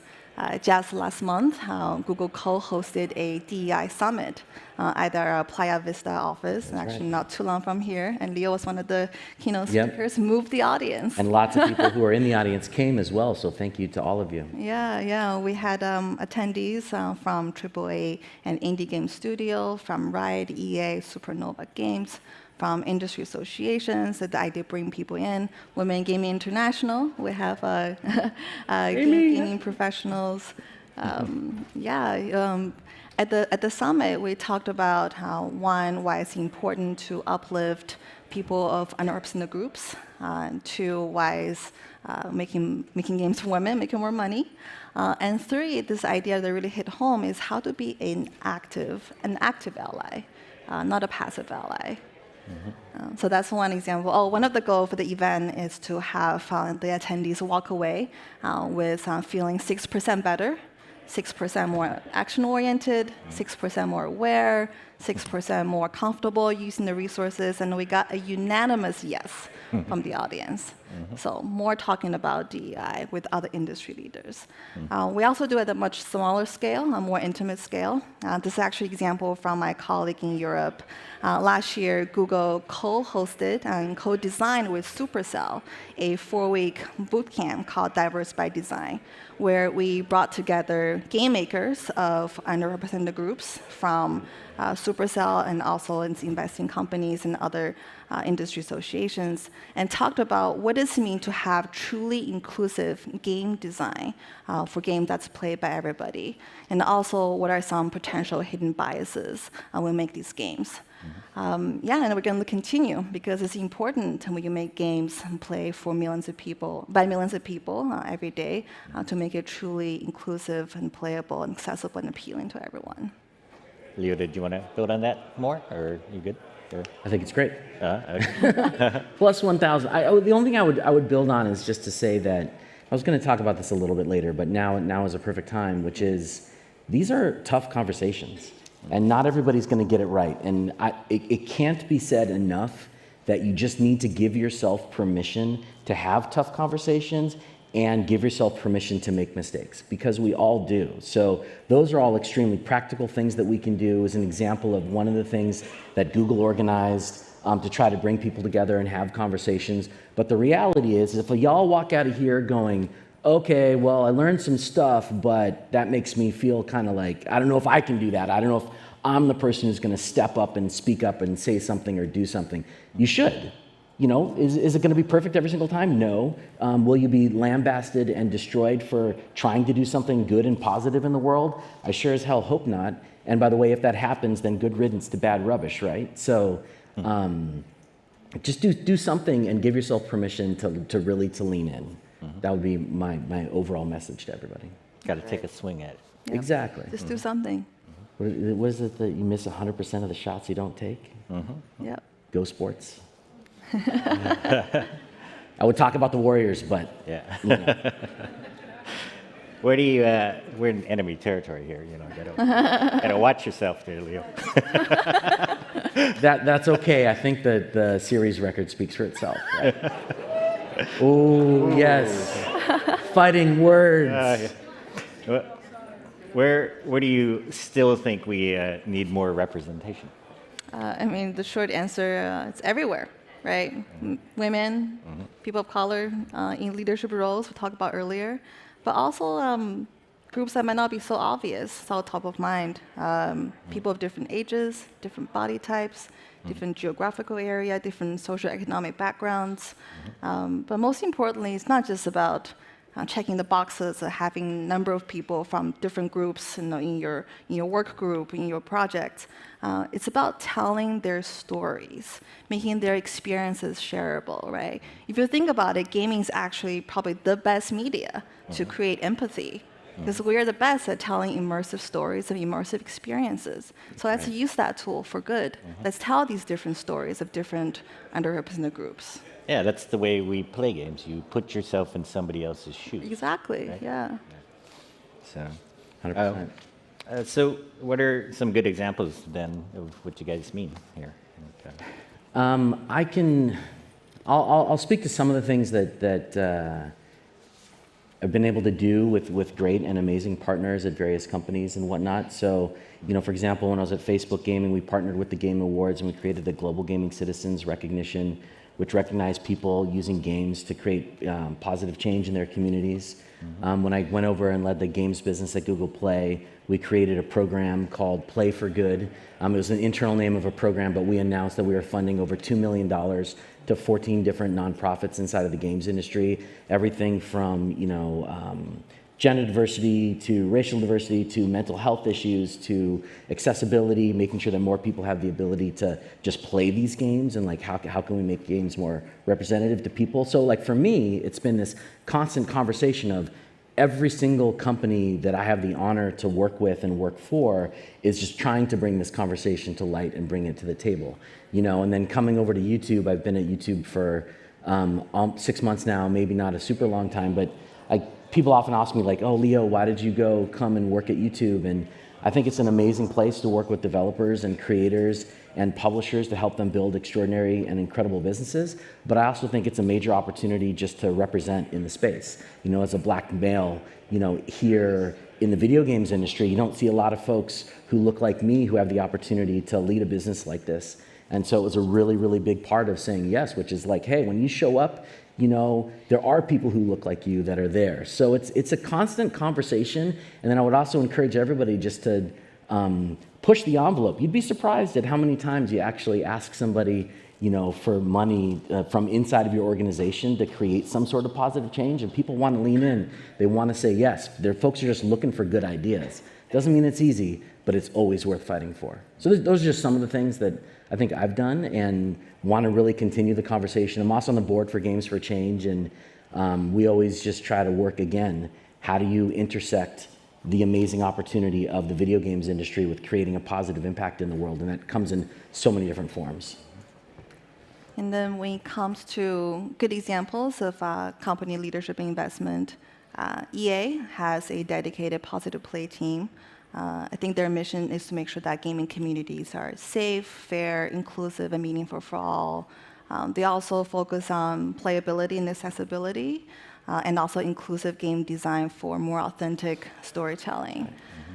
Riot, they actually recently published an impact report of 2022, which is actually similar to Google's annual diversity report, where they showcase and break down the demographics of the Riot employees by women, by underrepresented groups. They also report on this employee inclusion sentiment score and their pay equity research, and other ways they're trying to make their games more inclusive, and also on the different DEI and sustainability things. So I'm saying all this to show that it starts with transparency, because transparency creates accountability. You guys are good about acknowledging all the other companies here, but I should point out that this is sponsored by Google for Games, and thank you for stepping up, right? You bet, you bet. And so you've also though tackled this problem at multiple companies, Leo. Yes. What's different? I talked about some things that have had the opportunity to try to leave behind elsewhere. I think, to me, the conversation is different. To me, the tone is different. When I started in the games business, And for way too many years, there was only like, one of me that was ever in a room. I used to say, I was the most senior black guy in every meeting I was ever in for 20 years. And, there are certain exceptions here and there, but that's generally true. But I think the fact that we're having this conversation on the stage today, I think that the fact that we have a crowded room, like that's different. I think that we see great gameplay examples coming to fruition, is really cool as well. So we're starting to see movement, and it's about driving diversity, equity, and inclusion. And inclusion doesn't mean leaving some people to the side. So if you're a white male sitting in this room and you're like, this conversation doesn't include me, that's absolutely not true. It absolutely includes you too. It includes everybody that's in here and trying to just make a positive change for their communities, positive change, through games. So look around and be like, how do we bring more people in? So that's some of the stuff, I don't know. I kind of went all over the place, sorry. But I get passionate about this stuff. So what's your call to action? 3 asks for me. First is take a look at the people you're working with and ask, how can I be more inclusive? And remember, it's not just about more women, more people of color, but people for different things, right? Different in-person versus remote, different time zones, people with different expertise. People may not be so obvious when you think about your core projects. How can I be more inclusive in that, in the people you're working with? Second ask is, again, with the idea of how to scale DEIs by folding it into your business practice. So take a look at your core products, your core product and services, and ask, how can I be more inclusive in the product and services I provide? Who is my core audience? What am I including in my marketing material? What kind of partnership am I doing? What am I doing with my partnerships? Right? Can you be more inclusive in that regard? And then the third ask, I actually would love the help of everybody here, is for our policymakers and government officials. Right? What are something we can do to help people of underrepresented groups thrive in our industry? What are some grassroots actions we can do to change the composition of our industry? Yeah. And Leo? I'll just say number 1, do everything that Moonlit says. And then you'll be good to go. I would say 2 things. One is just do something. And some of you have heard me say that before, but I'll just repeat it over and over again, just do something. And I think Moonlit described a bunch of different things that you can do. Yes, just please. Do something, yeah. Yeah, just do something. And number 2, very, very practically, I'll say that, I don't know, I wasn't planning on it, but I'll just describe some experiences that I've had, in the games industry, which is, and then I'll get to the practical example, which is walking into, how everybody's hanging out in the lobby out there and you're chilling, talking to your friends, and people come into the building, and we go to all these industry conferences all over the world, and folks gather together, and you're networking and you're striking deals. You opened up today, Dean, talking about all these amazing deals and things that are happening.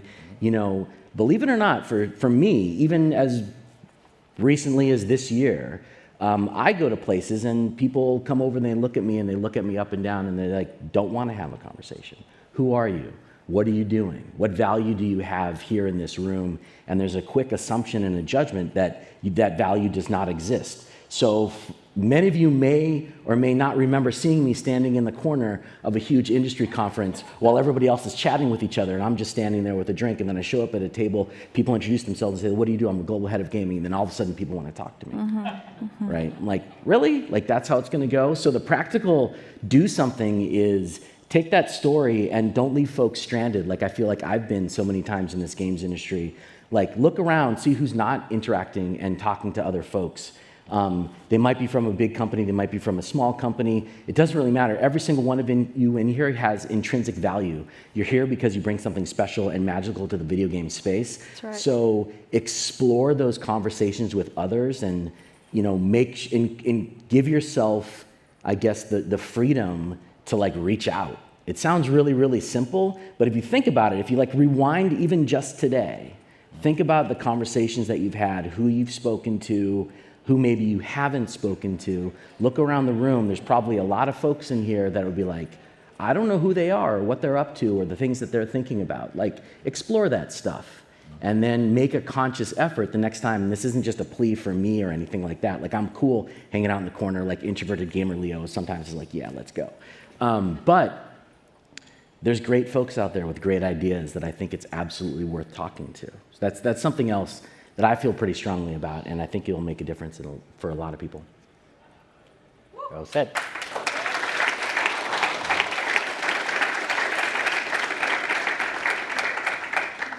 And I think we're in there. Thank you very much. Cool. Thanks everybody. Everyone. Thanks for being here. Thank you for being here.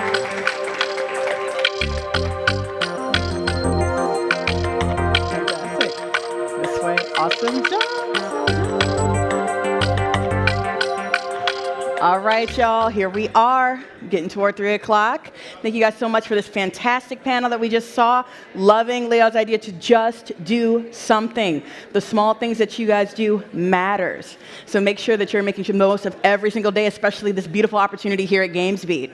Next up, we have Justin Davis of Spectrum Labs, joining Dean on stage to explore the impact of AI-generated content, the explosion that's currently happening, and discussing strategies for preserving platform integrity and fostering a positive player experience. Please welcome to the stage Justin Davis. Have fun, y'all. All right, yeah, thank you, everybody. And now it's still me, but and now for something completely different. This is about the tidal wave is coming. Is your player community ready for generative AI? And happy to be here with Justin Davis. Justin, thanks for having me. Want to tell us more about yourself? About myself? Yeah. And your company. I don't know if we have enough time. We only have 20 minutes. Yeah. So great to see everyone again this year. I'm sure if you've been following Twitter or the news today, you may have seen the thing that went viral with the Pentagon photo, fire, smoke, all that stuff, and it was completely AI generated.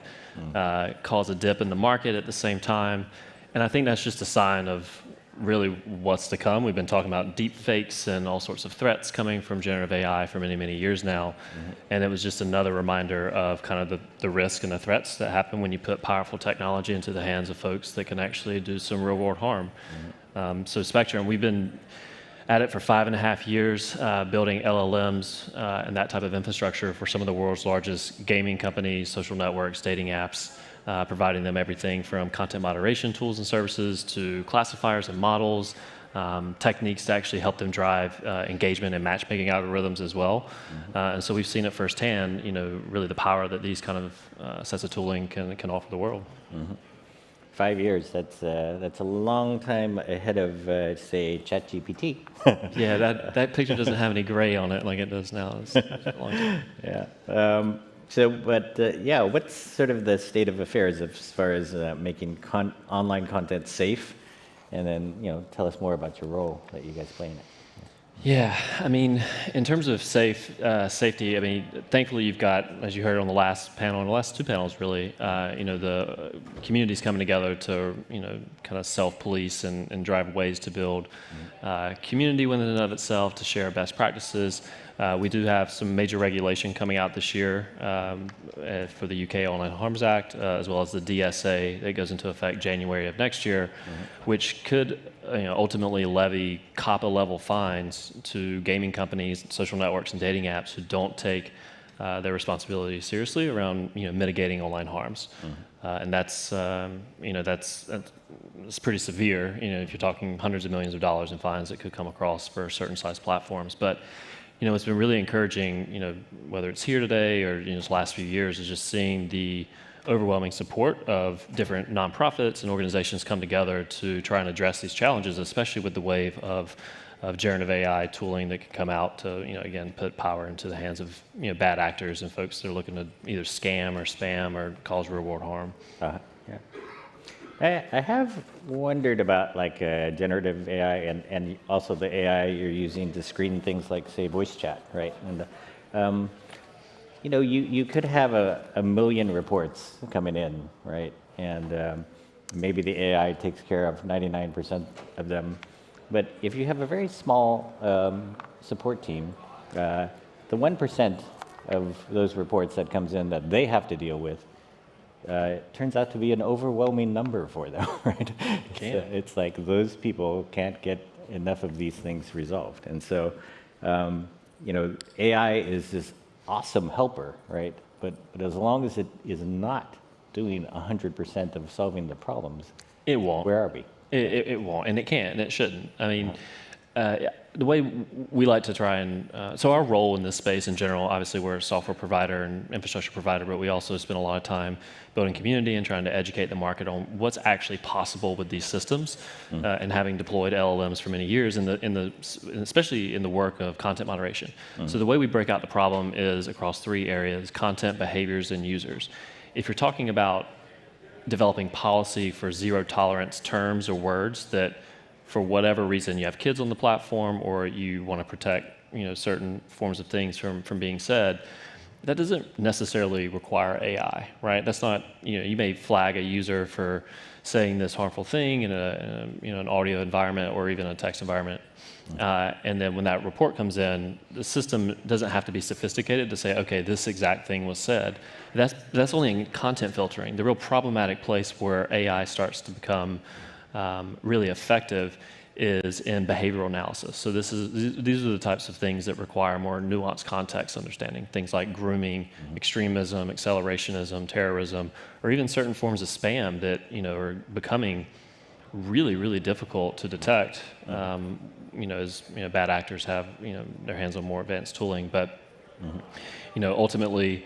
The behavioral analysis requires some level of AI understanding to have a better aperture around what was said over the course of the conversation, not just a single word. Because again, if you're just trying to ban a word, regardless of if it was dating apps like Grindr or gaming companies like Riot, again, that's not that sophisticated from an AI standpoint.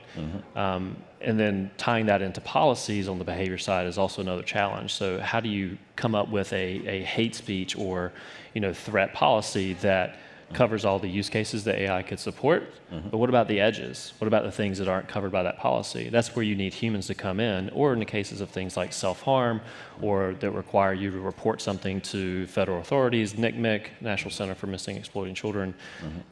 Systems can't yet automate all of the workflow that goes into that. They might at some point, but really our job in the ecosystem for now on the technology side is to do a really good job of identifying terms and words and phrases in both text and audio, at least from our standpoint in that space.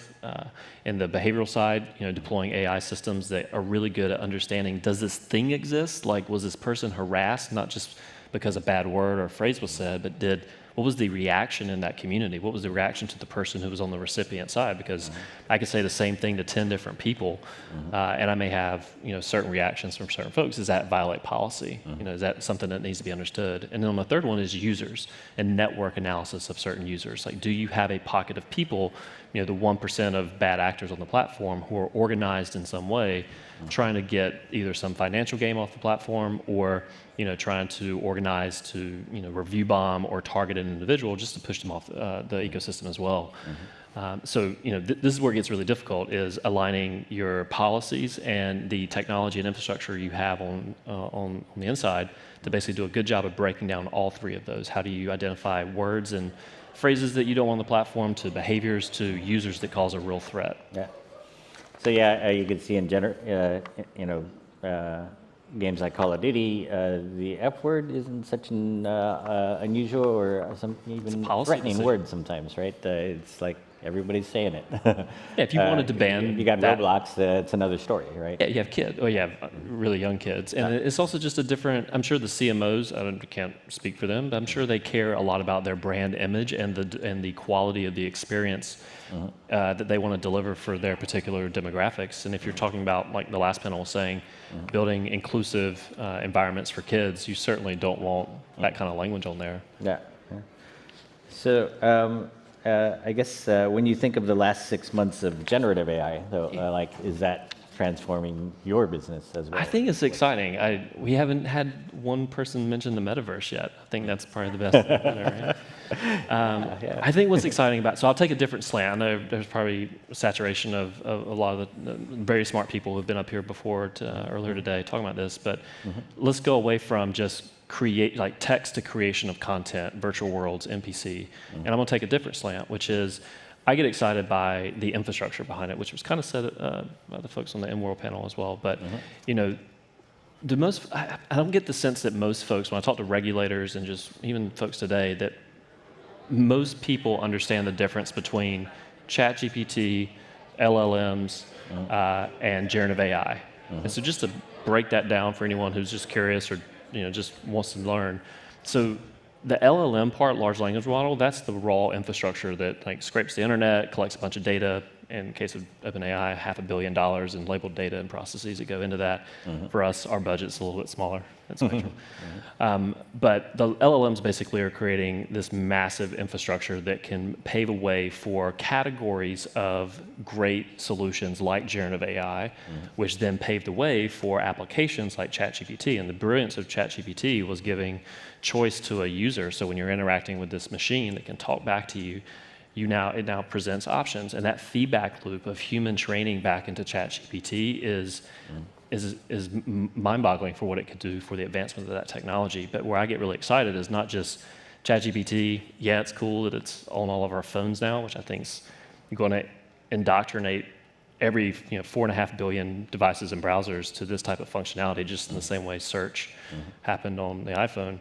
You're now going to have a massive wave of consumers that finally appreciate and understand this type of tooling. But the infrastructure, the cost, the hardware, like all the layers of hardware to the data collection, to the data labeling, to the application development, I nerd out on that, and I find that really fascinating. And it's really about how do we make sure that that ecosystem is healthy and building the right set of tooling with the right guardrails of that infrastructure. So when these applications or models or bots or algorithms are created, they've got the right configurability and constraints and guardrails depending upon whatever it is that you're trying to build for your own community. I don't know if you've covered this some, but how are game companies talking about using it too? You might know that better than I do from today, but I mean, yeah, text to IP creation I think is awesome. I'm an MMO RPG player, an RPG player for life, so I mean, having an easy way for democratizing creativity in those environments and having really sweet bots that can guide you through those experiences, I think that's awesome. That's exactly a great application that can solve a real problem for that type of thing. But where I'm hearing a lot more of the conversation, at least from our work specifically in building models and classifiers and LLMs, is really around how to take that same infrastructure for building world-class detection algorithms for human behavior on the internet, and how do you use that to solve problems like driving engagement and retention and better matchmaking algorithms in those experiences, because that's ultimately what's going to drive money and make people come back to these experiences more often. It's not just the identification of bad stuff, which is really only like 5% of toxic content on the platform, or overall content on the platform, but rather how do you understand the other 95% too, which is positive behavior, healthy behavior, pro-social behaviors. How do you encourage that, incubate it, understand it? And again, that goes beyond just understanding content or words or phrases, but true analysis or understanding of user behavior on a platform. So that's the conversations we're having a lot more of lately with generative AI. It's like, how do we identify the good stuff, harness that, and make more of it? So it is exciting to have generative AI here finally sort of arriving, I guess, but what are some things that you think could go wrong? I mean, everything. Like the thing today with the Pentagon's crazy. There's really 3 categories we see that are target areas for acceleration of threats, at least. Now, on the bad side, we'll talk about the good side in a second. Spam and scam. I mean, my employees get text messages or emails already today, not even in gaming, but just like, hey, this is me, and then dash Justin Davis is the CEO. This was dumb. I get those from my CEO too. Yeah. What's funny about that is they do that on purpose because they're targeting the person who will fall for that and have that on there, because most people would know that's not a real text message. But scams and spams are going to become a lot more sophisticated. They're going to get to the point where they remove that dash, first name, last name, because it's going to look and sound just like a real human. And the reason they do that is because the financial gain on the other side. Just in dating apps alone, a different ecosystem, it's at $400 million a year scammed out of dating app users. Do you think that number is going to go up or down? Do you think that's going to make its way into marketplaces where it's already been prevalent for many, many years in terms of counterfeit items and that sort of thing? Do you think that's going to continue to accelerate and find its home in gaming? Absolutely. So scams and spams, misinformation and fake news is just a real big threat. Not so much in the gaming world because you don't have a notion of virility or K-factor, which is I can say something and then share it and post it within the gaming environment, which is more present in social networks. it's a real risk in online communities. And then I think the third one is grooming, and grooming for both extremism as well as grooming for child sexual abuse material, which everyone no one really wants to talk about, but is just a real threat.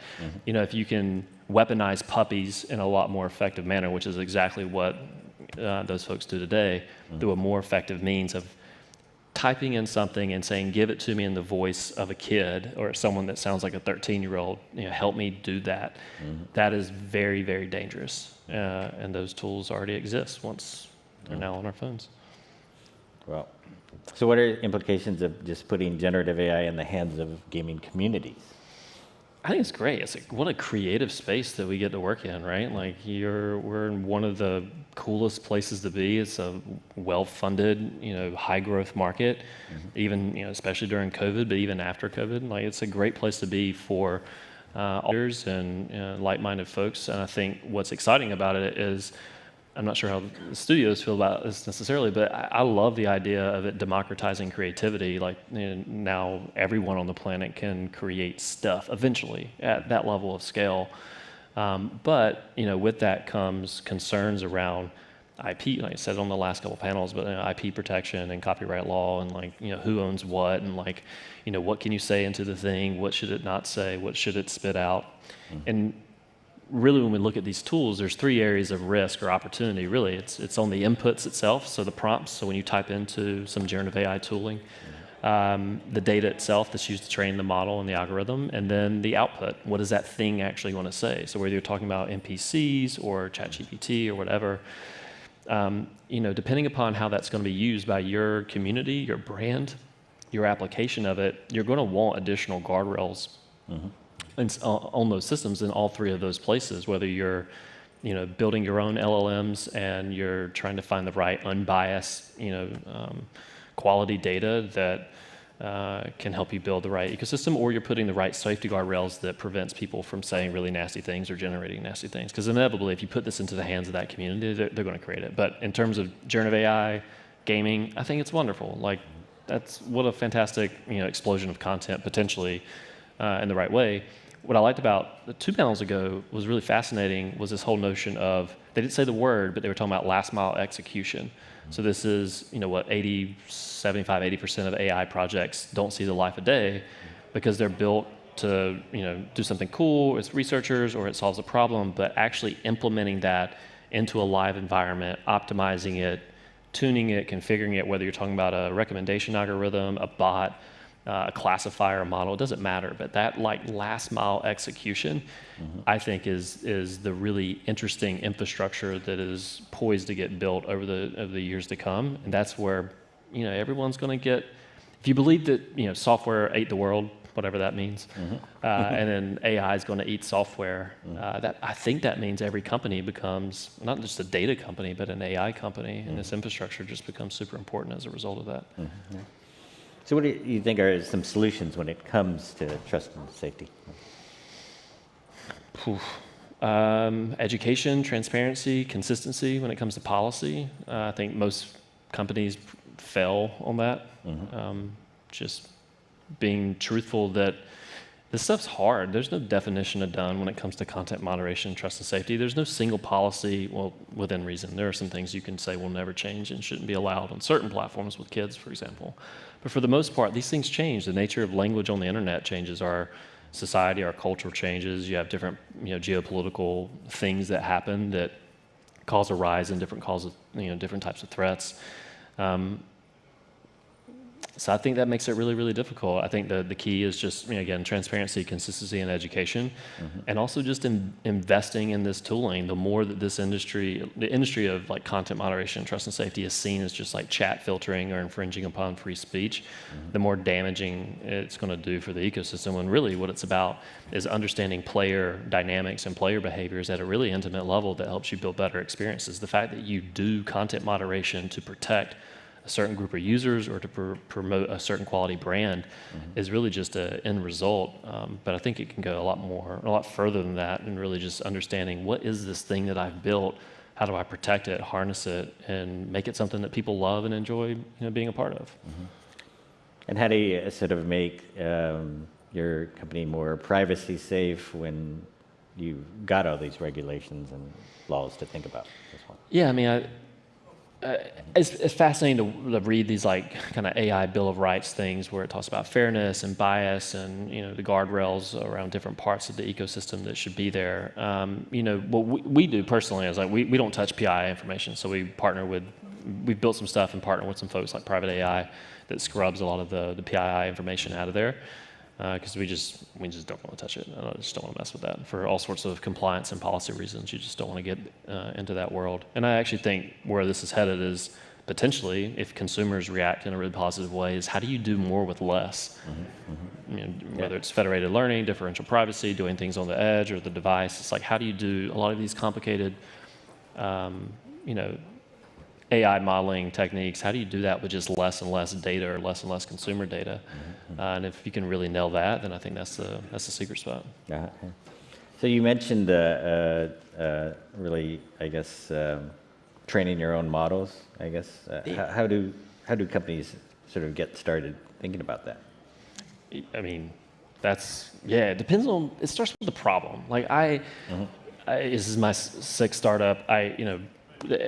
Every one I've ever been at has always had a really good dissection of just pain, like low, medium, high, how much pain you have. You go in and work with a customer, especially in gaming, and you just get close to the pain. But really, what we've gotten, I think, good at as we've kind of tried to solve, how we solve this problem and building our own models is where's the urgency going to come from? It might be low, medium, high on pain, but if a company doesn't have a high amount of urgency in solving that problem, then is that they're ultimately going to spend their time and their budget. And so for us, we go into a customer, we have plenty of different models off the shelf that work, but usually the conversation evolves into like, what problem are you going to solve? Like, where's the budget? Like, do you have executive alignment? And that's historically, at least in content moderation, seen as chat filtering. That's been a big bottleneck or barrier in the ecosystem for years. It's just how do you get more funding into that, in that department? And ultimately, with the rise of generative AI and LLM infrastructure, like what's been really fascinating is we more and more are getting pulled into different types of conversation beyond content moderation. That's what we announced last year when I was up on stage with you here, talking about positive behavior identification and healthy and pro-social behavior identification. And that's more classifier stuff. I think where it goes next is, hey, help me build my own thing. Like you have all this data and you've been building LLM infrastructure for many, many years. Teach me, let me go do it. And I think that's what we'll see next, whether it's the proliferation of on-prem services or open source techniques. But we just know we have a lot of experience in building out these tools for major gaming AAA companies and indie developers. And we look forward to seeing where that goes. And then for the game companies themselves, like how do they use generative AI safely as well? I think people are still, if someone says the Wild Wild West, I think folks are still figuring it out. I mean, for me, it's what we see, it's really how do they use that technology or the LLM infrastructure, not generative AI, which is why I started with separating those out. Like generative AI, how they use it safely is inputs, outputs, and data. Like just think about the policies that you have around, what are you using to put guardrails so people can't, say stuff in it? What do you do about that if they do? Do you penalize a user? Is that an internal tooling thing that you want to be notified on? And then on the output, what are you doing about understanding when bad things are generated by those systems? And what does it mean? What policy do you have? What remediation technique do you have in place to do something about it when that occurs? But if you're building your own infrastructure and building your own chatbot or generative AI tooling and not just taking something off the shelf, or you do take something off the shelf, you package it together and then configure it to your own use cases, you should absolutely be thinking about the data that you're using to augment and improve that service. Is it fair? Is it biased? Does it already have hate speech in it or some negative or toxic element inside of it that you could probably do a better job of sanitizing? And do you think generative AI is going to help us with the metaverse? I love this question. Bear with me. I forget whatever the metaverse even means, as we talked about ad nauseum last year. I think potentially, remember we said it was a $13 trillion economic opportunity. Not we said, we read that in like Fortune or Forbes or something last year. I think that was Goldman Sachs, wasn't it? Yeah, something like that. You mentioned it in your keynote, and it was great. And I believe that, but I don't think, it depends on your definition of the metaverse, which I think is ridiculous because all those things being interconnected like Ready Player One has so many challenges and is absurd anytime soon. However, where generative AI does get exciting and does, I think, play a role in the metaverse, MMORPGs, whatever you want, universes more so, is the democratization of content creation, and I think that's exciting. So in AR and VR experiences, it's still bottlenecked into how much quality content there is in those environments. And I know VR and AR is just a delivery mechanism for the metaverse, but I do think, accelerating content, high quality content for all different purposes, whether it's in the medical field, whether it's in online gaming, social networking, it doesn't matter. Ecosystem of, I think, content that will introduce consumers to it and will ultimately drag funding and dollars into a way that actually promotes more of these things to be connected in interesting ways that we can't predict. So does it have anything to do with the metaverse today? Probably not. But I do think it's an important pillar. If that thing being metaverse is ever going to come to fruition, this is probably one of the most important pieces of technology that have to exist first for that ever to be a thing.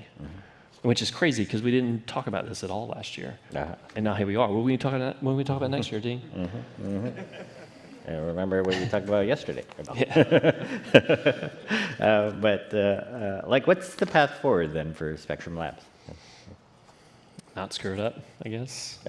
We spend a lot of our time thinking about these problems around online communities, how to make them brighter, positive, more social experiences. And we do this across not just gaming platforms for a reason, because every online community, whether you're a dating app, social network, marketplace, anywhere that UGC or MGC, machine-generated content exists, period. Everything from usernames to chat, comments, posts, forums, emojis, messages, doesn't matter. All of those things have problems and opportunities, right? And the role that we want to play is we have been at the forefront of deploying LLMs, building our own proprietary LLMs to solve these complex challenges, and it's still hard. There's no definition of done. So the role that we can play is educating the market on what good looks like, what's feasible, and what does reality look like in solving these types of problems, and ultimately, make a dent and make the internet a safer and more valuable place as a result. And you've got some news here on clean data sets for Gen AI training. I don't know about that. I don't know where you got that. I'm just kidding. Okay. No, look, so what I've been kind of alluding to is we have really two things, like the content moderation workflow, Guardian, whatever, and then the models and content classifiers that we have for detecting both bad and good behaviors. It's everything from deep neural nets that we use and we build on the inside. And what we are commonly getting asked more and more for is, hey, how I want to build my own thing too. Help me. We can use your models and classifiers for detection as an input into those sources, but also how do we go and get quality, privacy, brand safe, kid safe data to build our own thing too? And we think we have pretty much cracked that nut on that round trip loop of, getting data, organizing it, translating it, distilling it across customers, and then using that for the deployment of our classifiers and LLM infrastructure. And now I think we have a much broader role to play with that in, the data ecosystem too, which isn't again just for content moderation, but just understanding human behavior in these environments, everything from metadata to the chat. And I think those are important signals that ultimately help everyone in this room and all the other rooms down the hall ultimately build better experiences for their gamers. Cool. Very good. Any last thoughts? Or no, just good. Always a pleasure to be up here with you, Dean. All right. Thank you very much.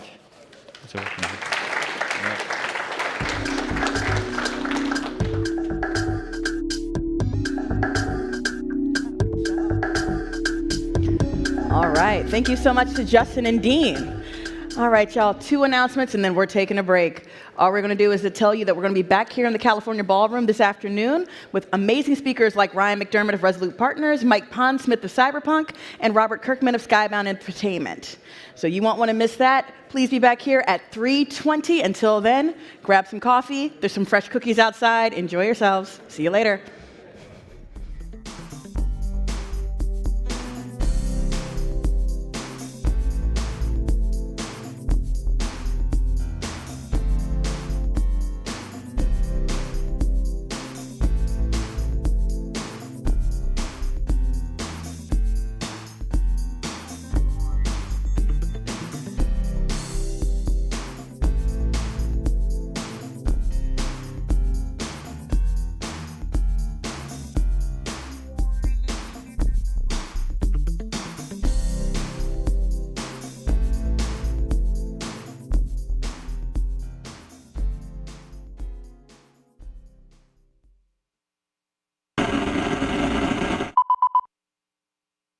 And so, our survey is a nationally representative survey, which asks gamers in the U.S. At different age sort of brackets about their experience of hate and harassment online. And we've seen a trend that has shown an increase over the last 4 years. Since 86% of American adults experience hate and harassment in online games, and 77 experience severe harassment.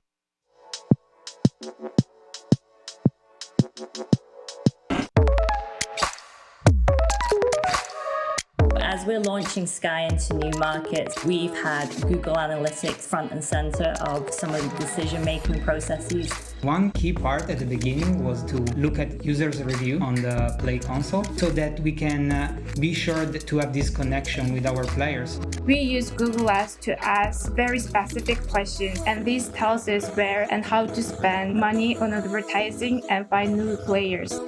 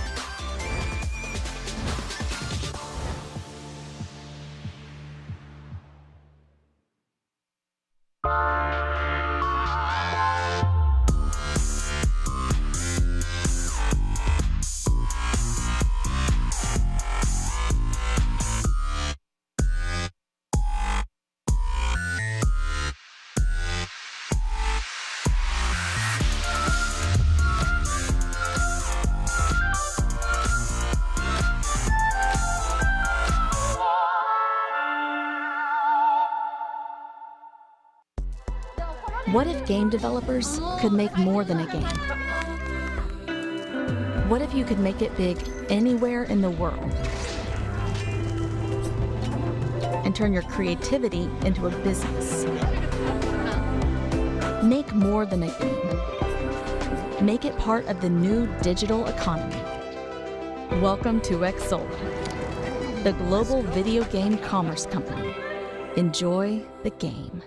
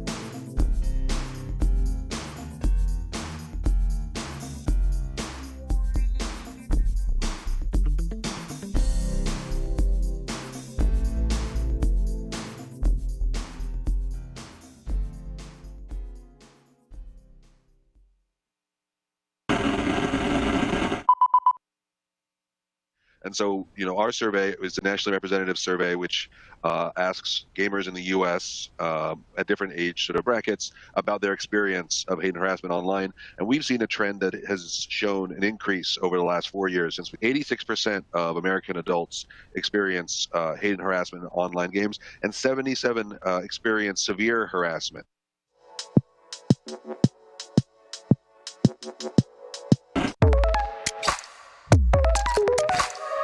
As we're launching Sky into new markets, we've had Google Analytics front and center of some of the decision-making processes. One key part at the beginning was to look at users' review on the Play console so that we can be sure to have this connection with our players. We use Google Ads to ask very specific questions, and this tells us where and how to spend money on advertising and find new players.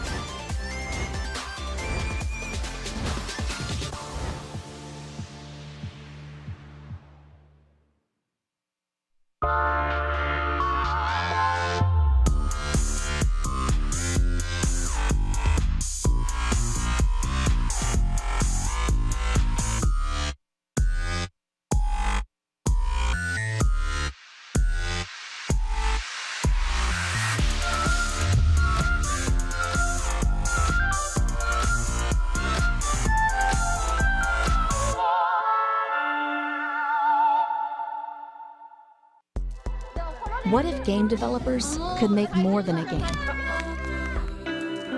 What if you could make it big anywhere in the world? And turn your creativity into a business. Make more than a game. Make it part of the new digital economy.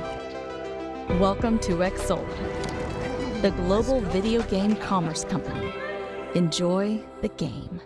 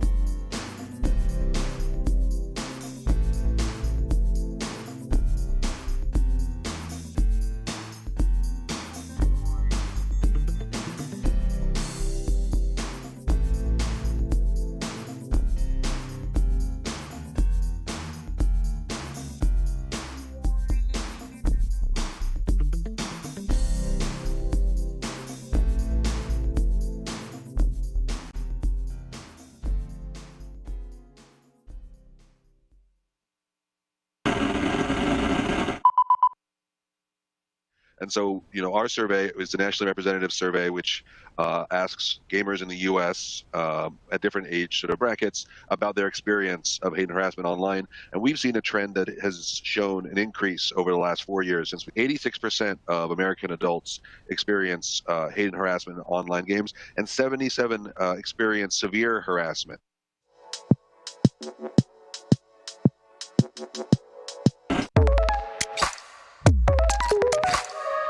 As we're launching Sky into new markets, we've had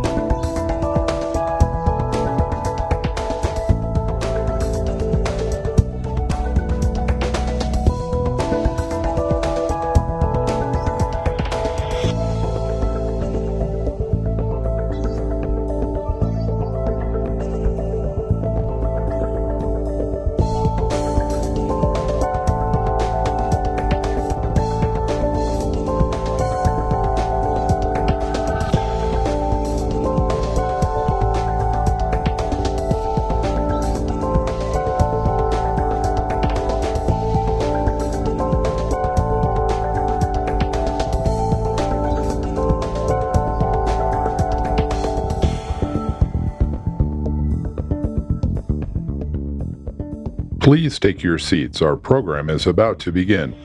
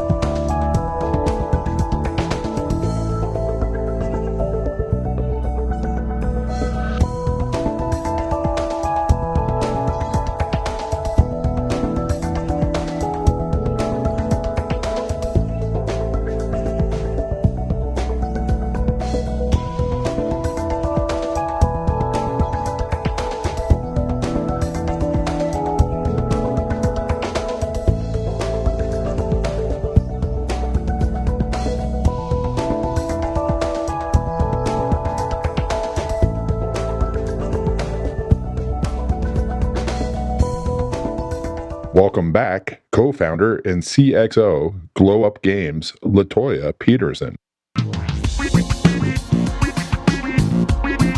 Everyone, welcome. Wow. Round of applause for all y'all in the audience on time. I love you. I love you. Everybody is on time here in this audience. Welcome back, y'all. We are going to have a fantastic conversation lined up for you, 3 great ones in a row. So first one, with so many ups and downs in the market, how do we prepare ourselves for what is to come? Here to share the 2023 macroeconomic and gaming outlook, please welcome Ryan McDermott of Resolute Partners. Ryan, come on out. I also just wanted to thank Dean and everybody who was part of GamesBeat for putting on an awesome event and really great sponsors, so thank you for everybody. I have kind of a whirlwind of slides because I love to just look at macroeconomic graphs, slides, charts, so I kind of had a bazillion of them that my team put together for me to walk you through. I will not get through all of them. If you want more, just email me and we can load you up with hundreds of them, tons of decks, lots of images.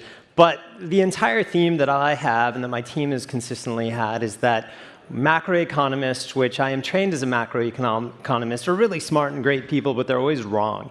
And so one of the themes that we've been hearing consistently since 2021 is that the recession is just around the corner. So I heard that all of 2022, and so far I've heard that all of this year. Now that is like, I want to say macroeconomists are trying really hard, and they're great people, and the data are so confusing, and everything is kind of so blown up as a result of the COVID-19 pandemic that really we're walking through a world where we don't even know where we are. And I just had a data point that came to me a few minutes ago that really exemplifies this.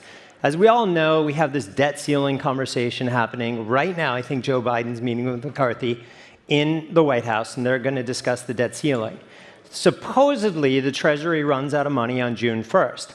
So if I go to the market today, this afternoon, and I buy a Treasury that matures on June 1st, I will be compensated a yield of about 6.3% annualized. Now, if I bought the same Treasury that matures a day earlier, May 30th, I would be compensated 3.6%.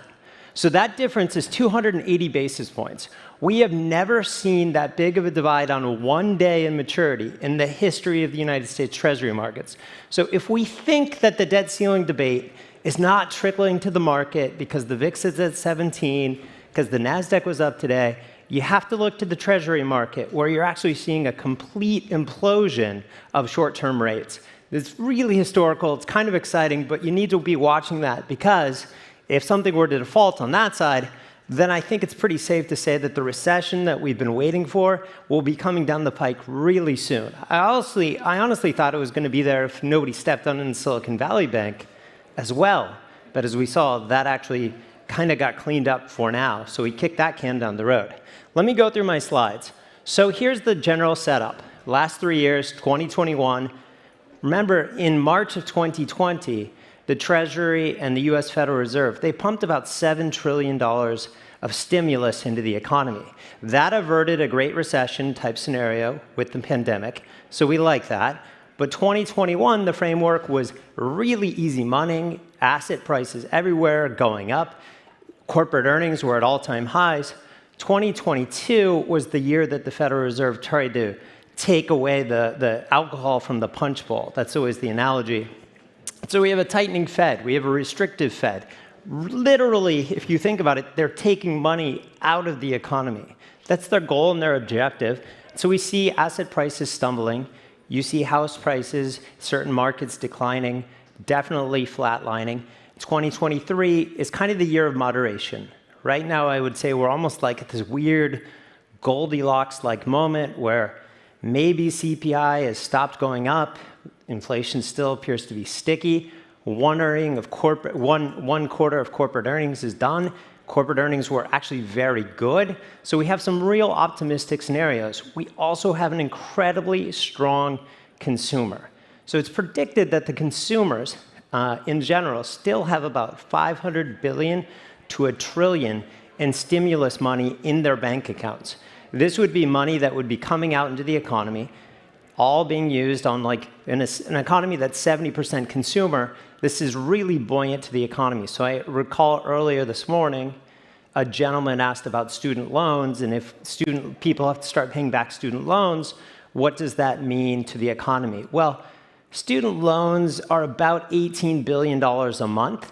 So in an economy where we have 500 to $1 trillion in bank accounts, and they're of course not in the right bank accounts necessarily, but you should be able to push through this. I think general expenditure from consumers is about $100 billion a month.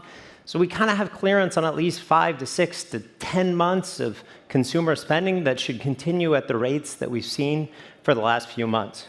Let me continue on. 2021, we all know what happened, right? These were game stonks. We were all sitting in front of our screens. We were either playing video games or we were buying options for the first time on GameStop, and YOLO, it was awesome. Everything kind of hit all-time highs. If we rewind, we started seeing Jerome Powell really be concerned about inflation in a November 21 Fed meeting. And that was literally when the whole SaaS world, the games world, that's kind of when those stocks peaked out. Personally, it was horrible because I was like a walking freight train of SaaS stocks. But then 2022, we saw the continuation. And we saw two kind of big problems. One, we have Jerome Powell. And he raised rates, and probably rightfully so I don't want to denigrate him. But he raised rates about 500 basis points in 15 months. That's 424 days of duration, 5%. We've actually never seen such a steep increase of rates since 1981. Most market participants don't know how to interpret that. How could we? We also had the war in Ukraine, right? So Putin goes in, assaults Ukraine, immediately metal prices spike, wheat prices spike, energy prices spike, highly inflationary. When you have huge inflation, you have rates go up, invariably something like maybe FTX could crack, and we'll continue to see more things breaking throughout the ecosystem. Here's just quick charting of previous hike cycles. Notice ours, as I've already said, 424 days, very short in duration, but look at the magnitude at 5% versus an average of 2.6%. On the left, game company stocks in 2022. On the right, what we call the pain in the SaaS stocks, because they all got blown out in 2022 as well. People say, hey, private companies didn't get whacked. They totally got whacked. They may not have been whacked on the primary, but they definitely got totally obliterated in the secondary markets. So these are quotes that some secondary broker sent to me last week. You can see huge markdowns from last round. 2022 in China, we love to look at the Chinese video game stocks. I think it's an incredibly vibrant world and lots of great potential. I was so excited about so many things. And Tencent, which is one of my favorite stocks for a long time, peaked in January of 2021. We also saw the continuing sell down, but China's been a very difficult market for games, as we all know. We can point to Jack Ma, we can point to restrictions on consumers being able to play games, but also invariably this will lead to US regulation on Chinese companies. So if we all recall, Tencent was like a great option to sell your company to. Well, that's not going to happen until those geopolitical situations get improved, which I hope they do, of course. 2022, you could aggregate. AAA media brands tended to do better than non-immersive mobile. Game tech companies, let's say Unity, would be on the far right, and on the left, you actually have Japanese console companies, Sega. They all had like a really good 2022. So you can actually break up the world by immersive versus non-immersive, AAA versus mobile. Here's the big compendium of the game stocks that we follow. Again, way too small for anybody to digest here, and I only have a minute left. So at the end of 2022, where were we? Well, Web3 gaming, I invested in Animoca. I think Animoca is an awesome company. They're a sponsor, so I hope that Web3 continues, and I hope that Animoca is one of the many successful participants. PE multiples were low. Market confidence obliterated. And again, I kind of touched on the regulatory framework. Also, regulatory framework extends to the United States and most recently to the CMA, which is suing to stop the Microsoft Activision transaction. So we've seen regulation in every single front really kind of tighten it up lately, right? So 2022, as you can see, there were some positive points. Unfortunately, 1 minute to go. But what I would want to say here, as I end it in the crescendo, is that when we come to 2023, look, employment data is really good. This is positive surprises on jobs role data. We've never had 13 months in a row where the jobs numbers have surprised the market. So this is just showing the amount of money that stays in the system. And it's really showing that as long as this money stays in the system, which it may stop next week or in 2 weeks, but as long as the money stays in this system, the consumer will continue to spend, and I continue to hope that games are the beneficiary of that. Thank you very much. Thanks. All right. Thank you so much, Ryan. That was awesome. Everyone backstage voted. By the way, you're getting forced into a podcast. This going to happen. All right, next up, y'all, we're going to keep it moving. We're going to discuss how to do trust and safety right before you are forced to do so. And joining us to talk about this important topic is Hank Howey of Modulate, Yves Crevachet of Take This, David Hoppy of Gamma Law, and Richard Warren of Windwalk. Please welcome our panelists to the stage.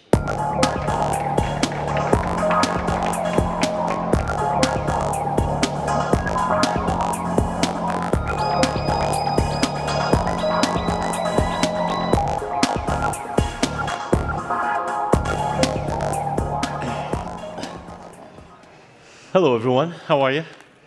I can't see anything. Just see lights. Yeah, I'm Hank Howie. I have a 30-year career in the game industry. I shipped my first game back in 92 or something like that. I was a founder of Blue Fang Games. We made Zoo Tycoon and then spent 6 years at Disruptor Beam on the mobile space. So I've seen a lot. And now I'm the game industry evangelist at Modulate, which, I like that title. I'll keep that for a while. And now I'll ask the rest of my panelists to introduce themselves, starting with Richard. All right. Hey, guys. I'm Richard. I'm a partner at Windwalk. We help people build online communities, mostly focused on Discord. But we also incubate a lot of projects that are focused on community technology, whether that be analytics, growth, engagement. We just like to have fun online. And so this is going to be an awesome, fun panel. My name is David Hoppy. I'm with Gamma Law in San Francisco. We're a team of 10 lawyers. We have offices in New York as well, and here in the LA area. We have done games work now for 20 years, and over the years started with mobile and then console and everything, and free to play and esports and real money and licensing to Hollywood. And over the years we've added blockchain and VR. So I tell people I think we kind of accidentally became a Web3 law firm. So that's what our practice has become. My name is Eve Crevichet. I'm the executive director of Take This, which is a mental health advocacy research and training nonprofit organization that works in the video game community. We work with people who make and play games, and we advocate for the underlying conditions that encourage mental well-being across all aspects of that space, and that's why we're here. We spend a lot of time thinking and talking about online interaction, especially toxicity in the game space. Yeah. So 5-6 years ago, there was no trust and safety, right? I mean, I didn't see very much of it. And now here we are at a GamesBeat panel, not only talking about how to do trust and safety right, but potentially there are forces in motion that are going to force people to get trust and safety right. So here we go. Let's start with what's working, Richard. What do people kind of got right, at least a little bit? So I think at the community level, it's really important to kind of set standards, how people interact with one another. We think of community, anywhere you have a player base. So it's not just Discord. That's where we focus a lot of our time, where kind of like the diehard fans hang out. But it really extends to TikTok, Twitter, YouTube, any other kind of platforms where you have a bunch of community members. As a studio, as a game developer or designer, it's really important to spend time understanding the nuances of each platform. And community's way more tight-knit, for example, on Discord, where real-time chat and interaction happen, right? On TikTok, you don't really see the same people commenting, to one another. Sometimes you do, but on Discord, it's really about how users connect with one another. And so that's, kind of tip of the spear, designing really good moderation programs around what's happening, where your diehard fans hang out, and setting, maybe the best way to say it is setting kind of a culture around self-moderation inside communities, promoting people that are doing good deeds inside the community, and kind of understanding that this is the way we want our games community to be formed. I think that those are some of the things that are working really well right now. Empowering your kind of diehard fans to self-moderate at times, because otherwise it's frankly really, really difficult to moderate a third-party platform, especially a pseudo-anonymous one. So yeah, that's what's working really well, self-moderation, but also kind of culture setting, right? You understand that somebody in your Discord is going to go directly, for example, into your game. If they have a bad experience in the Discord, they jump into the game, maybe they'll be spreading that message, that bad experience that they had in Discord as well. So very important for us to leave everybody with a really great experience, before they jump into a game. Yeah. What's not going so well, Eve? Before I dive into that, because I can say a lot, but I think what I want to just reiterate, Richard, what you're saying is that we know how to create good spaces, and we know that you can design them, and you can be really intentional about that. But the challenge is that that people operate in a game ecosystem, and there are norms and behaviors and ideologies that have become really common in these spaces. And when I say common, I don't mean that they're ubiquitous. I mean that they are a small but very loud problem. And that loudness means that it has become normalized. And we take this as research that reaffirms this. We've done some work with data from Modulate, in fact, that reaffirms this, that we know that toxic behavior, and when I say toxic, I mean specifically misogynist, white supremacist, neo-Nazi, and other xenophobic language, along with just harassing and mean behavior. There's a space for that that's been, just because trust and safety hasn't existed, and because we haven't really wrapped our heads around what it means to design for positive outcomes, although we are starting to do that. And so we haven't seen yet a space where that stuff is actually really actively prohibited or actively pushed out of a community. And so we do know, and we are identifying those solutions for how we address that, but right now we see really high incidences. Yeah, so it's not one bad apple, don't spoil the whole bunch. Not so much. No, I mean, we see evidence that kids are learning toxic behaviors because the environment is so filled with it. And so it's a real concern. It's an absolute concern, and people are frozen out of the industry, frozen out of games because they don't feel comfortable in them. So we know it's a limiting factor in the business. Right. Yeah. Okay, let's go right to the legislative side, David. Let's get to the fun stuff, the stuff that is going to force people to maybe do this right. So there's a number of bills that have passed and that are due to come online. The two biggies, obviously, are the EU Digital Safety Act, and of course, then there's also my favorite, the California Age-Appropriate Design Act. Now that one's July 1st. You want to talk about those a little bit and tell us why people should perhaps really dig in there? For sure. So I'll just preface this by saying that as a video games lawyer for 20 years, I would come to these events, and often I would meet my colleagues who practice in Europe, in the UK, in Germany, and they always had all sorts of things to say about, video games law. They actually had, for 20 years now, they've actually had a whole bunch of laws in Europe and in some other jurisdictions as well that really directly impact and are directly specific to our industry. Whereas in the United States, we could talk about COPA. That's getting a little old now. It's been around for a long time. And then we had some, California privacy laws that were passed in the last few years. But it was always the European lawyers that always got all the admiration, because everyone wanted to know, how do I comply with GDPR?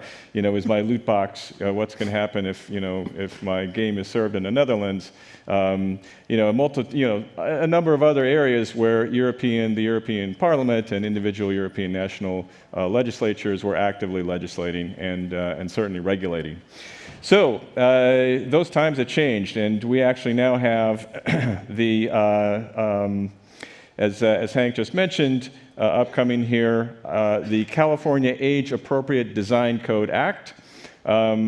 We can't take full credit for it because it's largely copied from the UK Age-Appropriate Design Code Act. I don't know why they couldn't have changed the name at least, but essentially, there's three things I'm just going to touch on quickly that are coming down the pipe here, and you can look at them. I think you can categorize the components of these laws in two different buckets. The first of those would be sort of procedural, and this relates to new privacy restrictions and rules, advertising, targeted advertising rules, and information gathering relating to advertising, and then finally, again, indebted to our friends in the UK, this term dark patterns, which is just another way of saying getting people to click and buy things or proceed in the game, and perhaps they wouldn't have otherwise. So that's what I would call procedural. And then separately, and I think more interestingly actually, is actual content regulation and requirements with respect to content, which is obviously can be quite a big challenge if we are the platform, if we are the game, and the content is appearing on our platform. Perhaps it wasn't even put there by us. It was put there by other users. What responsibility do we have? So just quickly on the California Age-Appropriate Design Code Act, so it was passed in September of last year, and it's effective in July. It has a number of these procedural elements, as I just mentioned, new age-related requirements.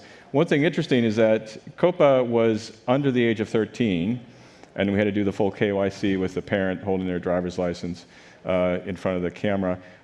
This is actually under the age of 18, which is, I don't know how really that's going to work. It's a pretty broad range of maturity and so forth. But in any event, it covers under the age of 18 a number of procedural requirements there. But it also includes this little kind of surprise. Not only are we as game platforms to follow these procedures with respect to information collection and so forth, but we also have to, quote, protect children from, take steps to protect children from harmful content and contacts. What's that going to mean? Is it going to mean just putting in some kind of filter and that's you've taken the steps, or is it going to mean more than that? We'll find out. Second act is the Digital Services Act, as Hank mentioned. This is an EU legislation passed in November and effective in February of 2024.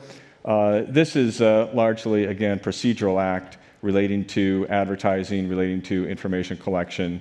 The only thing relating to content is that the games are to initiate measures to counter illegal content online.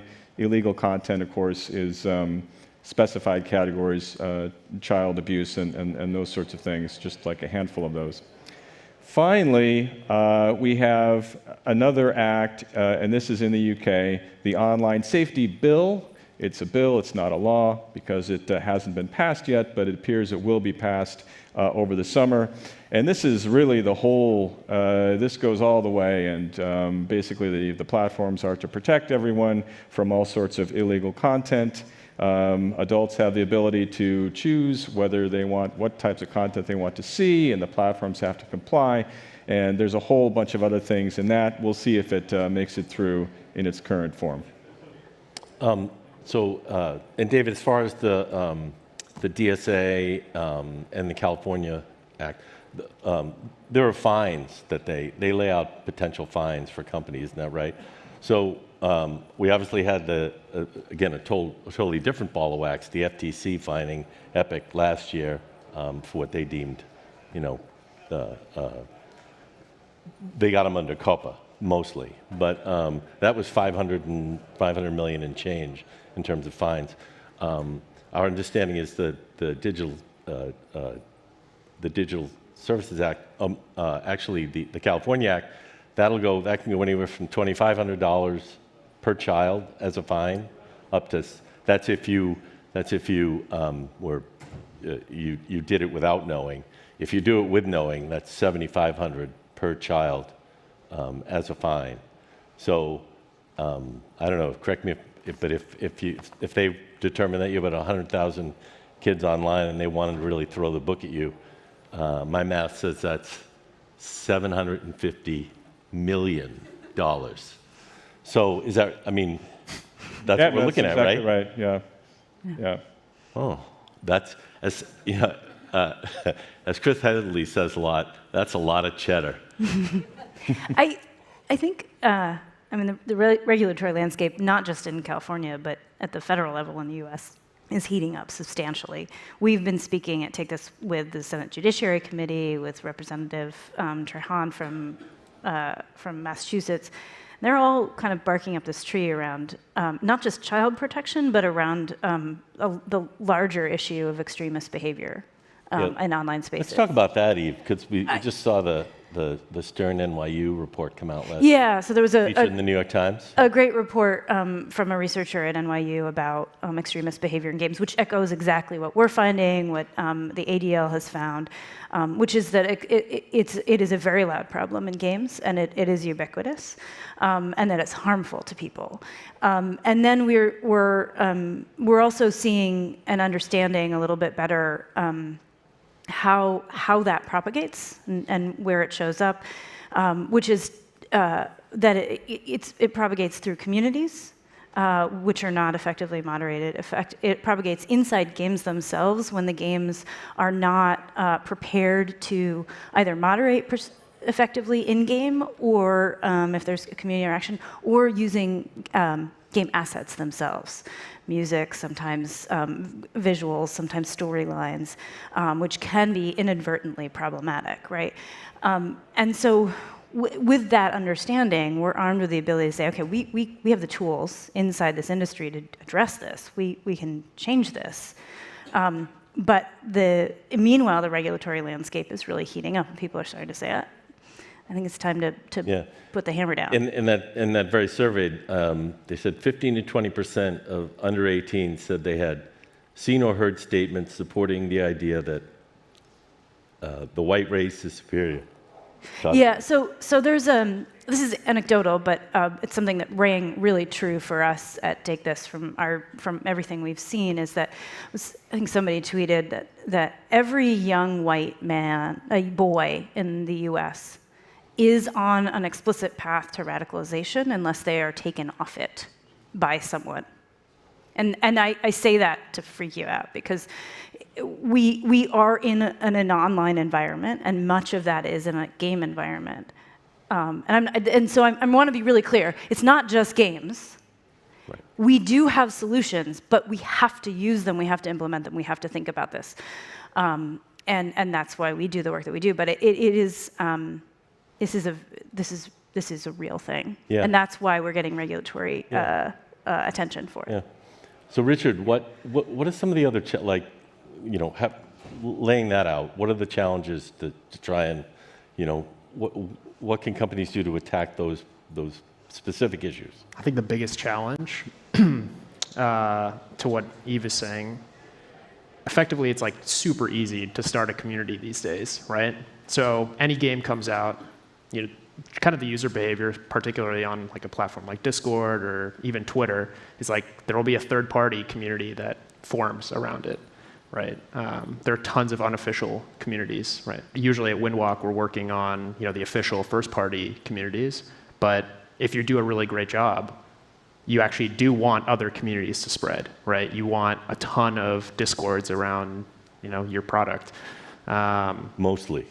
Yeah, mostly, I think. And so, moderating that at a company level, I mean, that's just totally untenable. It's actually impossible. It's the equivalent of like you go watch a movie, somebody makes a Discord fan base for that movie. Is universal or whatever going to be fine for that? Like, probably not.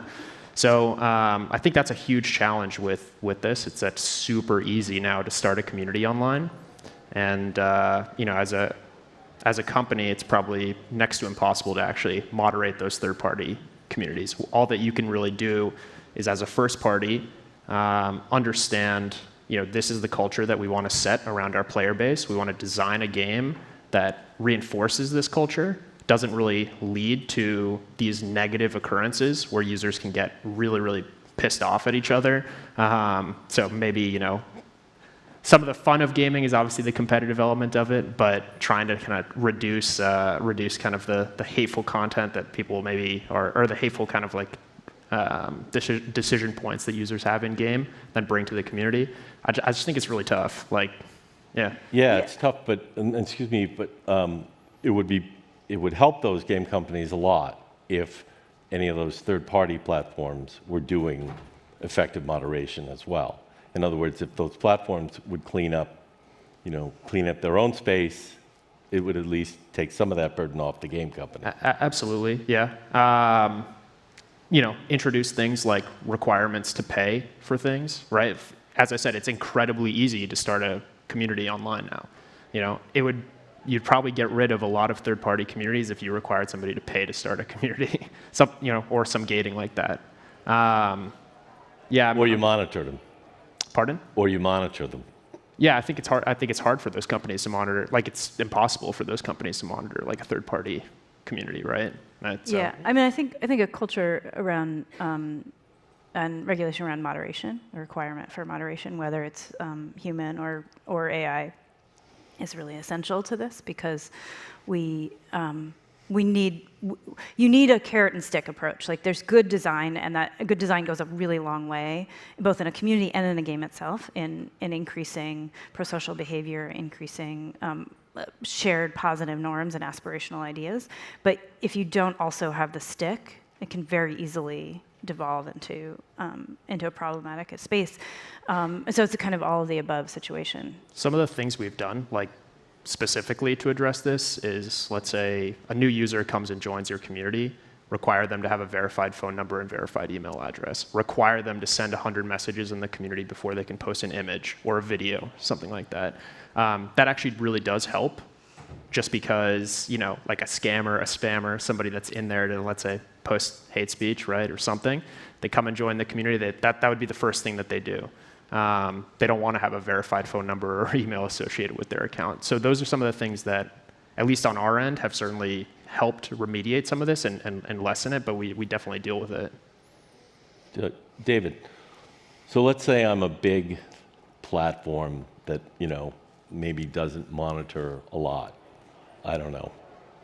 I can think of one begins with a D. But if I'm them and I come to you, what would you tell me as that platform, given that these bills are coming? What advice would you? Well, yeah. I mean, the first thing to think about is, just to kind of take a step back. So the California Act has been subject to a lawsuit to block its becoming effective. It seems to be a credible lawsuit. We'll see how that proceeds, but it's certainly possible that the effective date will be delayed, or that the act will wind up being revised in some way. In the UK, that law just seems to me a bit surprising if it passes in its current form. But Digital Services Act, of course, is already on the road to implementation. That's not going to change. So we do have a bit of uncertainty, but absolutely, and as this panel has shown, we need to, the days of kind of anything goes and sort of turning a blind eye, that is not going to fly, even in the United States anymore, and certainly not in Europe. So I guess I would have to say, first, take a sort of territorial approach and evaluate based on the sort of budget that you're able to allocate at this stage, where those funds should be spent. Should they be spent in Europe? Should they be spent in the United States? And certainly, the very first step is to determine, what exactly you're doing and not doing. And the California law actually lays out quite very precisely what steps you are to take in terms of evaluating the current situation and determining the points that need to be focused on. Yeah. Okay. I guess what else? What other advice can we give people out here? What should they do? What should they do, Eve? Rich, what should they do? Sure. A self-publisher? Yeah, in other words, you only have to be a developer. You don't need a publisher. Right. Okay, so the question was, what if you're a self-publisher, right? Does Yeah. developer/publisher have to do this? So everyone needs to pay attention to this. Because the foundation of safety and communities without, say, extremist behavior or other toxic behavior are good design. They're literally, it's about how you make your game. And there's designers working on these tools right now. There's tools out there from the Polaris Game Design Retreat, from the Fair Play Alliance, about how to design for pro-social outcomes. And it doesn't mean you can't make fighting games. It just means you have to be a little more thoughtful about it. And there's a lot of good principles around good community design, Richard, and community management. If you build from the ground up with the intention of creating spaces that are more welcoming to everyone, you can. It's really easy. It's not easy. It's really possible to do it. It just has to be baked in from the very beginning of the process in designing spaces. Yeah, and again, like you're saying, positive play, there's a place for that.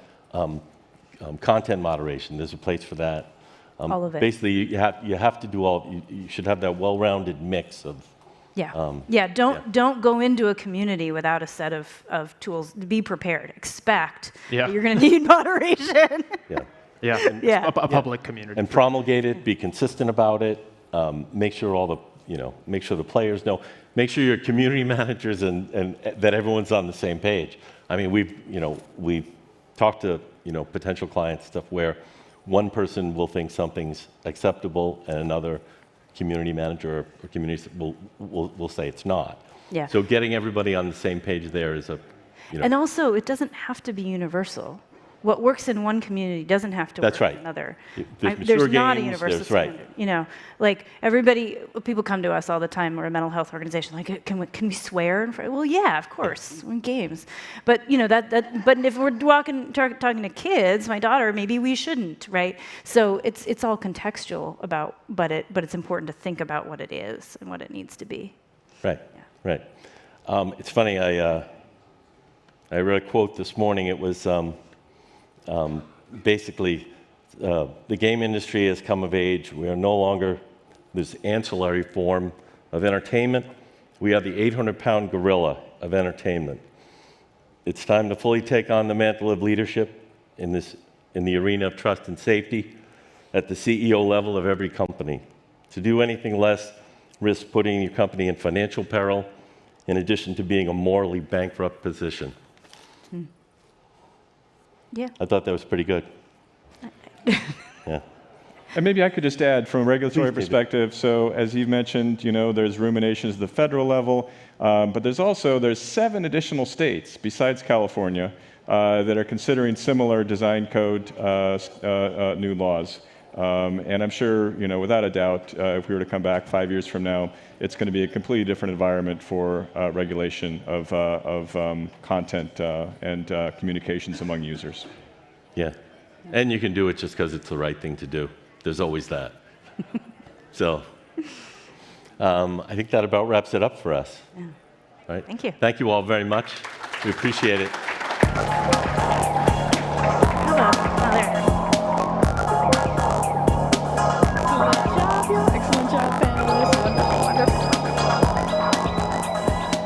All right, and once again, a big round of applause for our panelists. Thank you so much for being on the forefront of trust and safety. Next, we have a fantastic treat, a wonderful conversation between 2 amazing creatives. Please welcome to the stage Jane Hoffacker, executive producer of both the Arcane series and CEO and co-founder of Incredible Dream, in a fireside chat with the self-proclaimed honey badger of futurism, the creator of Cyberpunk, Mike Pondsmith, CEO of the R. Talsorian Games. Please welcome Jane and Mike to the stage.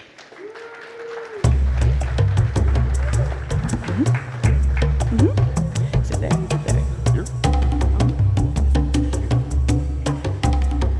Oh, you decided to change things up.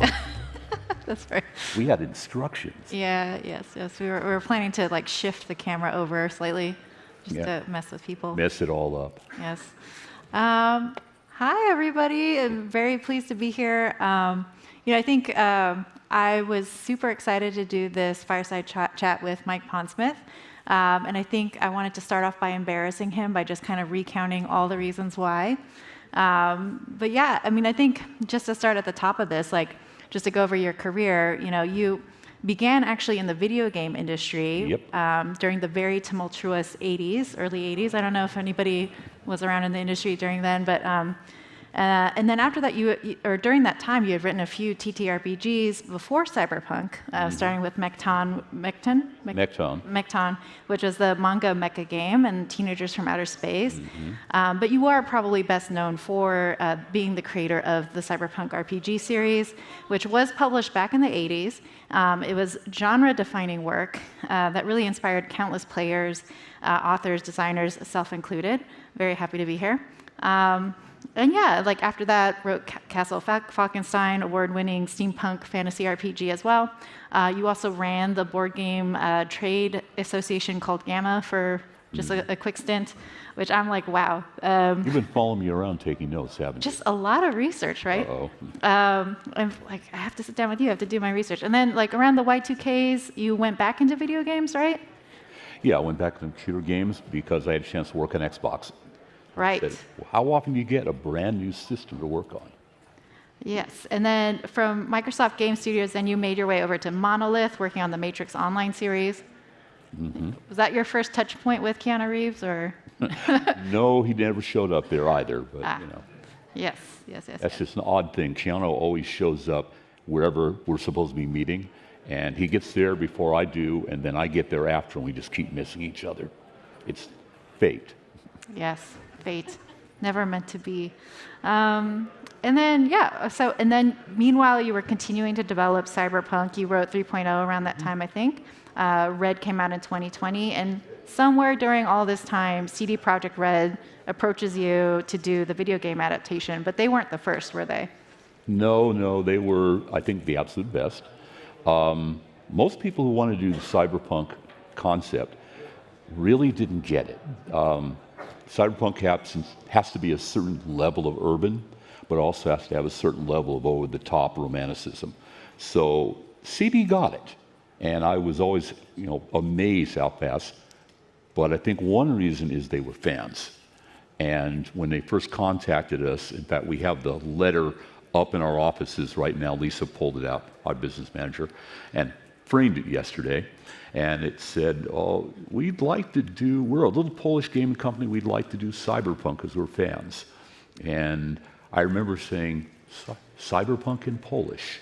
That's going to be about 20 copies. I was wrong.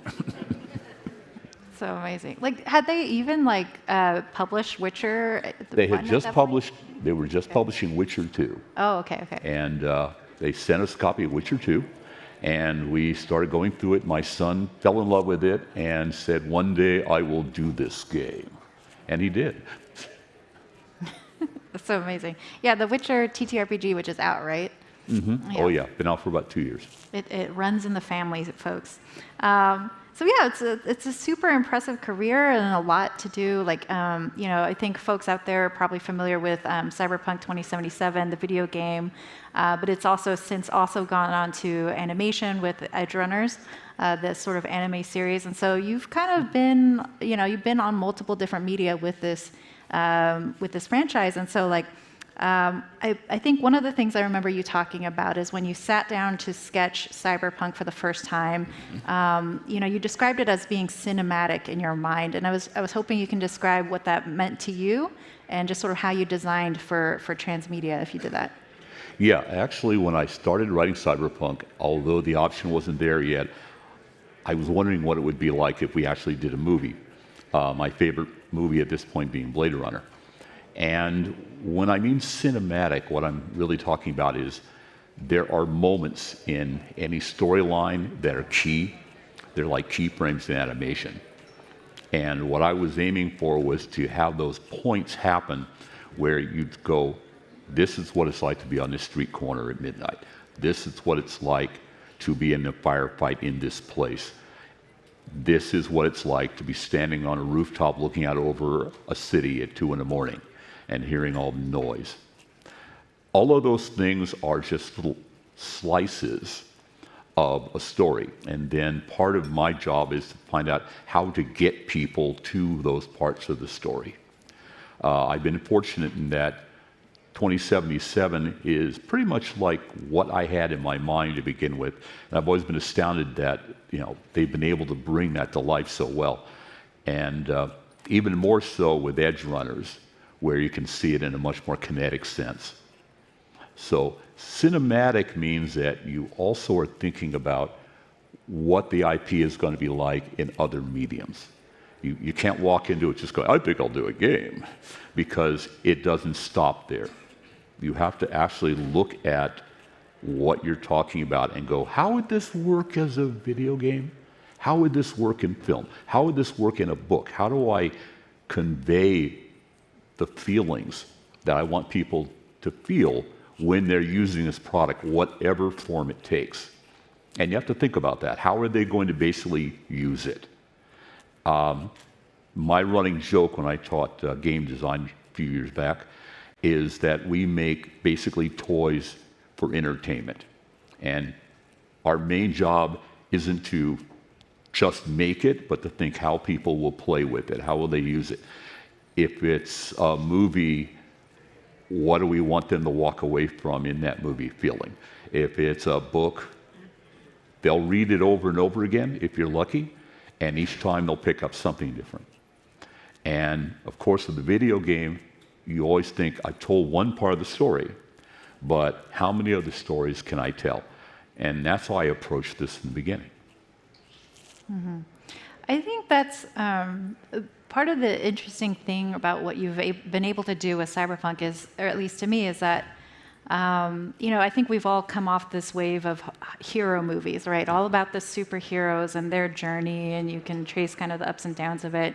You know the Batman story cold.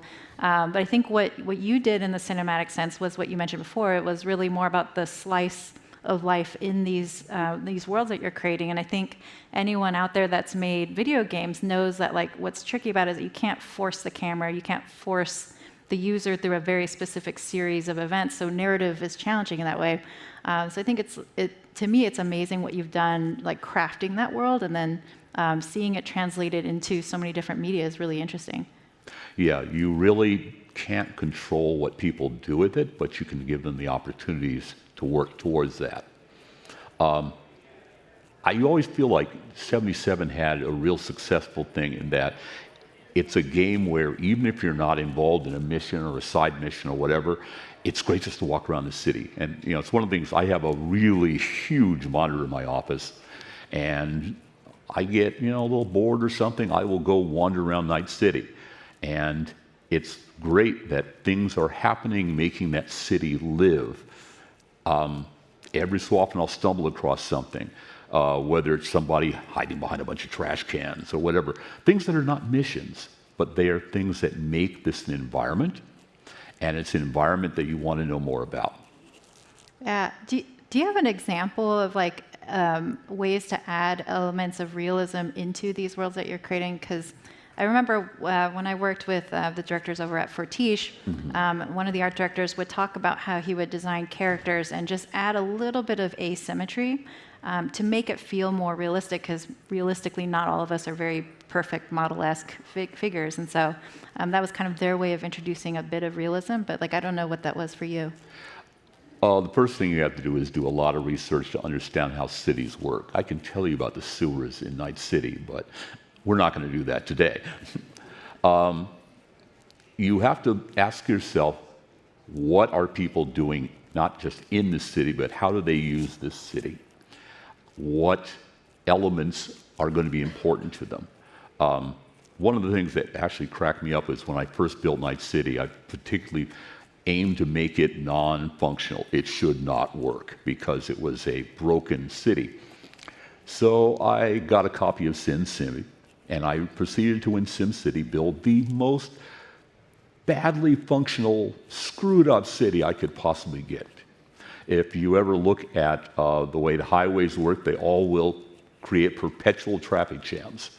There are areas that should regularly flood when the tide comes in. There are all these elements that make that city real, because they're the things that you encounter when you're in a real city. Nobody sits down when they're looking at San Francisco and says, I think I'll make this neighborhood like this. Instead, those things evolve, and as they evolve, you see all kinds of interesting things, emergent world play that comes out of it. And I spent an awful lot of time looking at city maps and studying how people put those together, because in the end, as I've been reminded a few times, Night City is essentially one of the major characters of that world. I just had to make it work. Yeah.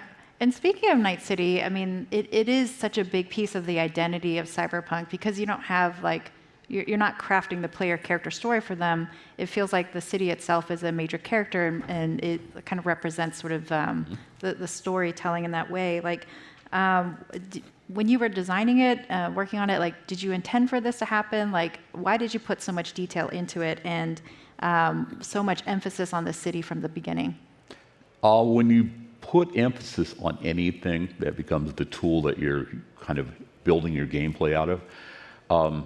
You need to ask yourself, again, how do people use this? And what cool things are they going to look for? One of the things I found was that people, besides me, like to drive around Night City at night, because cities at night are palaces of neon. They are places where things happen that are mysterious. You know, you look down an alleyway and you see a couple of people doing something weird, and you go, why is that? You know, what was that story? So the work you put in makes it worthwhile, because what it does is it gives trigger points where people can step off into the world, and they're more likely to want to follow the mission you set up.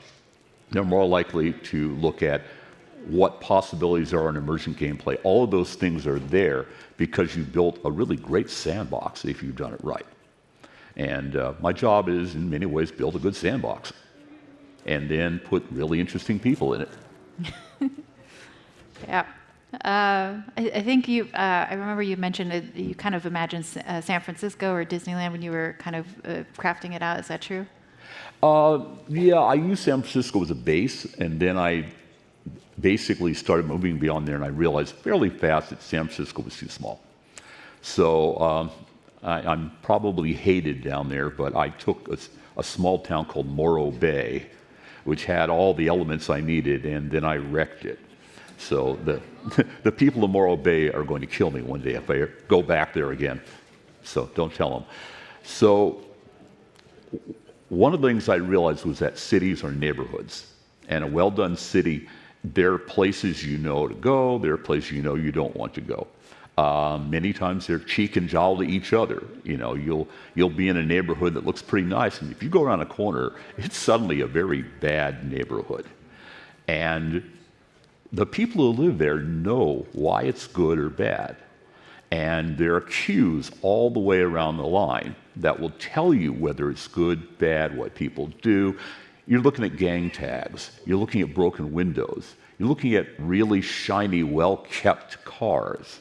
You're looking at things such as small boutiques versus bodegas where you can go in and get cheap beer. You look at all those pieces, and those are the cues that tell you what you're in. And when you build neighborhoods, what you're doing is you're synthesizing that into a very small, very easily digestible piece of content. People can go into it and go, oh, okay, this is the old world area, and I know that I'll find stuff from Italy, kind of, and a little bit from England, and a little bit from here, but it's all the European section. Now, it doesn't necessarily do justice to all the places, cultures, things you feed into it, but you're not aiming for that. You're aiming for essentially what I call the Disneyland effect, which is instantaneous recognition of where you are and what your possibilities are. And one of the things, like I said, I like about 77 is, you know, I can wander through, for example, the Arasaka Plaza and go, okay, this is influenced by Japan, but there's the Chinese influences, and there's the Vietnamese, and they're all kind of layered in there. And everybody finds something that's interesting. Mm-hmm. Yeah, I love that, and I also love the fact that, like, Night City being such a big, prominent piece of your experience, it becomes, like, from an IP standpoint, a common point of departure that you can have with somebody else that had the same experience. Like my experience of the game is probably completely different than yours, but we can refer to a certain section of town or an area of it and the Arasaka Towers, and like we both have a common reference point within a shared experience, right? And the other thing that works in this sense is also NPCs, right? So I wanted to bring up the Voodoo Boys, which was a bit of controversy when 2077 launched. Oh, yeah. Because what had happened is the Voodoo Boys changed from the RPG from a bunch of, how would you describe it? Like there were a bunch of frat boys who were basically co-opting voodoo culture and had no idea what the heck they were doing. Right. And that was an inherent joke. I wanted to basically show how in the idea of the street gangs, a lot of those street gangs are what are called poser gangs. And posers are people who attempt to be like something and they aren't really that. And one of the things I loved about it was, you know, at the time that was kind of interesting, but later on I was talking to some of the crew over at CD and we're saying, well, what if we had Haitians actually come in and they really were voodoo boys? I love the idea. I said, you know, I just imagine these guys all sitting around going, yeah, we're doing voodoo, you know, we're this, and they're doing these hollow kind of rituals, and the door slams open and Placide is standing there, all 6'5" of him, and he says, now you, get out. So one of the things I kind of wanted to mess with in there is that cultures shift, people use them differently. And it's really fun when people are able to show that in a relationship instead of just, it's always static, it's always like this. And I feel like that was a brave choice and maybe nerve-wracking. I don't know how much you thought about it, but I do remember reading through certain folks had opinions about the change from these frat boys who are appropriating culture to actual Haitians and feeling like something in what they had loved had changed. Like, had you encountered that? Were you worried about that at all? Like, how did you process? Actually, what's funny was when we first saw the Voodoo Boys at E3, I was sitting next to a guy I know who is Haitian, and he was looking at it, and you would have expected he would have said something's going, they got it. They actually got the patois right. They, you know, and he said, they've got the language, they've got the attitude, it's right. And I'm looking over like, so you're cool? These go, oh yeah, this is the representation, man, you know. Well, that meant somebody did their homework. And we've got a reputation over at my company, Talsorian, that we try not to write about anything until we know something about it and have researched and learned it or done it. So, for example, we've done books on various parts of the world of cyberpunk larger than Night City. And we always get people who live in those locales. You know, I want to write for Japan, I'm going to get a bunch of people from Japan to write these sections. You know, I may be there, but I don't know it like the guy who lives there. So it's really interesting to see how people grab onto that, you know, because it's their neighborhood, it's their community. And that's another hook you have. You know, that's why Night City works.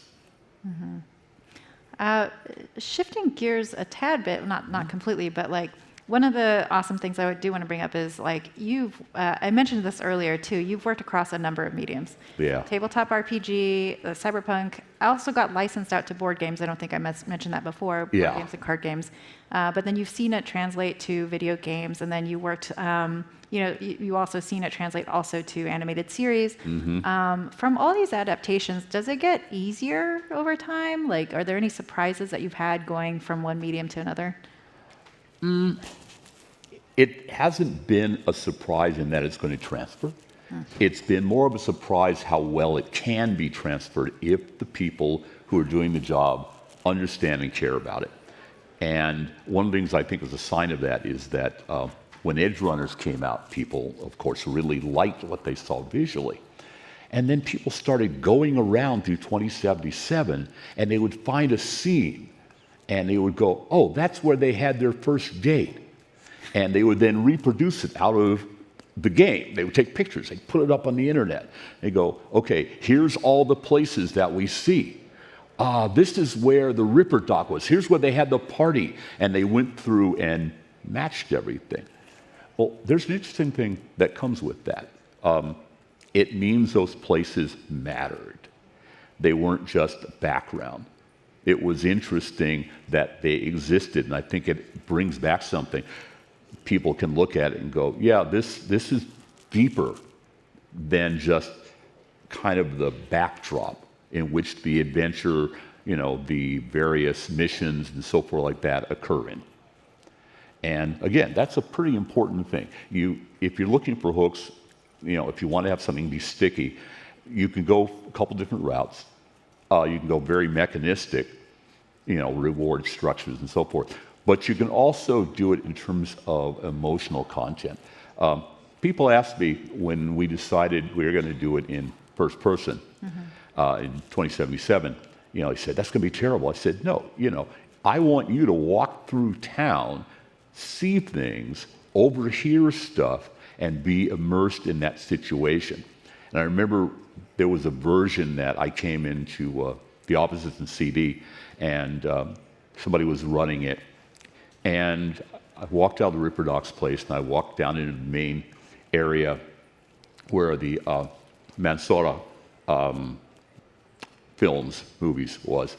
And there was a guy having a conversation about his girlfriend and something she was upset about. And it was kind of partially there.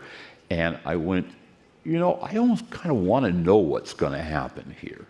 And it was a throwaway, And that's one of the things that side quests are so much fun for, is that you go do a side quest in the game and you get to follow some of those little threads that are out there.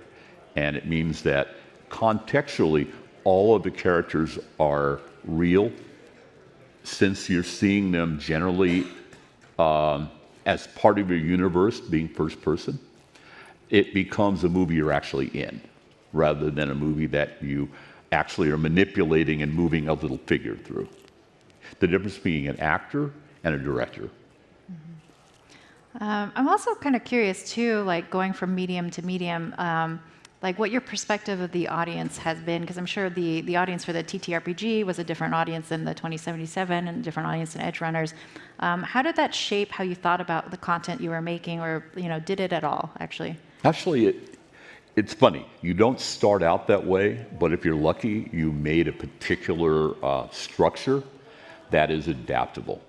So, there are ways Night City could have been done where it would have been difficult to adapt it if I had not made it a city, but it had been a backdrop. But once you knew it was there, it was much easier to do as a video game because you knew what you had to do. And once you knew what the city did, it was easier to do it as an actual anime, because you knew what the places were. You had an idea of the relationship of people to those places. But you end up tailoring it because, for example, when you're in a video game, you have far less control over your environment than you would have if you were in a tabletop. In tabletop, I can decide to go down at the corner and hang out. In video game, I may not have that option. So you have to take the narrow window that people have, and you have to give enough, you have to move it enough so they can see the sort of experience that they would have had if they were doing it in a TTRPG where they can go anywhere. And then that, when you go to film, becomes even more narrow. You only see what the characters see. You only see time presented as they present time. And you have to extrapolate what those relationships are because you have no control over it. One of the things I love about Edge Runners is that so many people I've seen, popping up on the internet saying, I watched the end of it, I saw the tragedy coming in. By the way, for those who haven't watched it, it ends badly. It's a tragic romance. But people would, write, I cried my eyes out. Well, that meant that within that narrow window, they were following all of those people and cared about them, so that when things went bad, I remember people going, no, man, don't do that, no. It was like a horror movie, No, Jake, no. And again, that's a hook. That's how you keep people working with it. But it also, what's important is that you have to be aware of the bandwidth you can deliver. There's a certain amount of bandwidth I can do. Huge books, Cyberpunk Red, for example, our most recent, is, yay thick. It's huge. You can drop it on your foot, hurt yourself. But you're not going to get as much out of doing that in 2077 because the window, again, is very narrow. And as the Edge Runner, it is extremely narrow because you can only tell one story seen by one place, by one group of people. So, the important thing is I used to tell my students when I actually taught game design, you need to think about how this is going to be seen through those different windows. You need to think about not just making an IP for a video game or an IP for a tabletop or an IP for a book or whatever. You have to ask yourself, how many ways can I cram this through the various windows that I have accessible to me and yet keep the spirit of what I'm doing the entire time? And that's when it gets tough, Mm-hmm.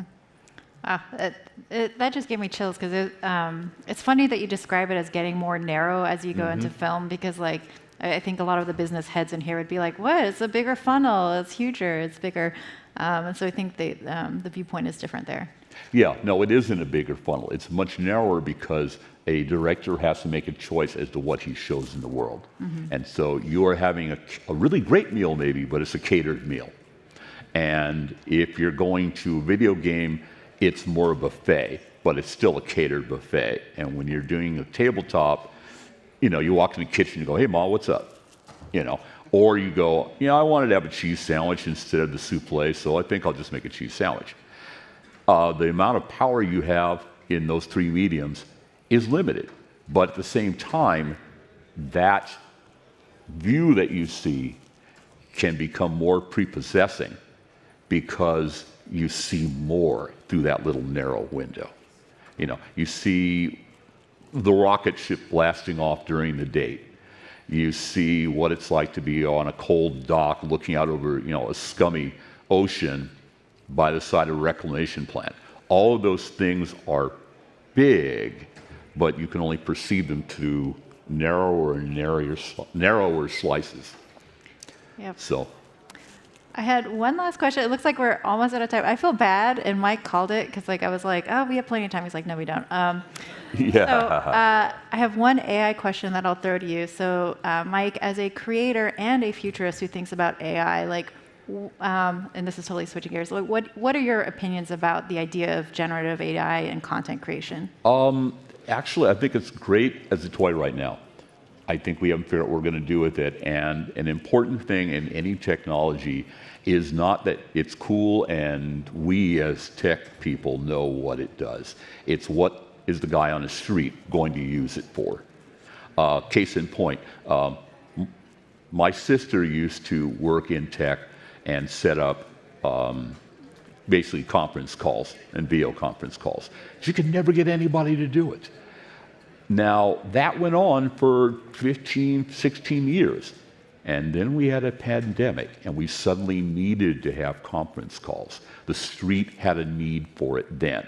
Before then, nobody was going to use it. You had to change the entire paradigm of why people had to use it. And I think the same thing is happening now with AI. I think we have a lot of really cool toys, but it's important to remember that we're going to have to figure out not what we think the audience is going to use it for, but what they evolve to use it for. And they're going to find their own uses, and it may be really surprising. Or as somebody pointed out to me yesterday, we got the internet, and it was really great, and the first thing we did was put porn on it. I don't think anybody set up with porn. Yeah, I think that's how the internet will work. But at some point, somebody said, I'm really tired of looking at this porn, so maybe I can, put Wikipedia on it. Yeah, that'll be good. Porn Wikipedia. At any rate, the little sign says we're over time. It's been a lovely audience, and I wish I could hang around longer, but I think we need to give it back to the other people. Yes, we'll give it away, but thank you all for joining. Thanks for coming. Okay. Great job, right back that way. Yes, thank you. All right, everyone, it has been an action-packed day at GamesBeat, and now we are at our final session of the day. So here is Dean Takahashi to introduce our final panelists. Hello, everybody. Let's try to get some of the people talking outside back in the room. It'd be wonderful to have a nice full house for our next session here. This session is sponsored by Facebook Gaming, by the way. I don't want to forget to say that. I've done interviews with I'm actually the introducer of the introducer. So that's how we're handling this one. But I've done interviews with John Goldman for decades. First when he was CEO of Foundation 9 Entertainment, where he managed 1,000 employees and 11 game studios. He reinvented himself as an investor at Greycroft, Jerusalem Venture Partners, and the GC VR Gaming Tracker Fund, where he was one of the first to dedicate his investments into games and virtual reality. He more recently unveiled Tower 26 as a second fund to invest in VR games, and he serves as Formaggio Grande of Skybound Entertainment, the intellectual property company that owns IPs like The Walking Dead. We started conspiring years ago about convincing Robert Kirkman to speak at our tiny but mighty GamesBeat Summit event. And I'm so grateful to John and his team that they finally made this happen. Please welcome John Goldman, who is part of our GamesBeat community and is the connective tissue between games and entertainment.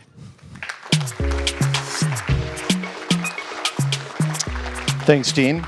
So I'm really excited to introduce my partner along with Marcus. And we all know that video games is a huge industry. That's why we're here. Yet a lot of the best work stays inside the games industry. A lot of people don't know about it. A lot of really awesome IP doesn't cross over into broader mass culture. So Robert Kirkman and Skybound have been crafting 360 media, as it's called, pretty much from day one. That's 13 years ago. And we've had #1 hits in comics, obviously TV, podcasts, video games, novels, even wine. And Marcus and Robert are going to explore how it gets done. So now a little about them. A lot of folks probably know Marcus Graham. He's, was a luminary at Twitch. He's had a 20+ year career in esports, live streaming, and video games. His work has always been focused on creators, content, and community, really a big supporter. He's a founding member of Twitch. That's a huge and important part of the video game industry. And he worked directly with creators to promote innovation in broadcasting and gaming. He's now the VP of Community Development at Fortis Games. And so, funny note, hopefully you guys have all seen Invincible. And if you haven't, you should add it to your wish list. Amazing show. We'd originally tossed around the idea of doing Invincible with Twitch with Marcus and Kevin Lin. And ultimately, we ended up doing the show with Amazon Studios. And kind of in a funny irony, we still wanted to find some way to work with Twitch, but the people we were working with at Amazon had never heard of Twitch, and they didn't realize that Amazon actually owned Twitch. So we were happy to make the introduction. Robert is my business partner, and a lot of you know about him. He's, well known to fans if you go to comic book or Comic-Con or you see him on TV. And his being my business partner is literally the least of his accomplishments. But he's created 2 global hit IPs so far, and he's still really young. A lot of you guys know Walking Dead, and of course I just mentioned Invincible, which has been a huge comic for 20 years. And it was a top 5 TV show globally, all around the world when it launched on Amazon. But here are 2 key things before Marcus talks with him, are things that I really want to note that I think are remarkable and wonderful about Robert.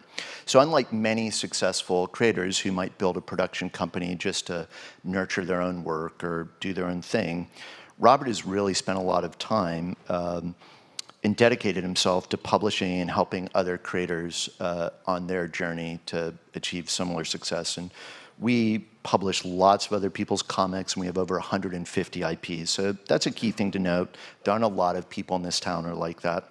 And then second, Robert is truly multilingual as a creator. He writes comics, he writes TV shows, he writes movies, he's a showrunner, and for purposes of this audience and this event, he plays video games, and he's always thought that video games were an important part of our business. In fact, it's one of the largest part of Skybound's business. We're very much a video game company as well as everything else. Robert reviews designs, he reviews builds, and he's an active participant in this industry. So that's why we're here. That's why he's speaking to you guys, and I'll leave it now to Marcus to guide the rest of the conversation.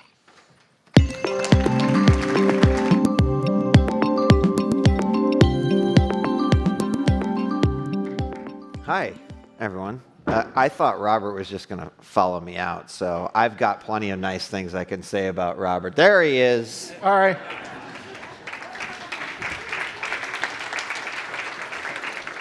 That's okay. I didn't Was I know. supposed to follow you out? You didn't tell me that. I don't know. Are we just tucking our waters back here? Yeah, you can do whatever you want with that water. Right? Good. I just want everyone to know there's a water warming behind me in my seat the entire time I'm here. So, how's it going? Great. It's good to have you here. It's good to be here. This is the first one of these I've done since the pandemic. I've been off the circuit for a good long time. So it's like riding a bike. How do we do these? Yeah, it's like riding a bike, or just pretending like we're in a Zoom call and it's just a different. Everybody says it's just like riding a bike, but riding a bike is difficult and dangerous. So I don't think it. If we brought John, can we bring the bike out? No, that's not happening. It's great to have you, Robert. You know, been obviously a big fan of you and Skybound for many years. I've had the opportunity to have these same types of conversations, which I'm constantly shocked that Skybound continues to ask me to have these conversations with you, because I just feel like I come up here and geek out for, 15 minutes and get off, and they're like, "Great job," and I'm like, I just like the shit Robert does, It's like pretty great. But you're the only person we can find that likes the stuff. Apparently, which is shocking. No, we always try and we never succeed finding someone else.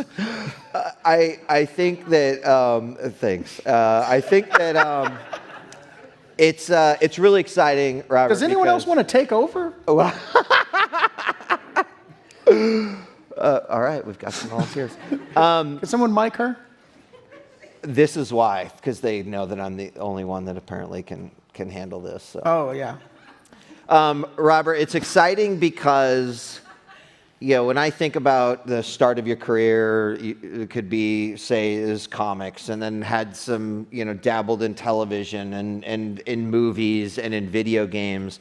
And it's exciting because you as a creator can do that, and just about anyone can kind of play in that world. But we are now in an environment where the narrative and these sort of worlds can kind of collide.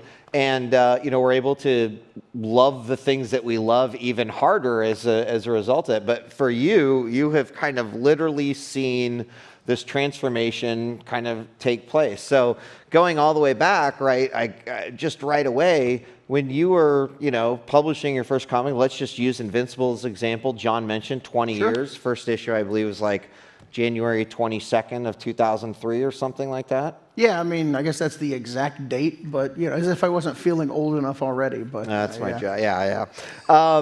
But back then, you're probably hoping I want this thing to last at least 6 issues. But did you ever in a million years think, oh man, Invincible one day will look great on the television or great on the big screen, or this might make an awesome video game? No. Definitely not. I mean, I think the thing, it was one of those like, oh, I hope this lasts 6 issues. I didn't know that it would make it the first year, let alone, 20 years. And I had no inclination that it would roll into all the different forms that it's rolled into. And I definitely didn't think it would be experiencing the level of success it's now experiencing 20 years later. But I was incredibly passionate about that material. And I had years worth of storytelling in my head that I was dying to get to. So there was definitely an engine there that I knew that if I had the opportunity, I could do it for a good long while, but I didn't know if that opportunity would arise. And I mean, at the time, comics was kind of your, right? It was your storytelling vehicle, right? But now we do have all of these other ways, either to add to or maybe a different way of telling the story. Like, at what point from, let's just say, the start of Invincible to where we're at now, is this a natural progression, right? We're seeing it a ton in the industry, the space right now. Yeah. Super Mario Brothers movie does really well. The Last of Us is doing great. Obviously, Walking Dead has seen acclaimed success on television. Like, where did it happen in that process? Like, when the light bulb clicked and said, oh, shit, we have something that we can tell a story to maybe even a different audience through a different medium. Yeah, I mean, to a certain extent, it was kind of like the frog in the boiling pot, you know, like it just, pinpointing one exact moment is very difficult because everything was an incremental step.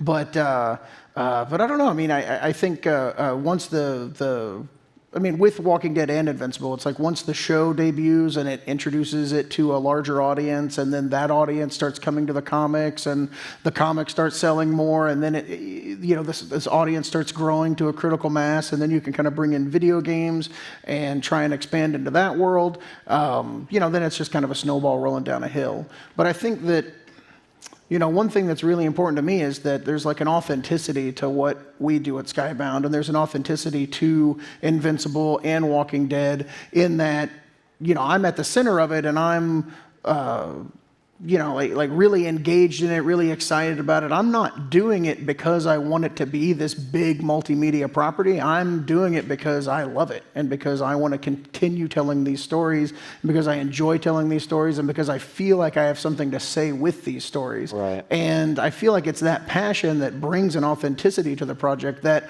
allows it, when it travels into other media, to have like this level of care and thought that goes into it that, tells the audience, like, this is something really cool that you can devote your time to it because this guy is passionately devoting his time to it. So how often is there conflict with that, right? You want to build these worlds and create, right, these stories that you want to tell, and inevitably there could be someone who's knocking on your door and saying, Robert, just give us another great story that we could put on TV and make a movie out of, and then 10 video games. And is there ever a give and take as far as that's concerned? Yeah, I mean, I think that there have been a lot of times along the way where people have been like, oh, you want to do another show, or I'd like to do another show with you. Do you have any ideas about this or that? I'm always coming up with new ideas, and so I am able to, try and accommodate that to a certain extent, but there still has to be like a level of passion to whatever I bring to them. So, I still try to maintain that. I'm trying not to sell out, I think is what I'm basically trying to say. At any point when I feel like I'm just doing something to do it, to make money off of it, or to try and, expand it in the same way that Invincible and Walking Dead have expanded it, that's when I'll quit. Yeah, good. Don't sell out. I also think it's really interesting because now that we see the success of game IPs and movies or comics being turned into other types of media, there's definitely more opportunity out there for everyone. Yeah. But I would also imagine too that you could kind of it might be dangerous to say, I'm going to try to build this property that I think will fit into all four of these narratives. You talked about authenticity. You talked about kind of keeping it simple. Like, do you ever approach a new world or a new story from, oh, actually, I think this is something that I could explore in different ways, or you know what, I thought this might be a comic book, but actually this might make a better video game. Yeah. I mean, I'm fortunate in that. I only really have to do the stuff that I want to do, like the stuff that I'm excited about. But if I were to sit down and say, can I do this in all these different areas? As long as I'm excited about the thing, I feel like that's completely acceptable. And I think that there's a possibility to do something cool there. I think that because I've been able to do so many different things that have expanded into different areas, sometimes I'm writing something and I'll say, I'll be writing a comic and I'll say, oh, well, if I do get a chance to do this in live action, I could get this actor to play them. Or, okay, this scene isn't working in the comic because there's no motion and there's no sound. So if I get to do this in a video game or as an animated series, I'm going to make a note that when I get to this scene, or if this scene is ever adapted, I need to make sure they do it this way because there's some cool stuff that I really want to do that I just can't pull off in comic form. Were you doing it that 20 years ago? I was not doing that 20 years ago. That's now. All right. That's old man Robert. Yeah. Young man Robert was just going, oh, I'm having fun. This is a lot of fun. Let's have some more fun. I hope I make some money off of this one day because I'm broke. All right.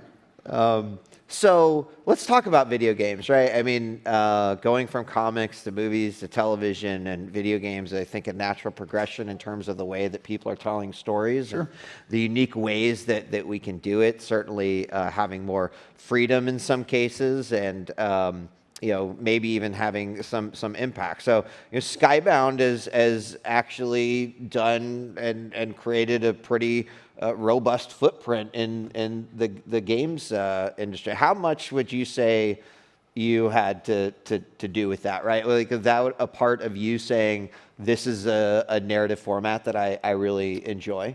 I mean, I love gaming. I think gaming is great because, you watch a story in film and television and you read a story, but, in gaming you live the story. And so I think that it is really exciting in that it gives you different kinds of storytelling techniques, and it has a different effect on the audience. It can, endear an audience to a story in a much more meaningful way, which is, I think, very unique to video games. As far as why Skybound dove into video games so hard, it's something that I definitely wanted to do. It was an opportunity that arose through The Walking Dead. People started coming to us.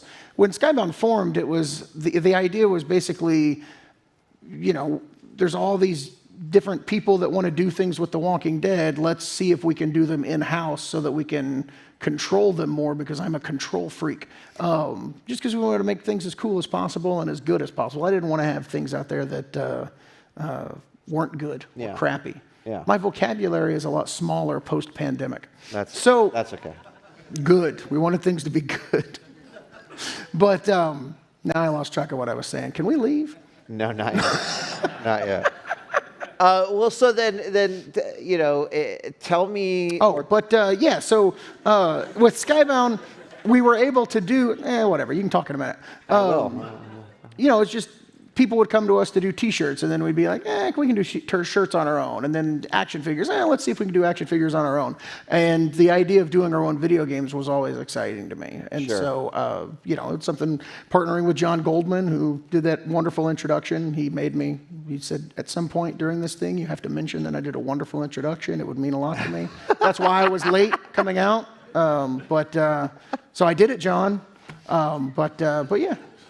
So what would you say you've learned from, thinking about narrative in games, and even in all of the different mediums that you've dabbled in, right? How has that helped you, say, think about video game narrative in a more comprehensive way? Or has that helped you go back and write comics better, or a script? Or It's a hard question to answer. I think so. I mean, it's a matter of perspective. I guess it gives you an extra level of perspective. You try to think about, if you watch how we did the Telltale Walking Dead series, that was all about monitoring the way that people were playing that game and crafting the story to affect them in a emotional way. It's trying to make people cry. Yeah. And considering more about how the individual person is experiencing the story. I mean, I guess maybe everybody tries to do that, but it wasn't necessarily something that I was trying to do. Early in my career, all I would try to do was entertain myself because, most people weren't reading my comics. I was the only one reading them. And so the goal was always does this excite me? Maybe it will excite somebody else. Does it entertain me? Maybe it'll entertain somebody else. But thinking about different people and how different people interact with things and different personalities and how certain people with certain personalities might react to something a little bit differently, and you can have like 5 different people read the same scene and get 5 different things out of it. That's something that I consider a little bit more now. Yeah. Now, from a fan perspective, like this is great, right? If you love a television show, you've got a world that you can dive into over here in comics, or maybe play through in video games. And as far as that's concerned, right, we're really seeing this becoming kind of a behemoth in the world of entertainment, right? To be able to not only curate different audiences, but give those super fans, right, something new to play. So, you know, how important is kind of various IP, whether it originates in gaming or in comics, to like the fans out there? I know you're obviously very thankful to all of your fans, and you know that they will consume just about everything that goes out there, but how important do you think that is to the growth of fandom in any industry? I mean, I think everyone's seeing that IP is like the biggest driver to, you know, growth in all kinds of different areas. So I think having ideas that people love and that they want to have more of is something that I think every company is trying to accomplish. I kind of look at it from a fan perspective. So I think there's a very cynical way to look at it where, you know, you see like Walking Dead toothpaste and Walking Dead cereal and, you know, Walking Dead underwear. And you're like, this guy's just all about that money. What a jerk. None of those products I don't think exist. But I buy Transformers toothpaste and Transformers underwear, and I can show them to you right now. I'm wearing them right now. Optimus Prime over here, Megatron over here, Devastator in the back. But so I try to think, if I loved Invincible as a fan, what would I want? And from that perspective, you get to kind of sit back and pick and choose. And there are some things that we decide not to do, but I think that having that investment from an audience, if someone will, you know, buy the action figure and buy the video game and watch the TV show and buy the comic, it's like you have that person, but you have that person invested in a narrative. And so you know that when you're working on season 2 and 3 of the show coming soon on Amazon Prime, you know, like, oh my gosh, this is going to land this way because I know I have an invested audience. And so you can look at it cynically, but I think that it's evidence of like a really invested audience that helps you craft the narrative for them because you know the level of investment that they're in. So you can spend extra time putting Easter eggs together, and you can, you know, like put something in the show that you know only the diehard fans will notice. So that, you know, kind of gets hinted at in season 3, and well, hopefully if we get to continue, come back in like season 4 and 5, but you wouldn't necessarily try those things if you didn't have that extra thing to rely on. Is that a pretty fun part of the process, like getting to drop Easter eggs and hiding dumb stuff in a show that you think most people won't notice? Yeah. And then watching Amazon not notice and being like, ooh, this is a lot of fun. Yeah, that's it's do you have any examples you want to share? Any Easter eggs from season 1 we might not know about? Hey, you're putting me on the spot. Think about it. Gosh, season 1. Which one was that? All right, then no. You're supposed to go back and rewatch it before season 2. No, I have. I'm just trying to think of something. I know there's stuff in season 2 and 3 I could spoil, but I can't do that. Don't spoil. No spoilers in this room. From a creative perspective, as kind of an aside, is it feel pretty good to be able to go, oh yeah, this is actually really dumb what I did here in issue 5, but I can correct this in the animated show that we're doing, or I can expand on a storyline in a video game. Like, is it nice to be able to go back and change anything? Oh yeah. I mean, especially with the show, it's great because I kind of look at the Amazon show as the second draft of the comic, and so. I mean, third, right? No. What, the MTV Motion comic of Invincible doesn't count? Deep cut. I like that.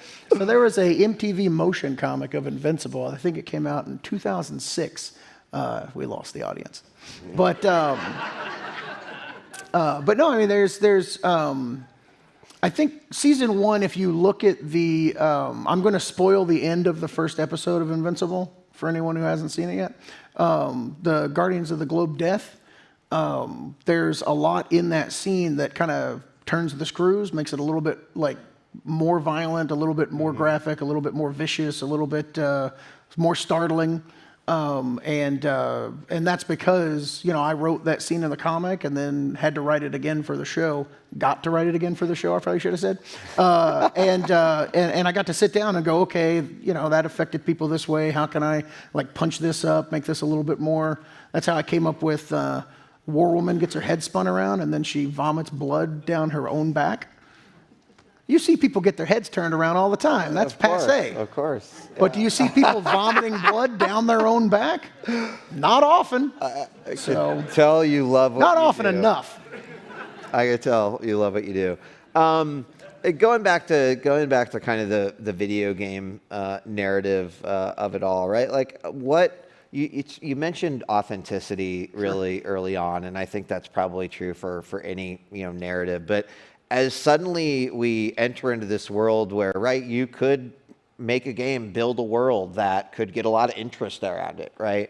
What is kind of the advice you give to those in gaming that are thinking about building narrative that might one day be a cross-media property? I think I think one of the things that we do at Skybound that I think really works for us. Everybody okay? I thought he was going bullshit. Like he hadn't given an answer yet, actually. I hope he didn't do that. I'll have to fight somebody. But so the thing that we do at Skybound that I think works really well, and I think Walking Dead right now is the best example of this, is that the Walking Dead world lends itself to having each different version of it that's in a media stand on its own. So if you look at a lot of the Walking Dead stuff, it has its own cast of characters. Saints and Sinners has its own cast of characters. In the Telltale game has its own cast. And so if you experience the Telltale Walking Dead game and that's your first instance of interacting with the world of the Walking Dead, you have a complete narrative that you can kind of sink your teeth into and you get a full experience from that. And then the comic does the same thing. And because so basically you want to create a world where you're not dependent on the same. So it's like, okay, I've got a Spider-Man comic where Spider-Man's dealing with his girlfriend and he's got J. Jonah Jameson and the Green Goblin fights him. And then I got a Spider-Man game where, he's got the girlfriend and J. Jonah Jameson's doing some stuff and he fights the Green Goblin. And then I got a, movie where it's basically the same story again. You want to try to come up with something that's well-rounded so that each individual thing is giving somebody a full experience. Sure. Yeah. And I mean, obviously not an incredibly easy thing to do. Yeah. I would imagine. Clearly Spider-Man is not a very big success. No, really messed up on that one. I still think it's a good example. What, the fact that we're able to see video games be translated into larger entertainment, is it shocking to you at all, or were you more on the camp of like, it's kind of about time? It's definitely about time, and I think that there's a really good correlation between when comics started really popping in movies and television, and now that video games are happening. The same thing happened in both instances, which is people started taking them seriously. Before comics were successful being adapted into movies and television, everyone would adapt them in a way of saying, okay, well, I'm going to take this dumb thing that these dumb people like, and I'm going to fix it and make it cool because I don't know how the hell these people like it because it's dumb, but I'm going to make it not dumb. And then that's how you get Shaquille O'Neal's Steel, or whatever. Batman and Robin, which, is good on its own merits. But now you have people, with comics and video games going, okay, Mario's going to look like Mario, Sonic's going to look like Sonic, we're going to get Neil Druckmann to actually work on the Last of Us show, we're going to take these seriously, we're going to have the people that had a hand in making them successful in the first place have a hand in doing the adaptation, or we're going to, treat it with the utmost respect and maintain all of the elements that made it popular when we adapted it into the other medium. I mean, the two Mario Brothers movies are the best example of that. I mean, when you compare the successful Universal animated Mario movie to the John Leguizamo, Bob Hoskins. I mean, I love Dennis Hopper as much as the next guy. Some of that has to do with, right, just the fact that technology has changed, right? The digital landscape has changed. Do you agree? I mean, I think that that's a part of it. I think that that makes them better, the technology and the landscape changing. But I think if there was respect for those mediums in those times past, I think that you would have had lesser versions because the technology hadn't caught up to be able to do it, but you would have had a better product that would have appealed more to fans of the thing they were adapting if they had actually treated it with any level of respect. So, I mean, what do you think, what changed then, right? What would you say some of the big catalysts would be that people started taking it seriously? Well, I think, I mean, it's the internet, and I think Comic-Con was a big part of it. I think that when movie studios and all the streamers and networks and everybody started realizing like, oh, there's this place where 400,000 people go and they all seem to care about this stuff. Let's try and make money off of them. That seems very obvious. And then, I think the internet, when that first trailer of Sonic the Hedgehog came out and the internet went crazy, and I really hope that was a stunt and that they knew what they were doing, because that'd be really brilliant. I don't think that's what it actually was. But wouldn't it be cool if they had the real Sonic design and they were like, let's slip out a trailer with an uglier one? Yeah. But I always respect craftiness, but But anyway, so I think.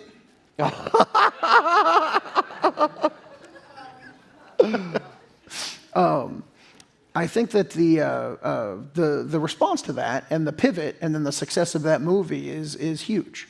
And I think that it's going to lead to more things actually getting adapted correctly or with respect, because they put that trailer out thinking they were making Sonic look more real, and then people flipped out and they pivoted, changed it, and then the movie actually did exceptionally well. So I think that it's tiny lessons like that. And using the term Hollywood I don't like, but Hollywood often learns the wrong things from these lessons, but I think that's one where I think they got it right. I mean, I think it's really interesting that you bring up that example, because I think we could even go back and look at, say, The Walking Dead as a product and say that there were a lot of decisions made that probably angered fans, right? So where's the balance in that too, right? There were decisions on Walking Dead that angered fans.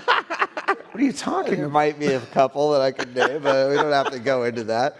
But no, I mean, you're building this fandom, you're creating this narrative, you're building these worlds to appeal fans, but you can't always make every fan happy. Exactly. Yeah.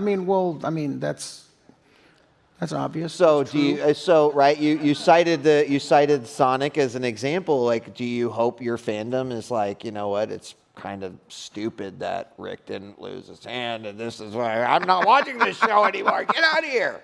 Yeah, I think that there are some concessions that have to be made, like CGIing your lead actor's hand out of every scene. Yeah, but fans don't know that, for Robert. 10 years. They think they want to hear about your budgets for a television. So, right, I'm not pushing it. We tried to talk Andrew Lincoln into having the hand removed, and he just wasn't having it. But yeah, no, it would have been. That's why every show based on a comic should be animated. Yeah. Well, is that true? Is that you wish it was just that way? I don't know. I'm having a good time on the Invincible show, and it is a lot easier. Yeah. There's not, when you take drawings and you have to pour them into flesh vessels and put them in a room and point a camera at them, right. There are certain limitations that are going to come from adapting something that was anything goes on paper to this, and I think anything goes on paper is a lot easier adapted to animation. Sure.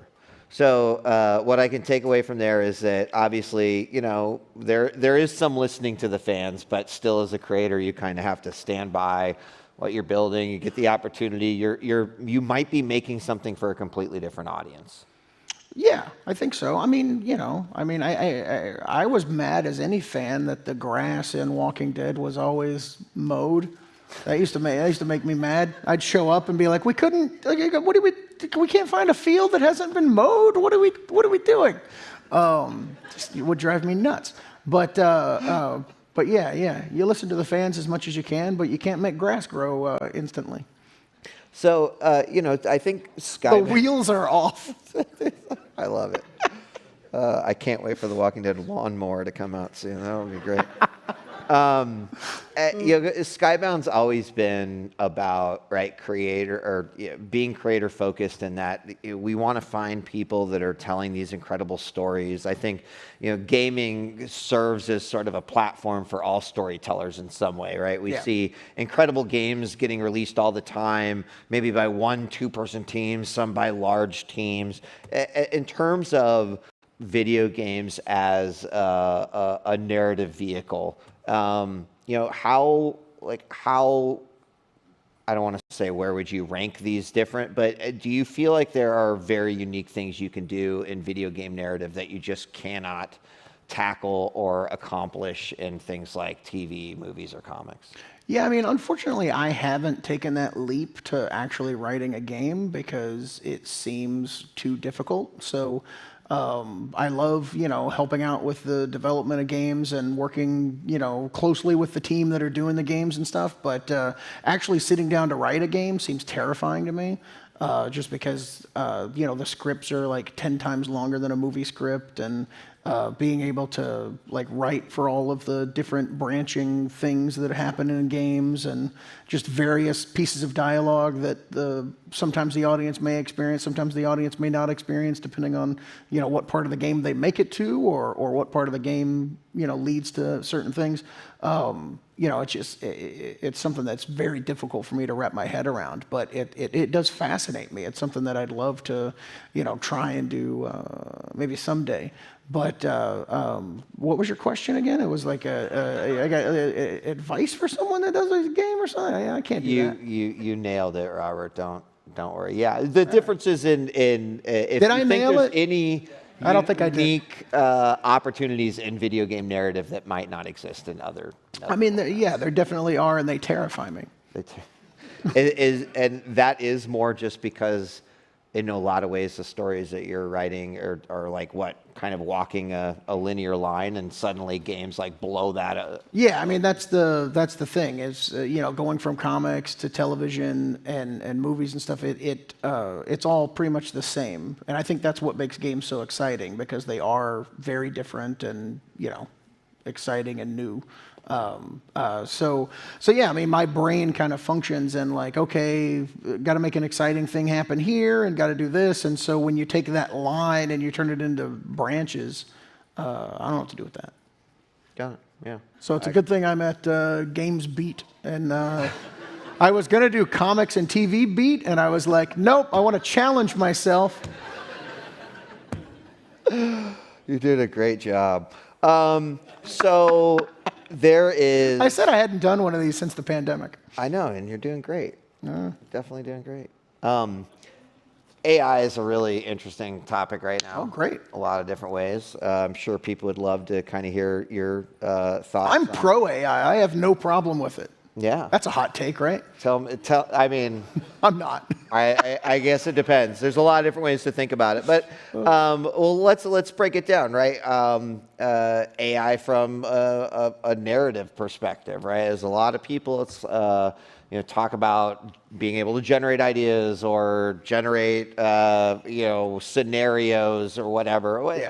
How are you looking at AI as a very creative individual that's focused on narrative? Well, I'm going to speak from a person, it's going to shock you guys, a bit of ignorance over here for me. So my position is a little bit shaky, but what currently exists as AI is like a regurgitation machine, right? It's just chopping up things that it gets fed and spitting them out to you. So that's problematic. A lot of people are talking about that. We got a lot of AI developers in the audience. It got real quiet. So, but I think that it's early technology, and as it grows, if it gets to a point where it is generating some kind of new thing, I guess that could be helpful for a writer if it's coming up with its own stuff. But I don't know. Then it just puts us all out of business, right? Isn't that what everybody's worried about?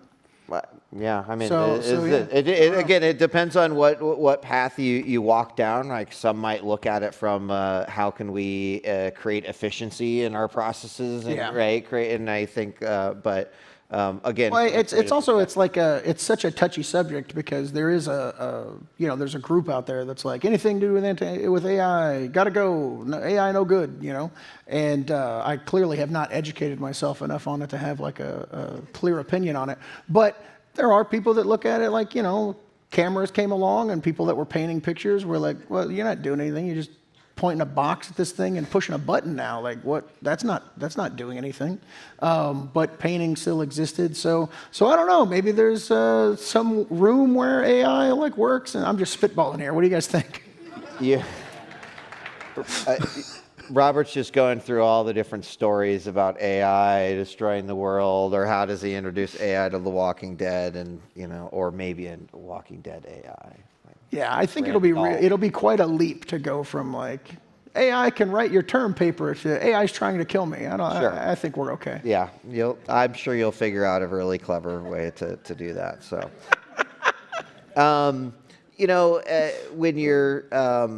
when I kind of want to go back to Marcus is like, why in the hell did I bring up AI? You know what? Admittedly, in all our prep calls, here's Robert. Sure, I'll talk about AI. Great. You probably should have qualified that a little bit, right? But that's okay. That's good. I think it's important. Everyone's on their own AI journey, learning along the way. Robert, it's good. We just want you to keep being thought-provoking and just bring the creativity. So, yeah. Okay. We'll ask the other folks. Yeah, and by AI you mean animated invincible, right? Because that's what I was talking about. What did you think I was talking about? That is exactly right. That's exactly what we think. Great. There's often times of discussion about the writer's room and what goes on in the writer's room, and a lot that is crafted and narrated. Do you see anything from the writer's room, the things that you've been involved in, that you would take away if you were going to be crafting that video game narrative for the first time with all those branching things that terrifies you? Is there, what would you be taking from there that you think you would apply to gaming? Well, I think the writer's room approach is great, and that's something that we incorporated in the Telltale Walking Dead series. When I got into the writer's room on Walking Dead, it was my first experience like spending any time in a writer's room, and it was interesting because writing on your own, you're like, oh, okay, I've got a story here, and I want this to happen.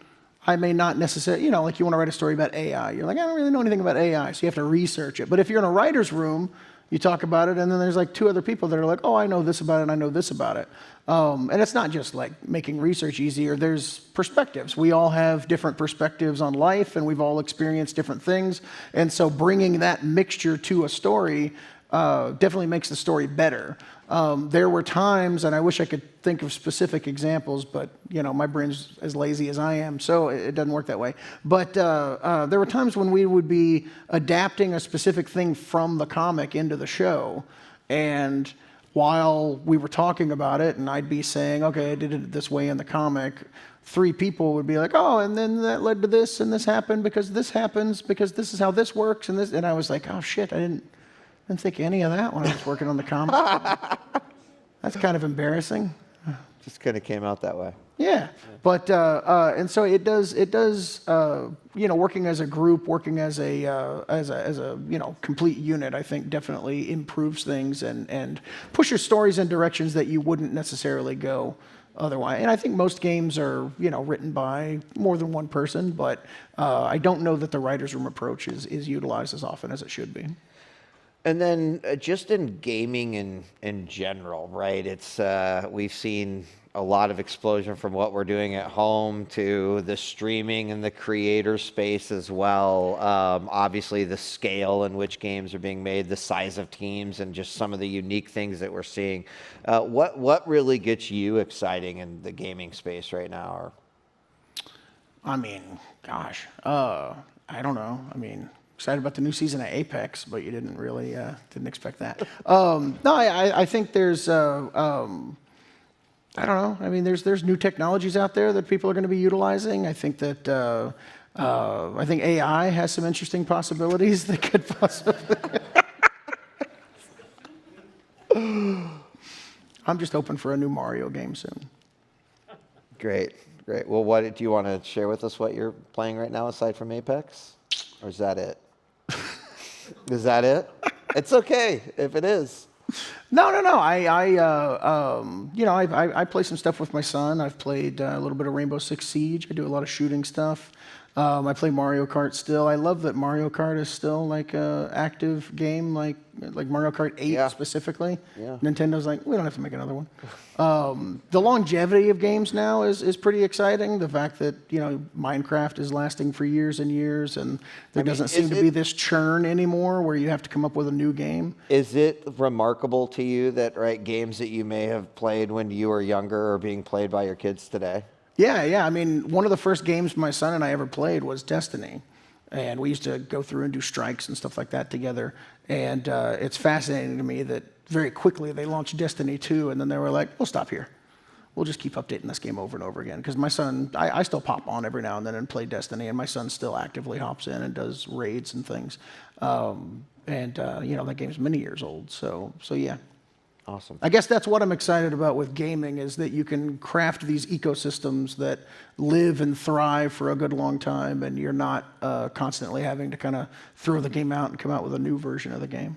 Yeah, I mean, with a lot of the fandoms we've talked about, with a lot of the game worlds that they are now just transcending generations, and I think, obviously there's plenty of fandom that has done the same thing, but it's not exactly an incredibly long list, whereas gaming is starting to, my mom, not a big gamer, but I could say name a Mario character, not Mario. She could, name a Street Fighter character. She could. There's all these fandoms, I think, that have just kind of existed and really come out into the mainstream.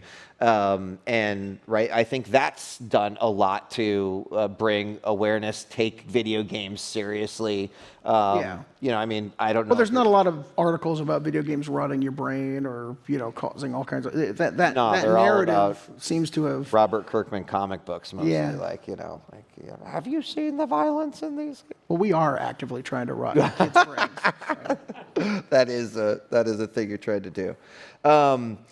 Cross media, is it as good as it can get, right? Do you see a world where you're watching Invincible season 7 and then another part is playing out in a chapter that's released in the game, and then is that too there's complex? an insane amount of potential in cross media. I think that the surface hasn't even been scratched yet. I think that there will be, who knows what the future holds, but yeah, there can be, you're playing a video game, a certain character lives, another character dies, you're watching a TV show, different character shows up in the TV show based on how you experience the game, and I think there is a world where different things are going to be merging in really exciting and different ways that we couldn't even think of now. Is there a danger in creating too much complexity? I'd really like to get into The Walking Dead, but oh my God, I have to read 300 issues and watch these 8 things. And do you think that there's... No. What? No, I think I'd say no too, but others are I think the thing is, there's a balance. Making experiencing all parts of the idea, I think, is additive, not necessarily essential. Sure. I think that, if you've played the game and read the comic and you're watching the show, maybe there's something that you might, get a little bit of enjoyment out of, something that's in the show where you wouldn't have noticed if you hadn't done all these other things. And maybe there's a character that you know a little bit more about, but if you don't have that information, the whatever you're watching is still enjoyable. I think that balancing act has to be struck, but Sure. But I still think that there's a lot of potential for weaving more things in. Did you ever meet a Walking Dead television fan that had no idea it was a comic book? Oh yeah, absolutely, all the time. I've also met Walking Dead video game fans that are never really watched the show, don't know anything about it, and that's fine. Awesome. Well, I don't talk to them for very long, but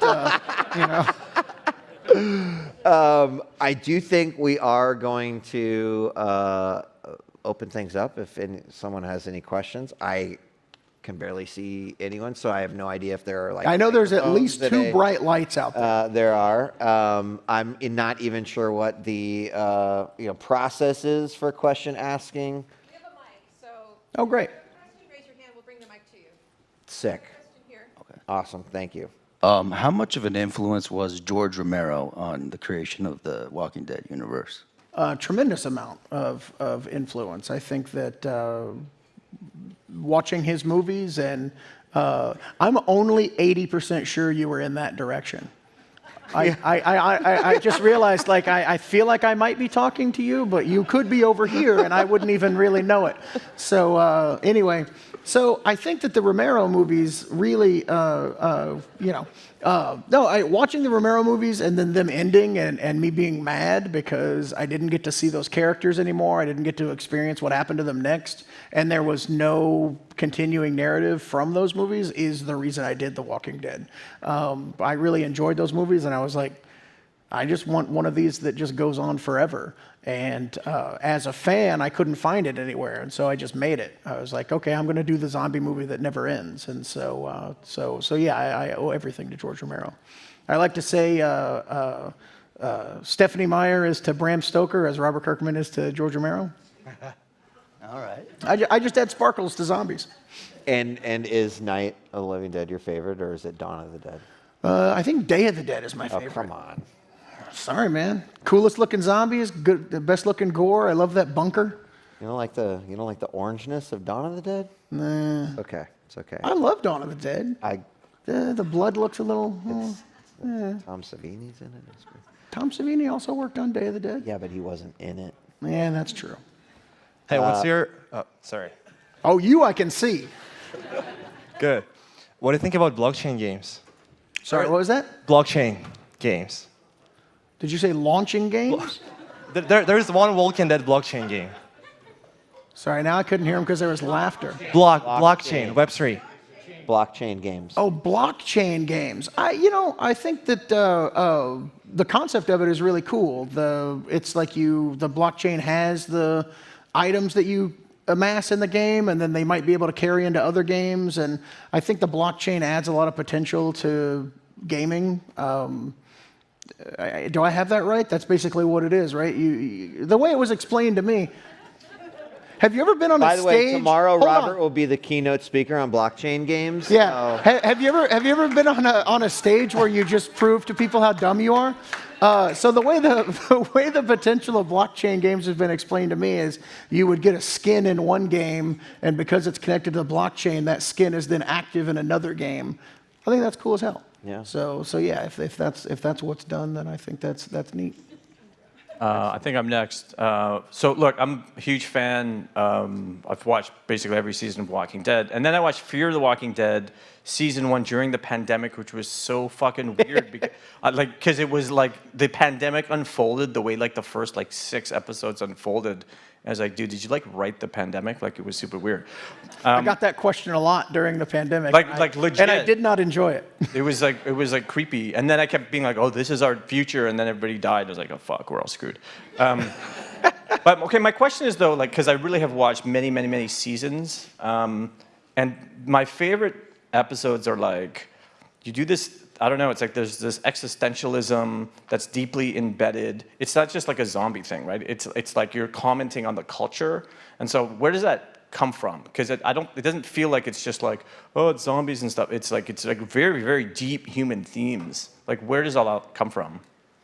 I think that like most stories, The Walking Dead was, I don't know. In a lot of ways, it's essentially just a soap opera, and it was really just me commenting on life and my experience with life, and personal interaction and different things about society that I might like or not like. And then zombies would sometimes attack to keep it interesting.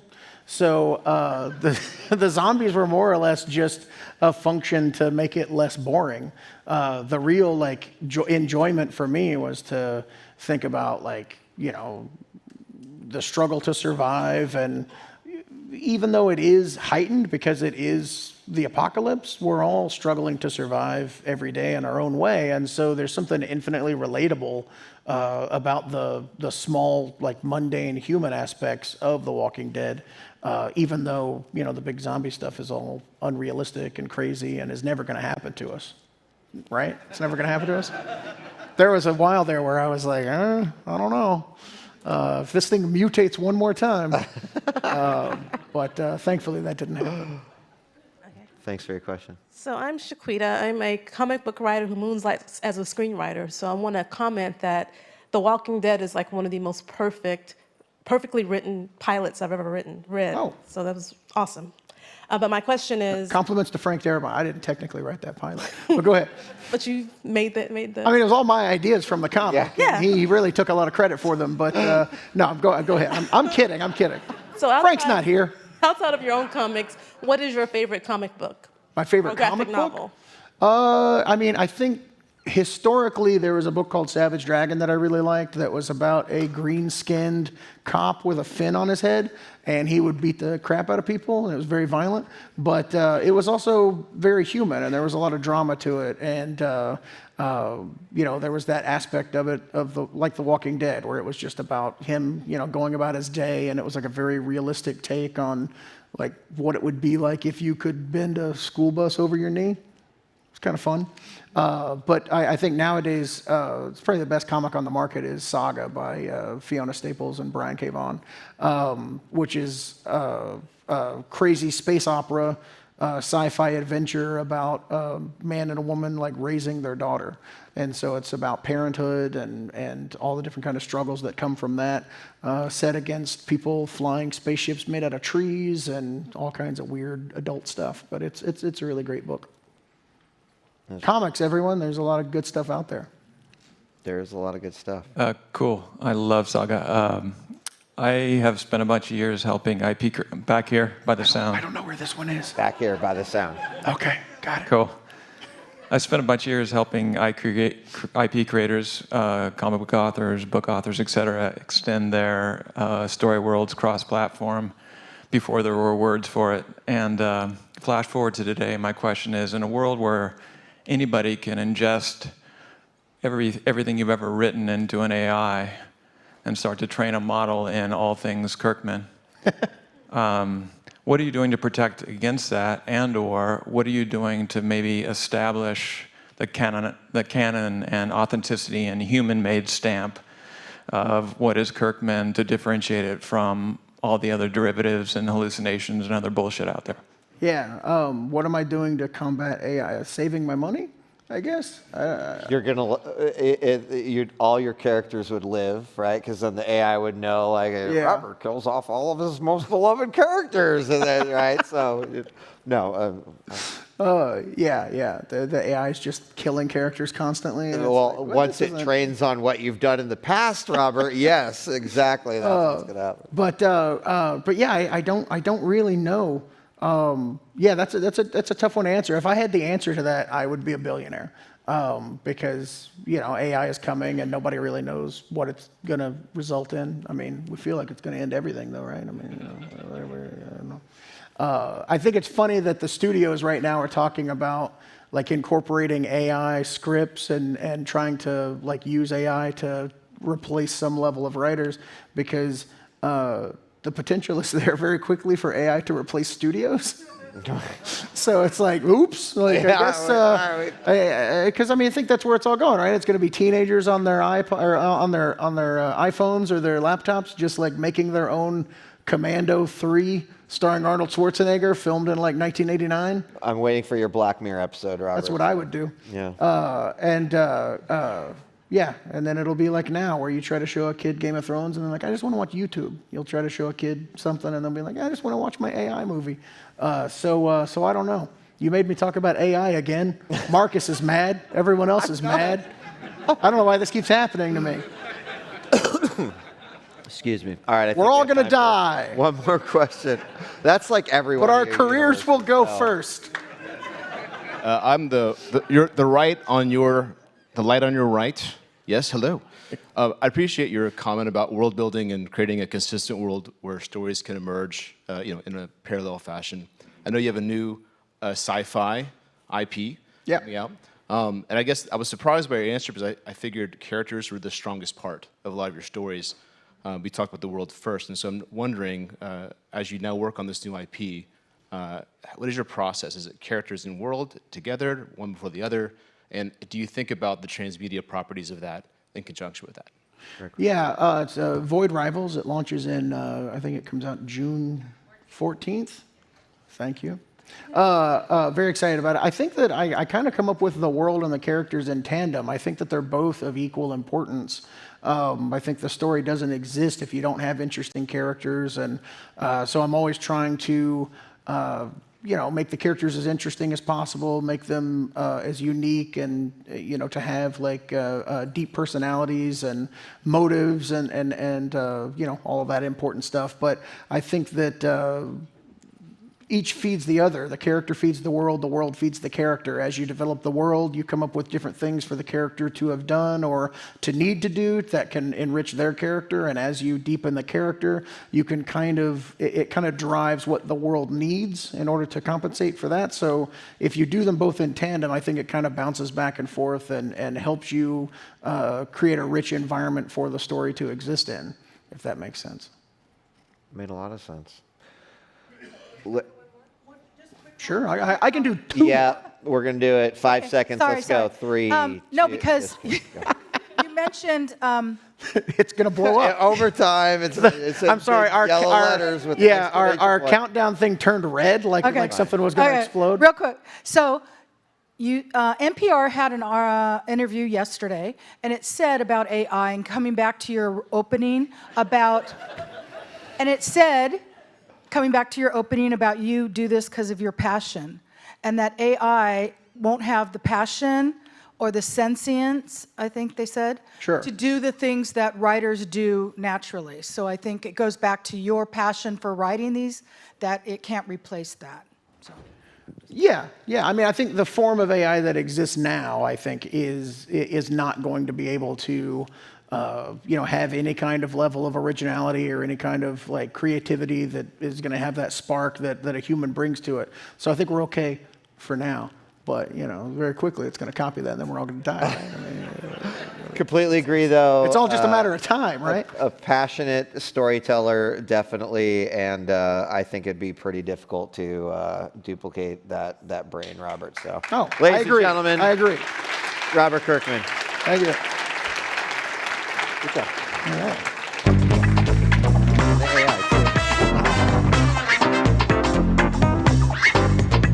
Love it. Bye-bye. All right, everyone, thank you. We are ending the day on a high note. Look at that beautiful friendship. And thank you so much for the fantastic conversation, Robert and Marcus. This concludes day 1 of GamesBeat Summit. Thank you to everyone that's been joining us. Thank you to all of our amazing speakers on stage today. And thank you especially to our sponsors. This event would not be possible without our incredible sponsors. So please thanks to our headline sponsor, Facebook Gaming, our platinum level sponsors, our diamond level sponsors, our connections level sponsors, and our bronze level sponsors. To learn how you can partner with VentureBeat Lab to showcase your thought leadership and sponsor our next GamesBeat event, contact us at partners@venturebeat.com. Thank you also to our fantastic advisory board. Bye. Start heading to happy hour. It is okay. I finished the announcements either way. The official conference hashtag is #GV Summit. Make sure that you tag the photos from today, all of your fun things, cool insights with using #GV Summit or @GamesBeat. Our day 2 sessions begin tomorrow right here at 8 a.m. with our Diversity in Gaming Breakfast, sponsored by Facebook Gaming, taking place here in the California Ballroom. Everyone is welcome, so please join us. We also have more great speakers and sessions in store for you tomorrow, and we want to see you there. So please, right now, if you are still in this room listening to me, thank you. So sweet. However, there are free drinks upstairs. Please go upstairs to the Bayview Ballroom on the 9th floor for a cocktail reception sponsored by Xsola. Thank you, everybody. Good night.